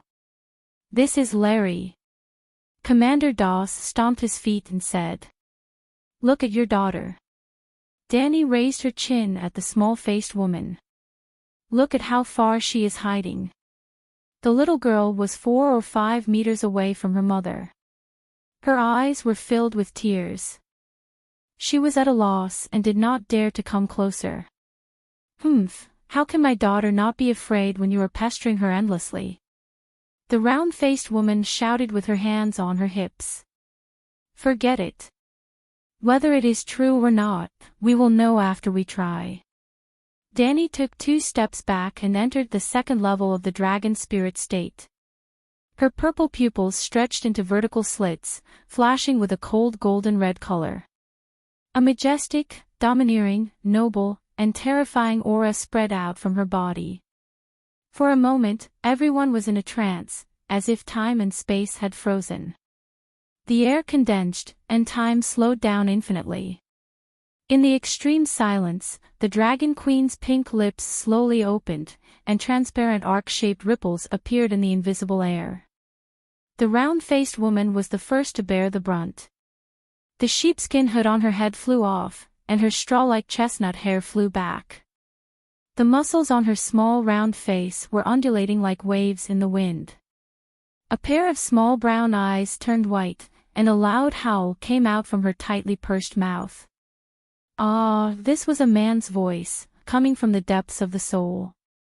The howl of the soul made everyone dizzy, and they almost vomited, but they also woke up from the space-time disorder caused by the dragon's roar. Roar, their ears heard a clear dragon's roar, and in the heavy dragon's aura, they seemed to be cleansed from their body to their soul, refreshing and clean. Valamir. John pointed at the woman, and his expression changed. He is the sixth-form man, Valamir. Needless to say, Danny had already found out. Soul attack was a soul attack that directly attacked the enemy's soul. Larry's soul still looked like Larry, but in the dragon's roar, another person's soul was shaken out of Larry's soul, an old and thin man. In short, under Larry's skin was still Larry's soul, but in the depths of Larry's soul, there was another person. A powerful shape-shifting person. 7 levels of hell. Danny was shocked. Possession, this is possession, this is a perfect possession. I didn't expect the legend to be true. Shapeshifters can really possess humans. Evil creature. Doss of the mountain tribe's expression changed, and he raised his spear to stab the woman who was hugging her head and howling beside him. Clang! Danny kicked the spear away with her iron boots and exclaimed, "What are you doing?" Valamir did such an evil thing to possess Larry. Doss was angry and puzzled. You were the first to find out. Why did you stop me from killing him? You believe it. You believe that a shape-shifting person has possessed your wife. Danny said with difficulty. Why was an indigenous savage more receptive to new things than her? Was it because the ignorant were fearless and didn't understand the meaning of possession? This was a possession in the cultivation world. How could an indigenous person of the light magic fantasy world be so calm? I've seen similar things. The Heartfoot tribe's thin face was full of gloominess and anger. Before death, shapeshifters will try to leave the original rotten body and possess animal companions to start a second life. But some shapeshifters will do evil things. They want to be reborn as human beings. They don't possess animals, but they do it to humans who are close to them. Shit, many times. Danny's eyes widened, and she was even more shocked. Possession was so common. I know, Yrgrid kicked Larry, who was twitching on the ground, and said in disgust, the elders in the tribe all tell us that when we encounter shapeshifters who do evil things and possess other people's bodies, we must immediately kill them. Let your dragon burn them. How do you know that shapeshifters possess humans? For example, almost no one noticed it this time. Danny was puzzled. This is the Six Forms man, the most powerful shapeshifters. A white-haired Heartfoot tribe old woman walked over and said, I've lived for 6 winters and seen too many shapeshifters. When they possess humans, the possessed people will resist fiercely, shouting and scratching with their hands. No one has ever taken over Larry as quietly and unscathed as he did. The Six Forms man was not the strongest. He was deeply jealous and afraid of John's talent, and John was definitely not as good as Bran. Stark's family was full of bugs and monsters. It's not quiet, a Heartfoot tribe woman said hesitantly. Last evening, when Larry and I were collecting the nearby corpses, she was lying on the ground and howling for a while. Then why didn't you say so earlier?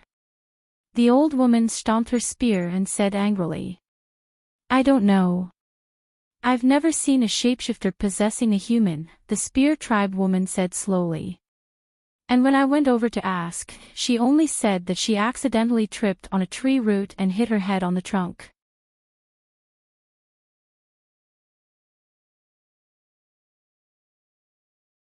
Chapter 337. The savages would collect the corpses near the camp and burn them. They knew that the dead could be resurrected, and the resurrected dead would hunt down the living. The mountain tribe also arranged for spearwomen to clean up the corpses around the temporary camp before dark. The chief's wife was a spearwoman who also had to work. When she was moving the corpses, she met the Six Forms Valamir. She touched him, and he possessed her. In the battle with Melisandre, Valamir was burned 7 times in a row. 6 of the times, he withdrew from his animal companions before his soul was attacked, so he did not suffer much damage. However, on the 7th time, when he pounced on the red-robed woman's face in the form of an eagle, he was affected by Ural in the eagle. The red-robed woman seemed to have noticed this. The fire witchcraft that burned the eagle was different from the one that burned the white bear, the shadow lynx, and the grey wolf. There were 3 levels of fire control. Danny had only mastered the first 2 levels, and the last level was a secret of the Great Wizard. It could ignite other elements with fire elements, like a fire demon. Melisandre's fire witchcraft was also divided into several levels. When she was fighting the Six Forms man, she used 2 different levels of witchcraft. She used fire elements to ignite physical substances, such as the fur, bones, and internal organs of her animal companions. She used blood witchcraft and fire magic to burn the soul under the skin. Simply put, when the white bear was ignited, the fire burned its internal organs and fur. When the eagle was ignited, its internal organs and feathers were burned. The souls of the eagle and the Six Forms man were also attacked. The reason for this was that the eagle belonged to another shape-shifting master, Ural, not long ago. Ural's body was killed by Jon, but his soul entered the eagle to start a second life. However, the six forms man did not give him a chance to fly freely and immediately took over the eagle. However, the eagle still had part of Ural's will in its soul. Usually, it was nothing. After all, the six forms man's title of the strongest shape-shifting savage was not undeserved. After a long time, Ural's soul would naturally be assimilated by the eagle.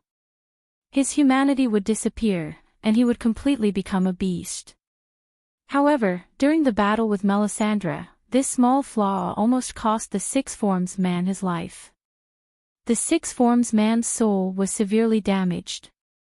His six animal companions, the white bear and the eagle, died on the spot. The shadow lynx and the three wolves were severely injured. After that, he forced the shadow lynx to come back and carry him away from the camp.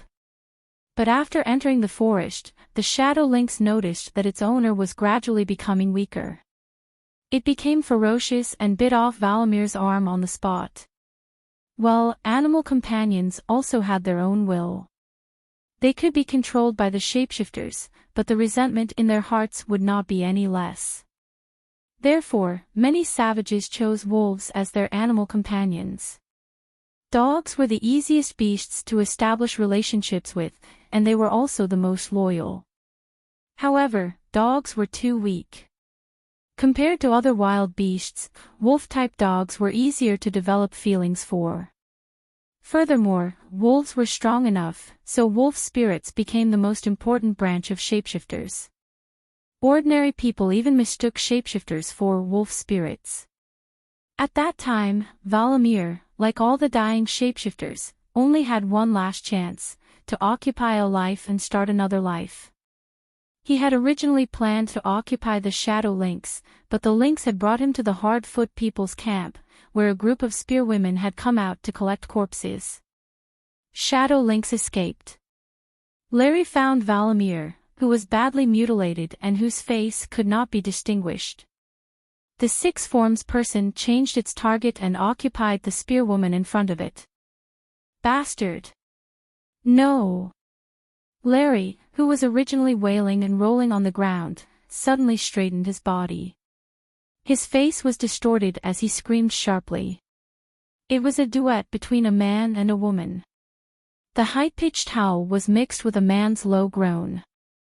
The combination was a bone-chilling howl of the soul. Get out, get out!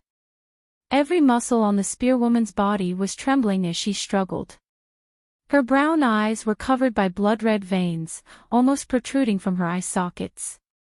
It was as if every muscle, bone, and skin was a battlefield. Larry and the six forms person were frantically fighting for control of them. Mother, mother, sob sob sob. The patriarch's daughter began to wail. What's going on? The leader of the Hardfoot people was shocked and angry. You haven't completely occupied it. Valamir, you bastard, get out of here, get out of Larry's body. I can't leave, she will die too. The spearwoman's face was distorted like an evil spirit. Her mouth was full of blood, and her tongue and lips were bitten so hard that they broke the flesh. Bastard, bastard, bastard. The chief's eyes were spitting fire. He stomped his feet and scolded, Bastard, you have taken over Larry's body. Last night, you even took the initiative to be intimate with me. Bastard. Danny glanced at the Hardfoot people and nodded in agreement. Bastard, you really are a bastard. Help Larry end his suffering. The white-haired old woman sighed. Grandma, don't kill Mother, I want Mother, sob. The barefooted little girl threw herself on the old woman's thigh and cried. You are also a shapeshifter. Enter Larry's spirit ocean and drive the six forms person away, Danny said to John. I can't do it, I have never done such a thing. No one taught me the techniques of shape-shifting, I don't know what to do, John hurriedly shook his head. You can't save him. If you drive the six forms person away, Larry won't be able to come back to life, the old woman said with tears in her eyes. Your Majesty, try using the true dragon roar on her a few more times, Barristan suggested. I'm not sure. Although Larry has the home advantage, his soul is definitely not as strong as the six forms person. It's hard to say who will die first, Danny bit her lower lip and said hesitantly. Sigh, let's just give it a try.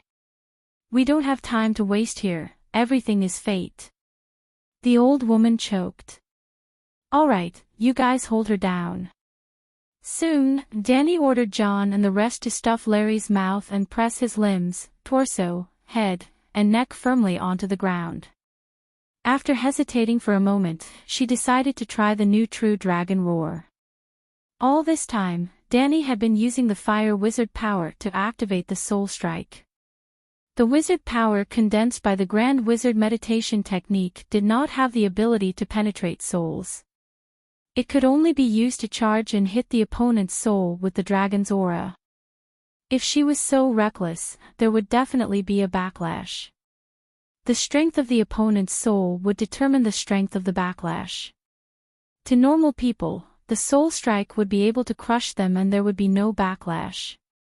To legendary creatures like the deviant ghosts, the effect of the soul strike would be greatly reduced. However, the backlash would be borne by the Megalosaurus and Danny herself would not be affected. To a powerful demigod like Balerion, even the Megalosaurus could not withstand it. Danny would be in trouble. Now, she had a new wizard power foundation in her sea of consciousness. If she used the wizard power condensed by the Green Prophet meditation technique to activate the soul strike, with the characteristics of the Green Prophet's wizard power, high penetration and high toughness, what kind of effect would her soul strike have? Danny felt uneasy. She placed her right index finger between the brows of the spearwoman and activated the soul strike. Little white soul entered her sea of consciousness. The faint red ring of soul light projected a layer of green light. It was a green light with a fresh and cold aura. The green light was the mental energy and wizard power condensed by Danny's second meditation technique. It was equivalent to the projection of a second soul. It merged with the white dragon's soul without any hindrance. Little white turned green. Danny also turned green. The green Danny rode on the green little white and activated the soul strike. They charged out of Danny's soul realm and pressed down on the spearwoman. If it was a normal soul strike, the combined human and dragon soul would crash into the other party's soul barrier, just like a siege car crashing into a city gate. However, at this moment, what they encountered was not an indestructible city wall, but a ball of mud. There was resistance, but they still passed through quickly. Ah! A green light flashed past the spearwoman's brown eyes. Her body, which had been fiercely struggling, suddenly froze, as if someone had pressed the pause button. Like Danny, Larry's soul space was also like a blue starry sky. However, it was much narrower and thinner than the Dragon Queen's. The Megalosaurus stopped inside and did not dare to move. It was like a tanker entering a wooden fenced car. Evil creature, come out and die. In the soul space, the green Danny was majestic and high-spirited. Her guess had come true. The second soul, which was based on the Green Prophet's meditation technique, actually had the Green Prophet's soul possession characteristic. Compared to the Megalosaurus that covered the sky, Larry's soul was like a caterpillar under a giant's foot. It was small and weak. Danny only said one sentence, and Larry's soul wailed and exploded into millions of faint stars. His soul was destroyed. Larry's soul exploded, revealing the short and old middle-aged man inside. He was looking at the mountain-like white dragon above his head in horror. This is impossible. How can you possess? No, even if you are also a shapeshifter, you can't bring the Megalosaurus's soul here. The short and wretched man waved his arms crazily and shouted. The Megalosaurus could not enter the soul space of other creatures. However, Little White was not Little White. It was a part of Danny. The wolf spirit was a human soul that was above the wolf spirit. The human soul occupied the position of the wolf spirit. Therefore, the shapeshifter's animal companions could easily rebel. No one was willing to have their will taken away, even if it was a beast. The dragon spirit was different from the wolf spirit. The dragon spirit was the fusion of the human and the dragon souls. The human was the dragon, and the dragon was the human. Little White had fused with the second soul that practiced the Green Prophet's meditation technique. It also had the Green Prophet's characteristic and could follow Danny into the human soul space. Die, evildoer. Danny was not in the mood to explain her secret to a minion.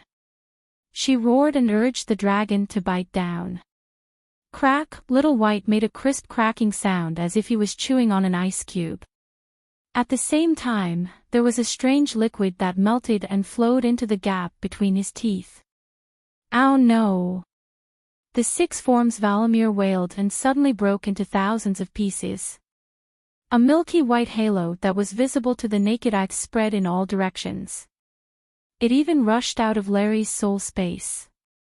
Perhaps it was because of the six forms Valamir's soul fragment that Danny had a strange connection with him. She could clearly sense his current state of existence.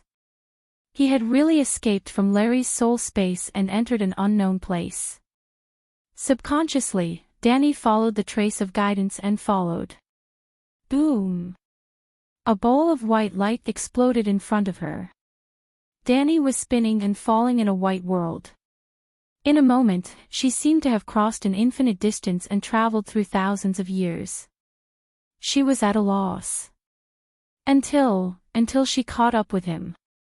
She saw a huge human face in front of her. The red eyes were glaring angrily. The wrinkled cheeks were as white as bones. The expression was serious. The mouth was wide open, as if it was scolding and devouring. Valamir knelt in front of the human face and cried bitterly. He wailed, "Gods, mercy, mercy."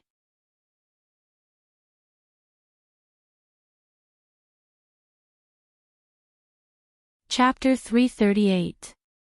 Gods, have mercy. Valamir wailed.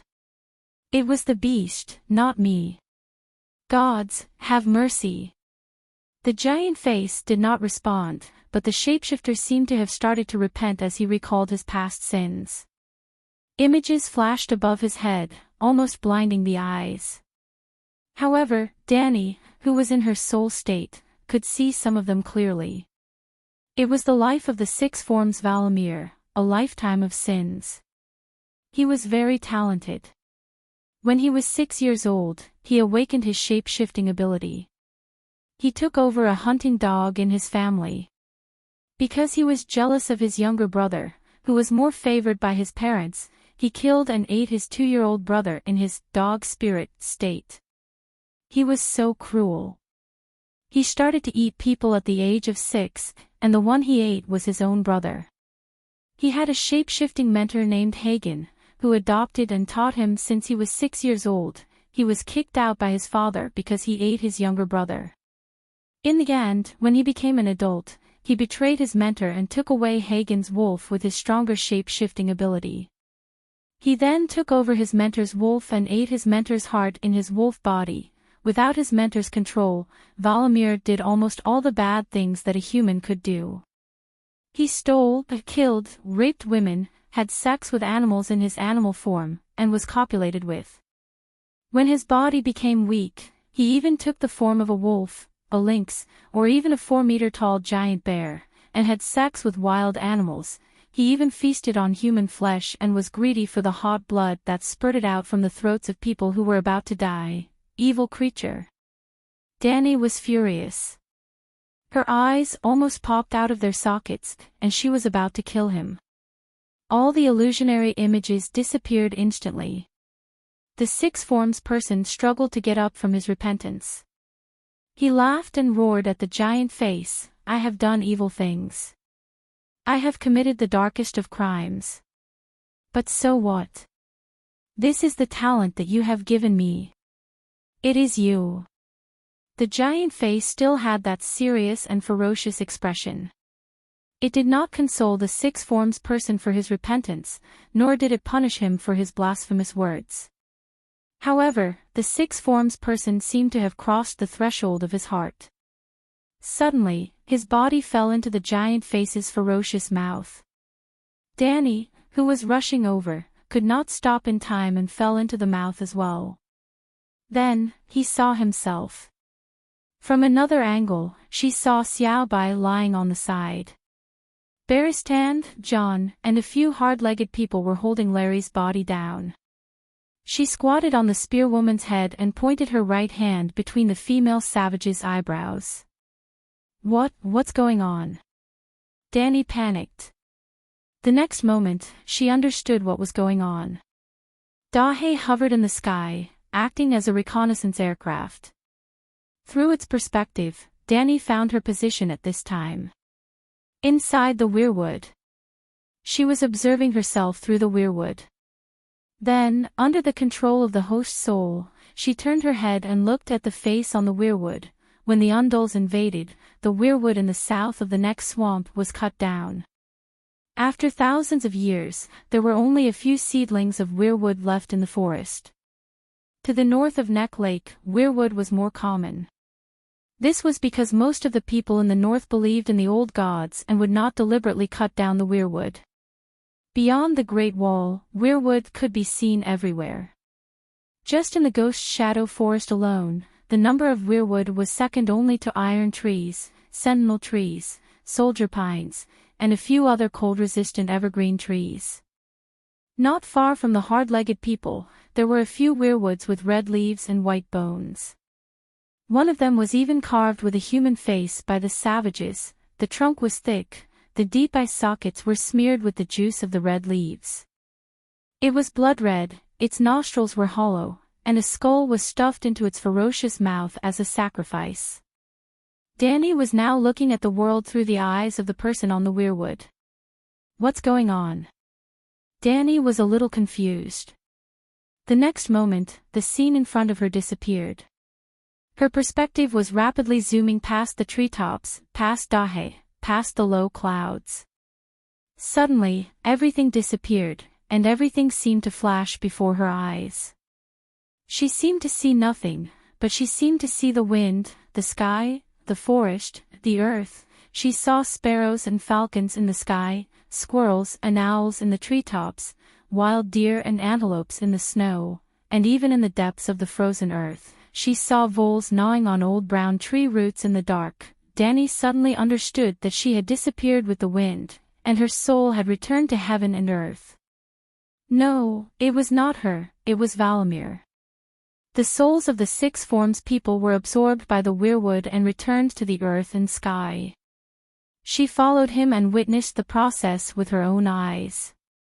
Is this the final destination of mankind? Ashes to ashes, dust to dust. A world without death.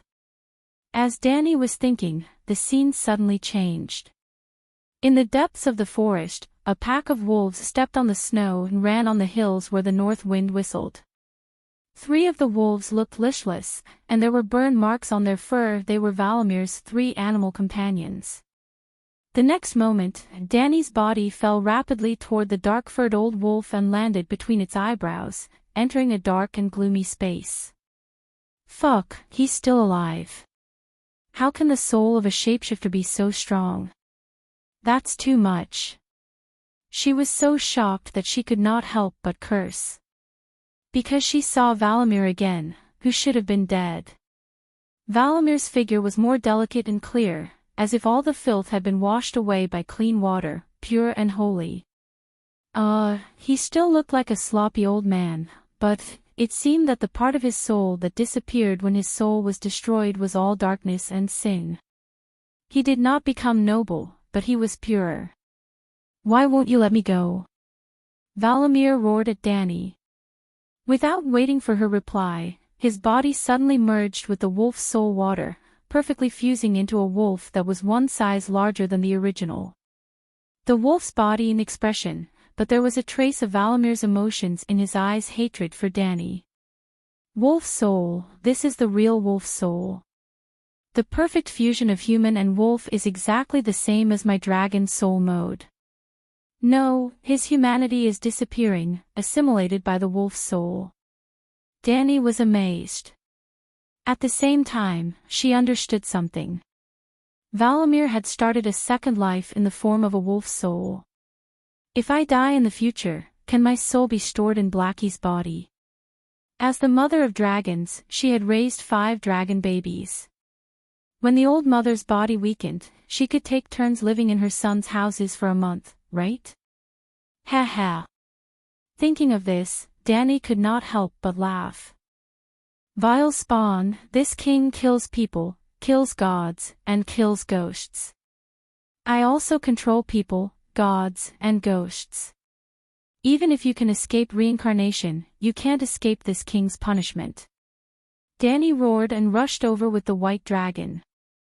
I sentence you to death, roar, the Megalosaurus roared, as if a dragon's roar that had been suppressed for centuries was finally released. The newborn wolf soul shattered inch by inch in the dragon's roar. In order to prevent the 6 forms from causing any more trouble, Danny immediately activated the spiritual bestowment skill and washed away the soul imprint of the shattered wolf soul, completely turning it into a clean spiritual substance. The light green spiritual substance was much lighter than the green prophet. Well, the quality was far inferior to the green prophet. The old wolf that was running on the hill staggered and fell, bleeding from all 7 orifices, and was no longer breathing. Woo-woo. Its companions curiously came over and nudged it a few times. Seeing that there was no sign of life, they swarmed over and wolfed it down. Valamir's soul had really been scattered. After killing the evil shapeshifter, Danny immediately left the old wolf's body and floated in the air in the form of a soul. She had a feeling that if she wanted, she could directly cross more than 10 kilometers and fly back to her body. Sigh, you've gone too far. Suddenly, an old sigh sounded in her ears. Every shapeshifter is the child of the gods.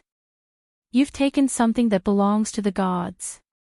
You've blasphemed the gods. Danny was shocked and looked around vigilantly. After a while, she saw a weirwood that was as thick as a bowl 7 or 8 meters away. The blood-stained palm-shaped leaf swayed gently, and a mental wave was transmitted to her. You're really not dead.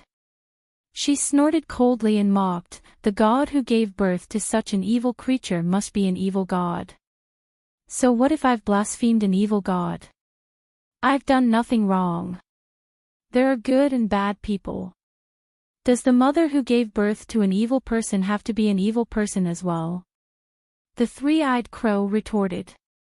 Ah. Danny paused for a moment, but she didn't argue back.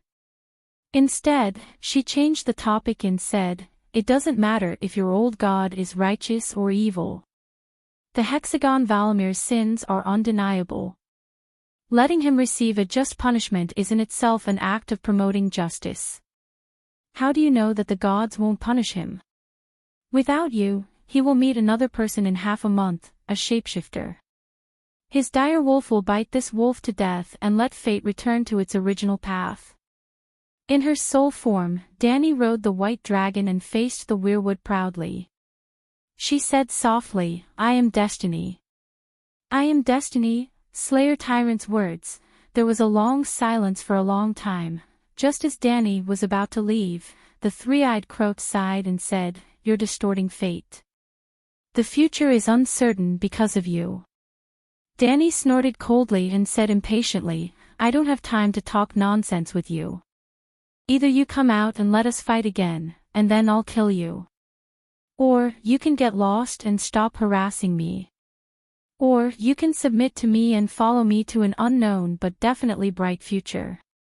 Sigh, where did I go wrong? Why did fate change so much? How will this long night end? The 3-eyed crow muttered to himself. For the first time, Danny heard weakness and confusion in his words. She wouldn't sympathize with her enemy, but she still wanted to understand some things. Deviant ghosts, Frost God, Green Prophet, and Old Gods. What's the relationship between these four? The deviant ghosts and the Green Prophet seem to come from the same source, while the Frost God is one of the Old Gods. Could it be that the Old Gods are divided internally? She asked. I didn't expect that you would have such a deep understanding of the deviant ghosts after coming to the Great Wall for just a few days. The three-eyed crow was shocked. He paused for a moment before he said slowly, You guessed correctly. The deviant ghosts have a deep connection with the Green Prophet.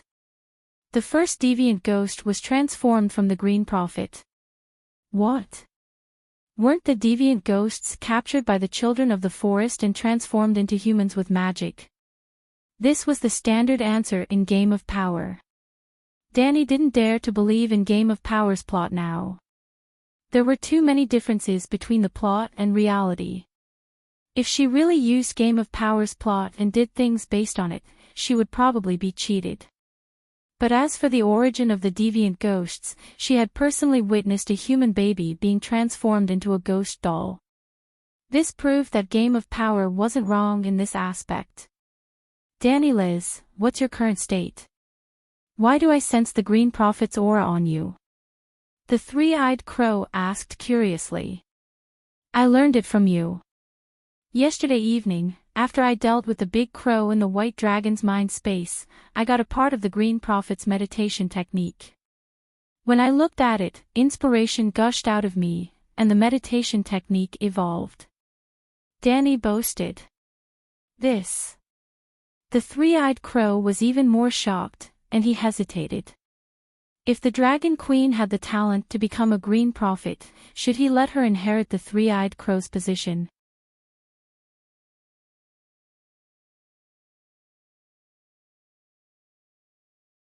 Chapter 339. There could be many Green Prophets in the same era, but there could only be one three-eyed crow in each generation. Whether one could become a Green Prophet depended on one's talent. In theory, only one Green Prophet could be born in 100,000 people, and the three-eyed crow had to inherit the legacy left behind by the Green Prophet for 10,000 years, the experience, wisdom, memories, emotions, and will of countless generations of Green Prophets. The value of making the Dragon Queen convert to Buddhism seemed to be higher than the value of the House of Stark's crippled son. The three-eyed crow was tempted. Danny Liz, I have said since the beginning that I don't have any evil intentions toward you, and I just hope to help you become more perfect. The wisp of divine soul I left in your consciousness didn't monitor your actions or thoughts, and I just instilled in you the noble character, benevolence, responsibility, glory, and faith of a great king. Danny sneered coldly.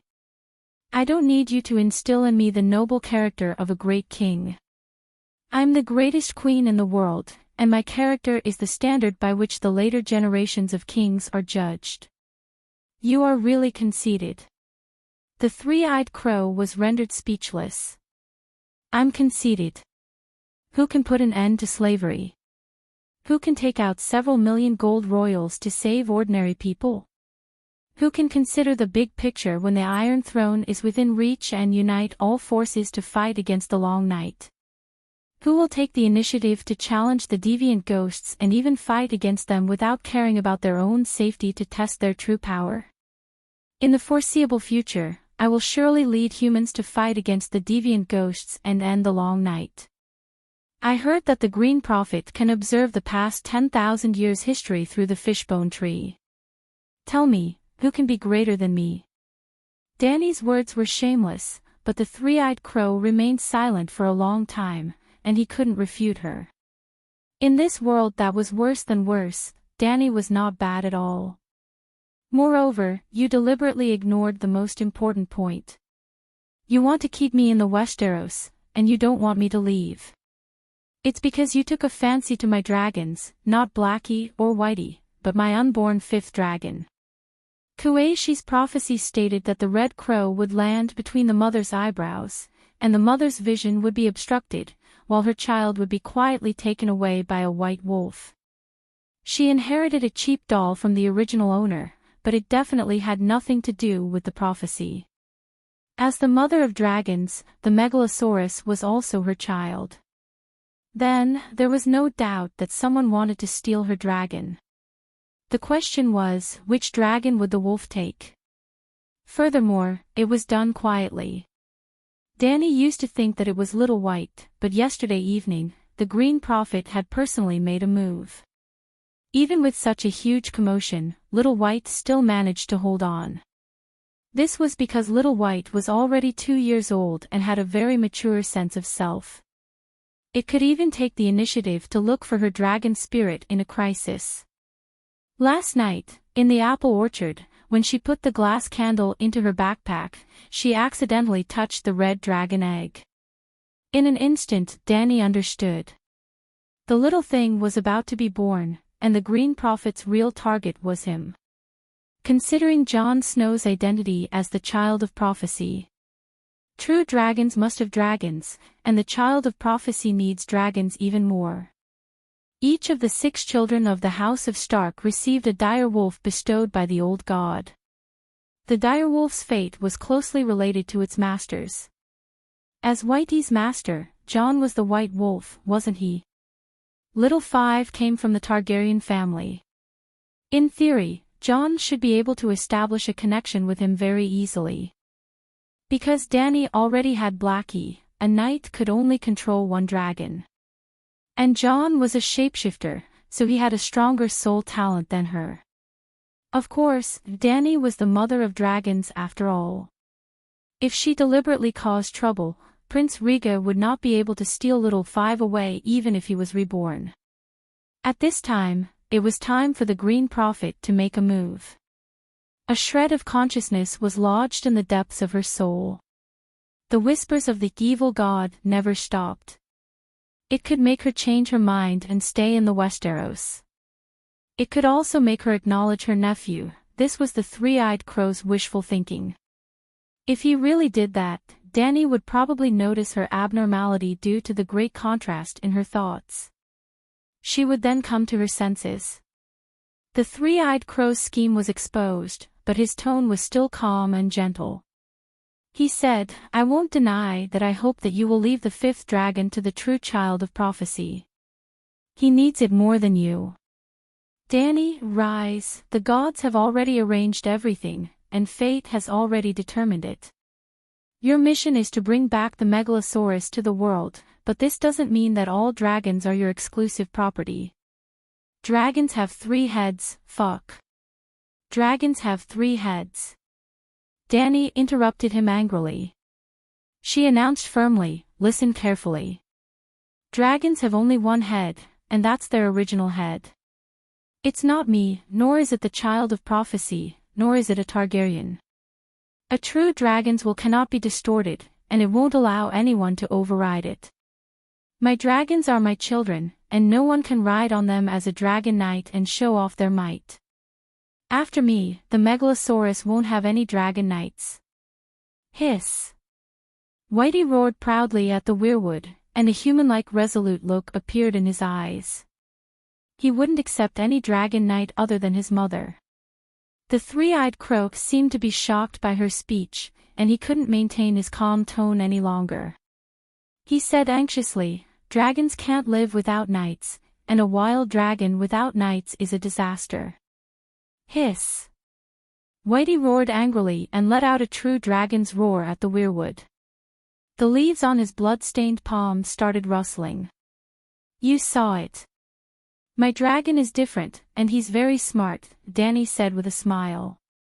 "Danny, rise, no matter how many misunderstandings you have about me, I still want to help you." The three-eyed crow sighed and invited her, "Do you want to get the complete Green Prophet's inheritance? I will teach you, and I will give you all of my life's experience and power." Danny had an odd look on her face. If he didn't say that last sentence, she would have been tempted. But if she wanted to receive his inheritance and become the second three-eyed crow, why would she get power if her will had become so weak that it almost disappeared? "Do you still remember your original name?" she asked. The three-eyed crow sank into his memories. After a long while, Blinden Hoenn. He sighed softly. Danny didn't manage to react for a moment, and she just nodded. She asked curiously, since you're from Hejin County, how did you become the Green Prophet? The first requirement for a transfiguration user was the bloodline of the ancestors and the belief of the old gods. It was common knowledge that there were descendants of the ancestors in the south of Neck Lake, but there weren't any believers of the old gods.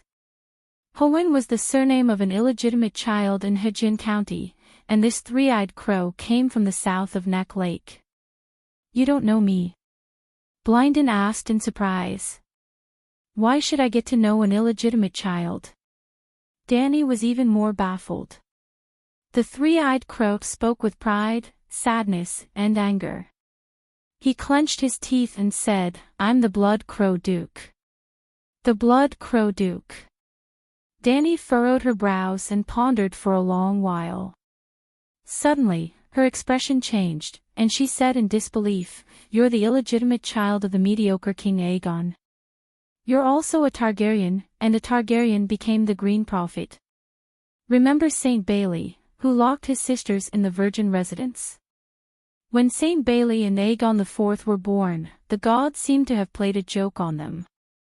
Saint Bailey cut off all his desires and became a saint. The desires that Saint Bailey cut off were all absorbed by his cousin Aegon, and he became the most lascivious person in the history of the Targaryen family. Saint Bailey didn't get involved with women, but Aegon had countless lovers and countless illegitimate children. What was even more foolish was that Aegon the mediocre king not only messed around, but he also granted legal status to all his illegitimate children before he died. He also allowed them to inherit the throne after the eldest son, Dylan II. He gave his illegitimate children the right to inherit the throne.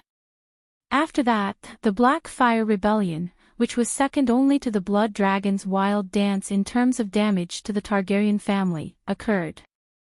Robert also liked messing around, had many illegitimate children, but he wasn't picky about food. Most of the illegitimate children's mothers were commoners, and some were even prostitutes. The illegitimate children's mothers' families were too lowly, and they weren't a threat to the eldest son. It was a pity that Robert didn't have any eldest son, so it was awkward, but Aegon the mediocre king was different. He was picky about food, and he had a high status. He especially picked the daughters of rich families. One of his lovers was even Saint Bailey's fiancée, Diana, who was locked in the virgin residence. Aegon the mediocre king had 6 illegitimate children because his mother was from a rich family. They were called noble illegitimate children.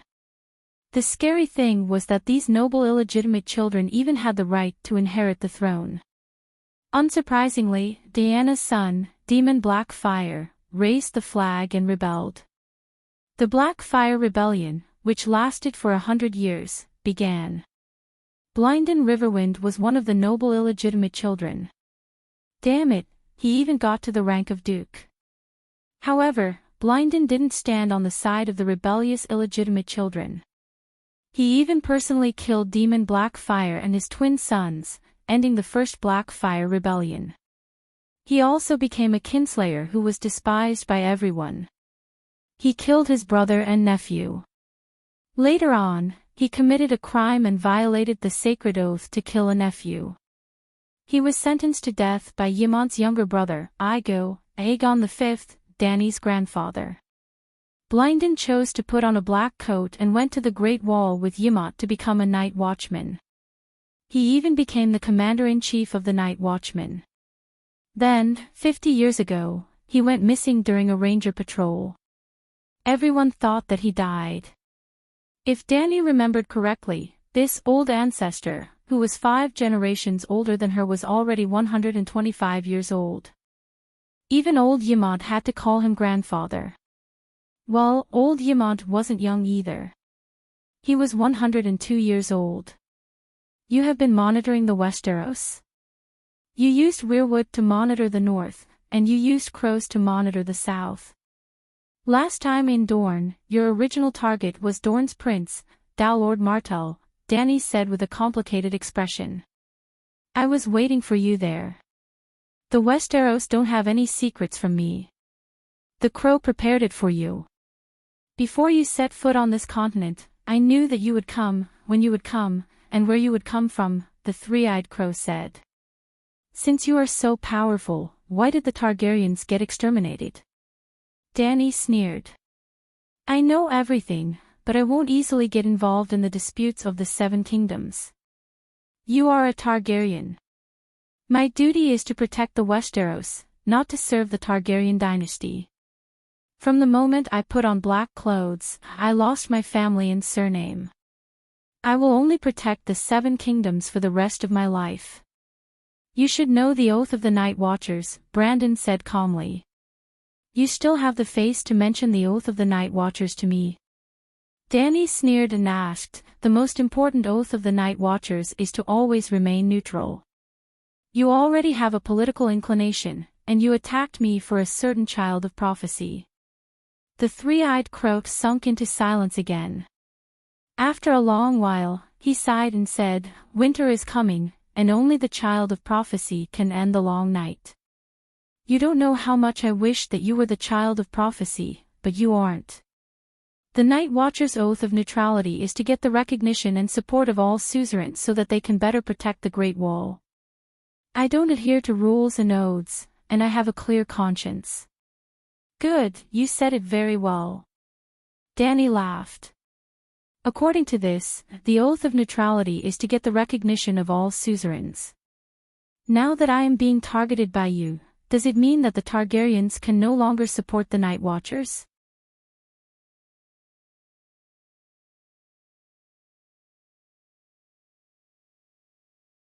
Chapter 340. I will wait for you in the Wisdom Temple. When you understand the principle of sacrificing yourself for righteousness and understand your responsibility, you will naturally come back to me. Dany left the hill where the wolves were eating the six-forms person's second body. She could faintly hear the three-eyed crow's words. Let the Ghost King come to you. She got tired of it and ran away. The three-eyed crow chattered non-stop. He didn't care whether she could stand it or not. He kept talking nonsense that didn't make any sense. He seriously conflicted with Dany's worldview.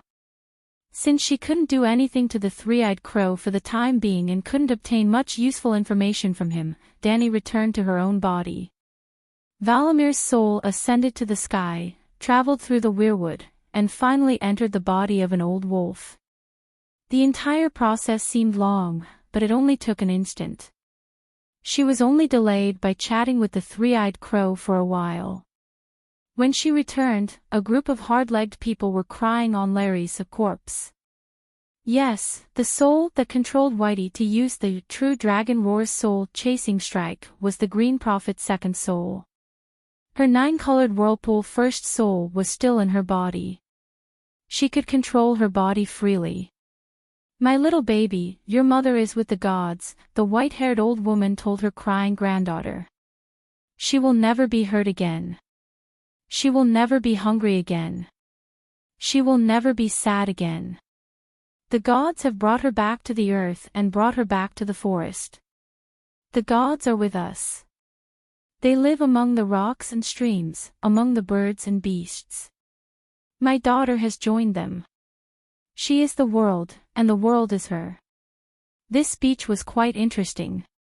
It almost described the final end of the souls of the old gods' believers. Ordinary people couldn't possibly know about the process of the soul merging with the world. They didn't experience it when they were alive, and they didn't have the chance to talk about it after they died. Only the Green Prophet could see it and describe it to others. Dany looked at the old woman thoughtfully. She asked the leader of the hard-legged people who had a sad face and kept stomping his feet and sighing, "What position does your mother-in-law hold in the tribe?" "She is a forest witch. She presides over the birth of children, the death of adults, and the marriage of young people in the tribe."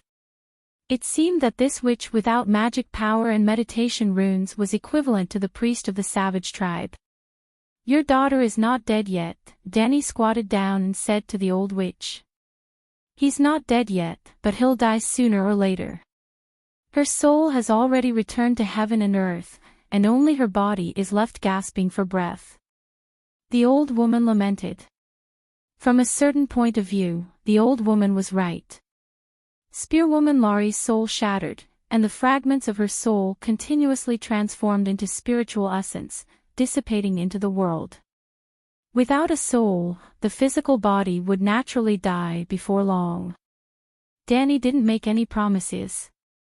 She only placed her hand between the round-faced spearwoman's eyebrows and activated her modified soul strike once again. The second soul on Little White passed through a soul barrier and entered Larry's soul space again. There were many dark and deep holes at the edge of the broken blue space. A great terror and a great chill were hidden within. In the center of the soul space, there was a cluster of soul fragments floating in the air, like countless pieces of broken glass gathered together. Every piece of soul fragment was sparkling and translucent, and some incomplete images flashed past quickly. They were all Spearwoman Laurie's life. The soul was made up of memories and willpower. At this moment, pieces of broken glass were slowly flying away from the center area, and following a strange suction force, they floated towards the dark hole in the soul wall. There seemed to be a crushing machine there, and the soul fragments that entered the black hole were immediately crushed into even smaller pieces and powder. Then, they sprayed out from the hole and entered the mysterious old god's reincarnation system into streams, forests, lakes, birds, beasts, humans. They merged with the whole world as one. Danny rode on the dragon's back and reached out her hand to gather the sparse fragments in the center of the space. Gather the soul, endow the soul. Walala. The sparse rain of spiritual essence pierced through the void and fell on the broken soul space. The colorful spiritual essence dyed the air with a faint green glow, and then, like tired birds returning to their nest, they all rushed towards Larry's soul fragments. There were no corpses nearby to burn, and there was no high concentration of spiritual essence for Danny to gather, so the spiritual essence rain was very thin, even thinner and softer than a cow's hair. But to this soul space, this rain was a life-saving nectar that fell from the sky. In theory, other than the Megalosaurus and the dragon egg, Danny was unable to bestow spiritual essence to others. She once had an idea: if she could enter another person's soul realm like how she entered the soul space of the Megalosaurus, then if she used the endow skill in other people's soul realm, would she be able to bestow spiritual essence to others? Unfortunately, with the main soul based on the Grand Wizard meditation technique, she was unable to enter other people's soul realm, so she was unable to test out that idea. Now that she had the second soul based on the Green Prophet meditation technique, she could also enter other people's soul realm like the Green Prophet. Just as she expected, the spiritual essence that floated in from the outside world seemed to have her weak spiritual imprint, dyed with a faint green glow, but it was indeed able to merge with Spearwoman Laurie's soul. Visible to the naked eye, the broken fragments began to grow. That's right, it was growing. After absorbing a small amount of spiritual essence, small soul fragments began to sprout like saplings, growing branches. Then, the branches connected with each other. Different fragments stuck together, grew together, and became bigger. Gradually, a complete Laurie's shadow was formed. At a certain moment, she began to move her fingers. At a certain moment, she opened her eyes, looking at the white dragon that covered the sky above her in surprise and confusion. At a certain moment, the spiritual essence rain stopped falling on Laurie. She was saturated. The colorful spiritual essence rain began to flow towards the soul wall. The deep, cold hole quickly shrunk, and the soul space became complete and perfect again. Hee, smiling proudly, Danny rode the white dragon and disappeared in front of Laurie's eyes. In reality, half an hour had passed. The old witch and the hill tribe leader had repeatedly tried to persuade Danny to give up on the treatment. To treat the Spearwoman Laurie. As the main soul had always been in the sea of consciousness, Danny had never lost her consciousness. In the face of the Hardfoot people's request to euthanize the spearwoman, she refused many times, and impatiently said that she was casting divine spells to bring their loved ones back from the brink of death. How is that possible? The dead can't be revived, everyone knows that, the leader of the Hardfoot people complained. Yes, Laurie is not a shapeshifter, she can't start a second life. In fact, even the Green Prophet can't be revived in his original body after death, the Forest Witch vowed to tell her the truth. Your Majesty, isn't reviving the dead the ability of the Red Priest? You really know how to do it. Even the White Knight was doubtful. She's different, she's not completely dead. Danny said calmly. John pulled a tuft of wool from the spearwoman's coat, put it next to the spearwoman's nostrils, and sighed, she's almost dead, ouch. What are you doing? The spearwoman's eyelids suddenly opened, and she exhaled a big breath, staring at John who was touching her nose and asked. Ah!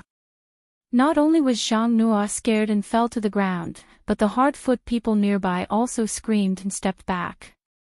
Be careful, there's a white ghost nearby, Laurie has been revived. A savage shouted in horror, holding his spear tightly and looking around. The dead can't talk, the Forest Witch rolled up her daughter's sleeves, revealing her rough yellowish-black skin, and said in surprise, and Laurie's hand didn't turn black, she's not dead. What's wrong with you? Laurie struggled to stand up, and said in a daze, I think I saw a dragon just now, a big white awe. She turned her head and saw Little White's golden eyes, and shouted in panic, that's it. What happened to me? 7 gods above, she really came back to life, Barristan said in disbelief. Your Majesty, how did you do it? John was shocked. Gods, the Dragon Queen saved Laurie from the hands of the Grim Reaper. The savages were shocked and looked at Danny with awe. Danny smiled lightly, it's a small matter, don't be surprised. It's getting late, let's go back to the Great Wall. Small matter. For a moment, everyone suddenly felt that the Dragon Queen in front of them was unfathomable. This, Dragon Queen, the Hill Tribe elder's bark-like face turned red, and he stammered, can our Hill Tribe sign a tripartite lease agreement with you? Of course, Targaryen, your words are like a mountain. Thank you, Your Majesty. The savage shed tears of gratitude. With hundreds of Hardfoot people guarding her, Danny was not afraid of the deviant ghosts rushing out of the forest and launching a surprise attack on her. 2 dragons soared in the sky, and she rode on the long-haired pony provided by the savages, walking in front of the team, leading them to find the Death Squad and go south to the Great Wall.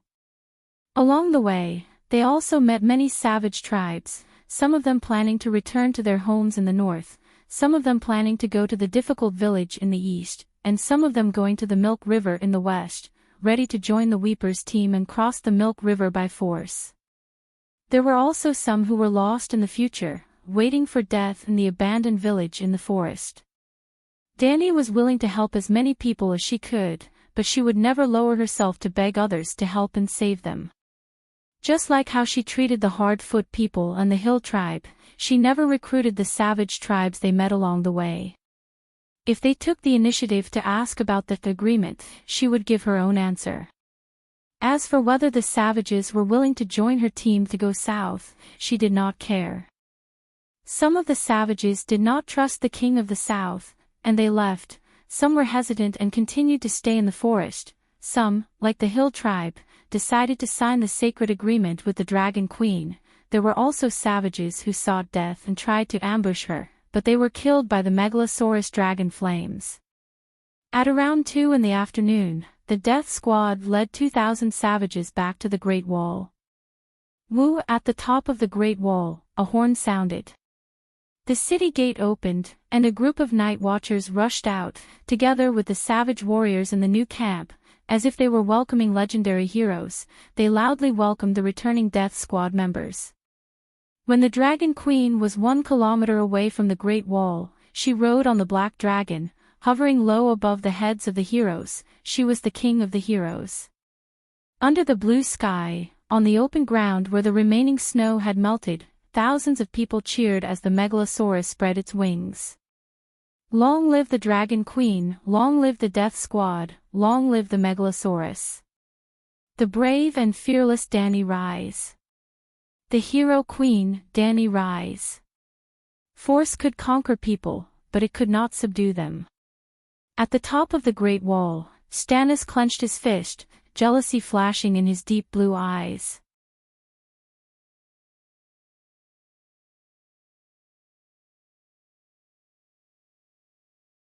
Chapter 341. I, Doss of the hard-footed Hill tribe, swear on behalf of all my people that I will strictly abide by the tripartite lease agreement after entering the Great Wall. I swear on my father's foot to all the southern kings that I will never bring anyone to plunder the north, and I will resolutely oppose and actively stop any free people who break the rules and sneak into the north. Under the gate of the Great Wall, there was a 2-meter-high wooden platform with 2 wooden chairs on it. The Dragon Queen and Stannis sat side by side. Next to them were Barristan, Melisandre, and the leaders of the Night's Watch. Under the wooden platform, the short chief of the barefooted tribe led his people to make a sacred oath with the king and the Night's Watch. After returning to the Great Wall, Danny began to move the barbarians as soon as possible. It was too dangerous outside the Great Wall. Deviants could attack the camp from time to time. Not to mention that the deviant ghosts would definitely try to kill the Dragon Queen and her dragon. Just the casualty rate alone was much lower when defending against deviant ghosts on the Great Wall than when fighting outside the city. Therefore, letting the barbarians into the Great Wall had become a necessary choice. The only problem was whether the barbarians would abide by the sacred oath. Danny did not act arbitrarily on this matter. She had to leave here soon. In the coming days, the Erlu party would become the most powerful force on the Great Wall, and Erlu's army would also be able to suppress the barbarians who broke the oath. She had to let Erlu participate in this matter. Before seeing Ghost Child, Stannis was determined not to agree. He did not trust Danny, did not trust the barbarians, did not want to see Danny take the barbarians in for her own use, and did not want to bear the infamy of letting the barbarians into the Great Wall. When the nobles and the people of the 7 kingdoms knew about this, they would definitely curse because they did not feel the danger of deviants, but deeply hated the barbarians for 8,000 years. But Ghost Child changed his mind. Not to mention Erlu, any living person who saw Ghost Child, no matter how much they hated the barbarians before, would have to admit that keeping the barbarians outside the Great Wall was equivalent to providing soldiers for the deviants. She could either accept the barbarians and use their power to deal with the deviants, or let the barbarians join the deviants. How should he choose? However, Stannis also had some demands. First, the barbarian warriors and powerful spearwomen had to stay at the wall, become temporary night watchers, or work as farmers. They could not join the Dragon Queen and fight across the narrow sea with her. Second, the Dragon Queen had to swear a sacred oath that she would not recruit the barbarians to invade the 7 kingdoms. Third, the Dragon Queen could not interfere with the barbarians changing their faith and joining the Light King. To sum it up in one sentence, restrict the barbarians from siding with the Dragon Queen, prevent the Dragon Queen from using the power of the barbarians to fight for the Iron Throne, encourage the barbarians to join the Deer faction, and allow Stannis to use the power of the barbarians to participate in the Game of Thrones. Shameless. Stannis himself was too embarrassed to say these words to the Dragon Queen. The negotiation was between Sir Ashier Florin and the White Knight. Yasser Florence is the uncle of Queen Celis, a follower of the Lord of Light, and leader of the latter party. His elder brother was Count Alistair of Brightwater, who was sacrificed to Lollo because he advocated peace with Duke Tywin. He was burned alive. To be honest, Stannis and his aides never thought that Danny would agree to such an unfair treaty. Some of them were even rubbing their palms in anticipation. They had prepared many arguments and reasons, waiting for the Dragon Queen to object. Then, they would stand out and argue with the crowd. But the Dragon Queen did not even think about it and directly agreed. Dani did not intend to spend much time in the Westeros. Once she had defeated, captured, and studied the deviant ghosts, she would leave the northern region. In the Westeros, there was only one purpose for taking in the barbarians, and that was to conquer the north. Stannis was so poor that he thought the northern lords were his hope of turning the tables in the Game of Thrones. Dani never had any expectations for the north, nor did she intend to win the hearts of the nobles and people. Stark was not dead, and it was difficult for the people of the north to accept the leadership of a foreign king. Also, the north was the front line against the deviants, and there was an extreme shortage of food. The north almost did not store any food for winter. The north was different from Hijin. It was obvious that when she ascended the Iron Throne, the position of Hijin would no longer belong to the Tully family. As the granary of the Seven Kingdoms, Hijin was extremely rich, had a large population, and was connected to the king's territory. Why did Dani not revoke the title of Kingdom of Hijin and merge it into the king's territory, making it a direct territory of the Targaryens? Therefore, there was a need to help Hijin. But the north was different. It was cold, barren, and sparsely populated. The north belonged to Stark, and would always belong to Stark. The people of the north did not recognize the Iron Throne, and they would not recognize the Dragon Queen. The ending of A Game of Thrones explained everything.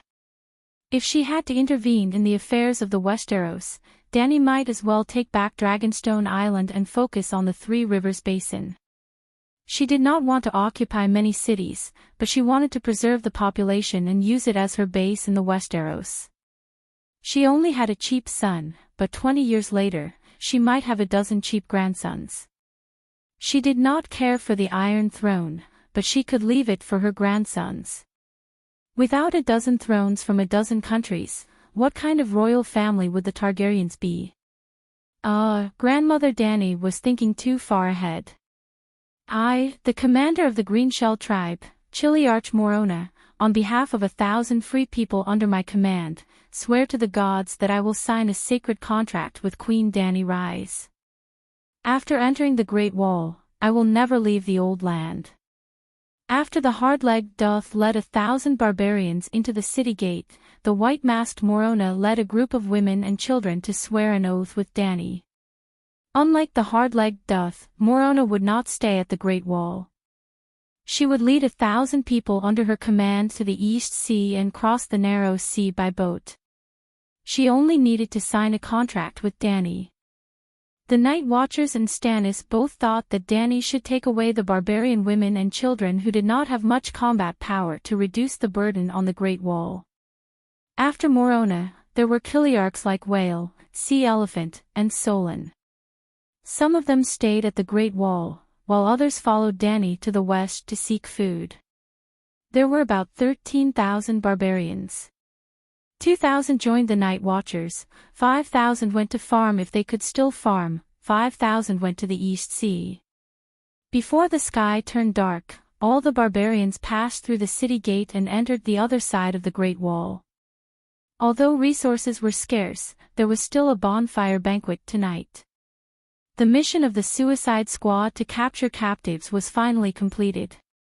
1 ghost child, 3 other ghosts, and more than 100 ghouls. What a great harvest!